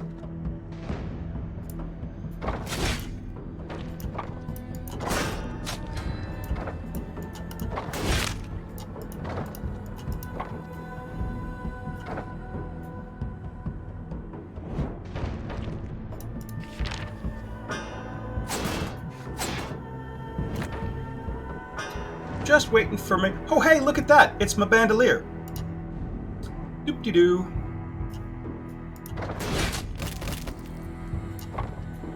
Doop-de-doo. Doop-de-doo.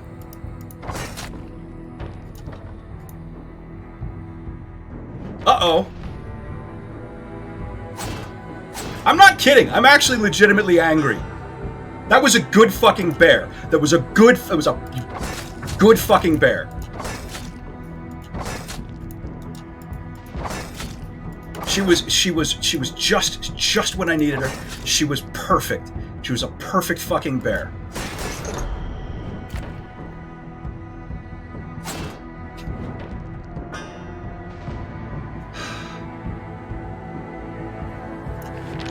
Nah. I'm not going to string this out any longer. I'm done. Hey, buddy. My very large and very spoiled cat Nemo has come to say that I haven't paid enough attention to him today. How you doing, buddy?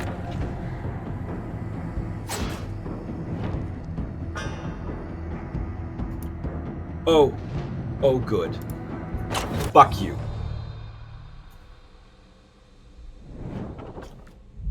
So, this is our reward for killing the prince. First of all, he goes on a very long rant. Not rant. I mean, he goes on and on and on about the reasons why he killed Landon, killed his father, burned down the Black Church, and it boiled down to he was jealous because Daddy didn't love him enough. And now Willows is dead.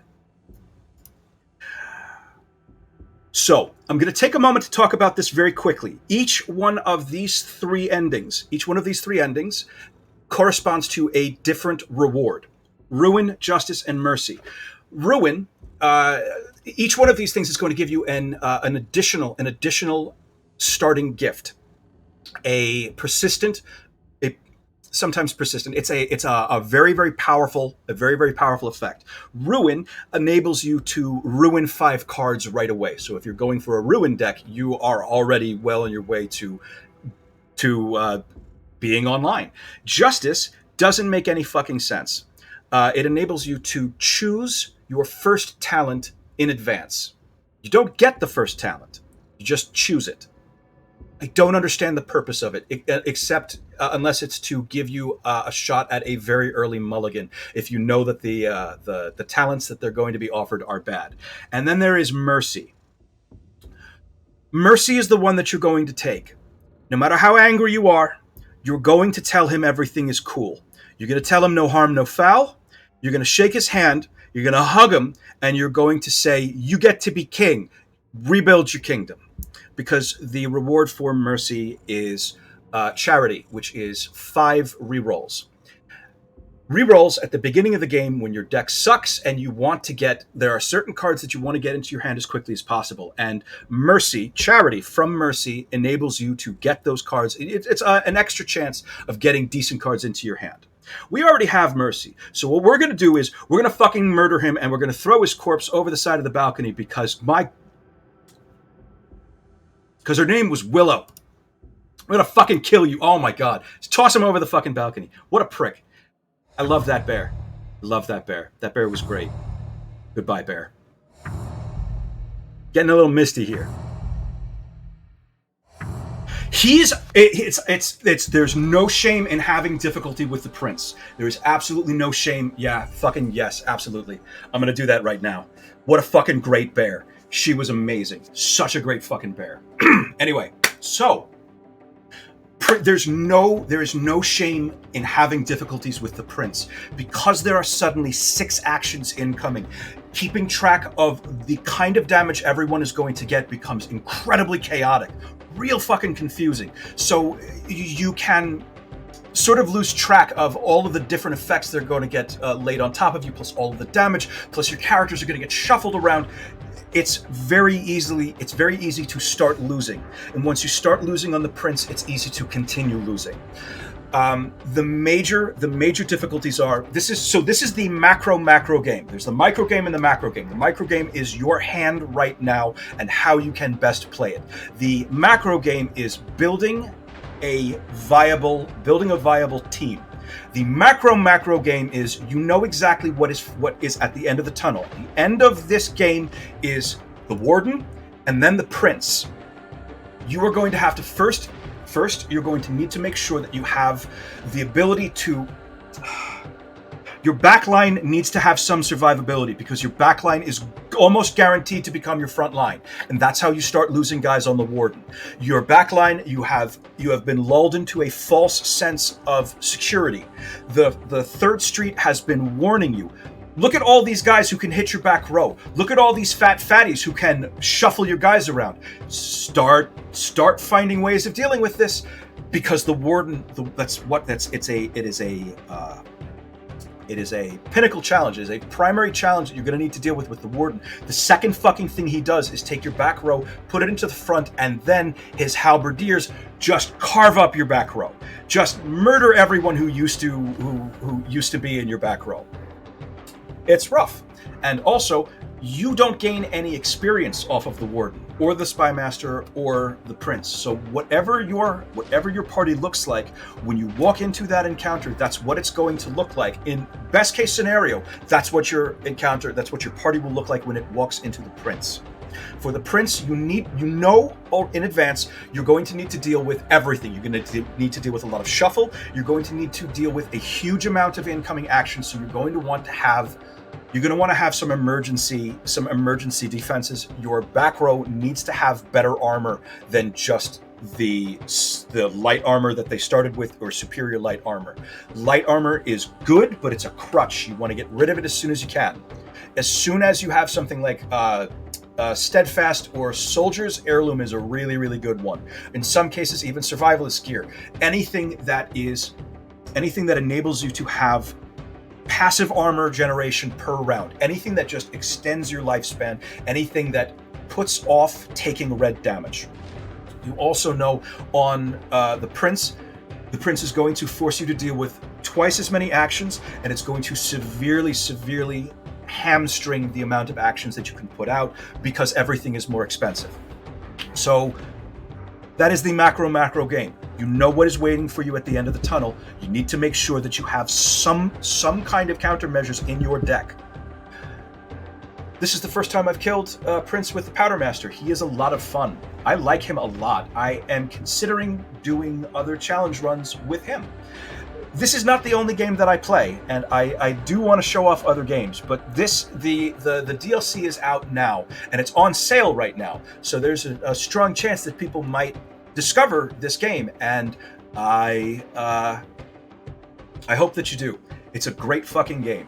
A lot of time and care and attention to detail has gone into it. These furries are... Look how fucking cute he is in his big fucking armor. Yeah, I'm excited about that too. The fact that the Powdermaster has a whole tab to himself. I really hope there are going to be other heroes. I am super fucking excited about that. This is, I was concerned when I read some of the literature about what the Powdermaster was going to be like. I was a little concerned because it seemed like it was going to be a bit complex and fiddly. And one of the things that you learn about most deck builder roguelikes is that the more complicated and fiddly a card is, the less likely you're really going to want to have it in your deck. It's always best to have cards that are... You want to have some complexity, obviously, but you like cards that are straightforward. He does a lot of interesting things, and he doesn't really play well with others. Our bears they were very expendable, but their job was 100% to support him. He is a howitzer. His job is to build up huge amounts of boom, and occasionally fire off earth-shattering kabooms. And the bear's job was to make that as easy as possible. Soak up the winded from running on fumes, and catch a few extra hits just to take some of the pressure off of him. This was a lot of fun. It took forever. This was a pretty long run. I want to thank all of you who stayed it through until the end. Thanks very much for coming along for the ride. I hope that you have enjoyed this. I hope that this has been entertaining, if not educational if not entertaining. I am going to go and do anything else that is not talking for 3.5 hours straight into a microphone while playing card games on the internet. I love you all. Please be good to each other, and be good to yourselves. Good night, everybody. Thanks for coming. Oh, one last thing. If you have just come along, on my About tab on Twitch is a link into my YouTubes, which is where I've been putting these runs if you want to see what any of the challenge runs look like, what is waiting for you in the challenge runs, or what is, just to take a look at what the base game looks like. It's a great fucking game. It's a lot of fun. Anyway, I love you all. Good night, everybody. Be safe, be good, and be good.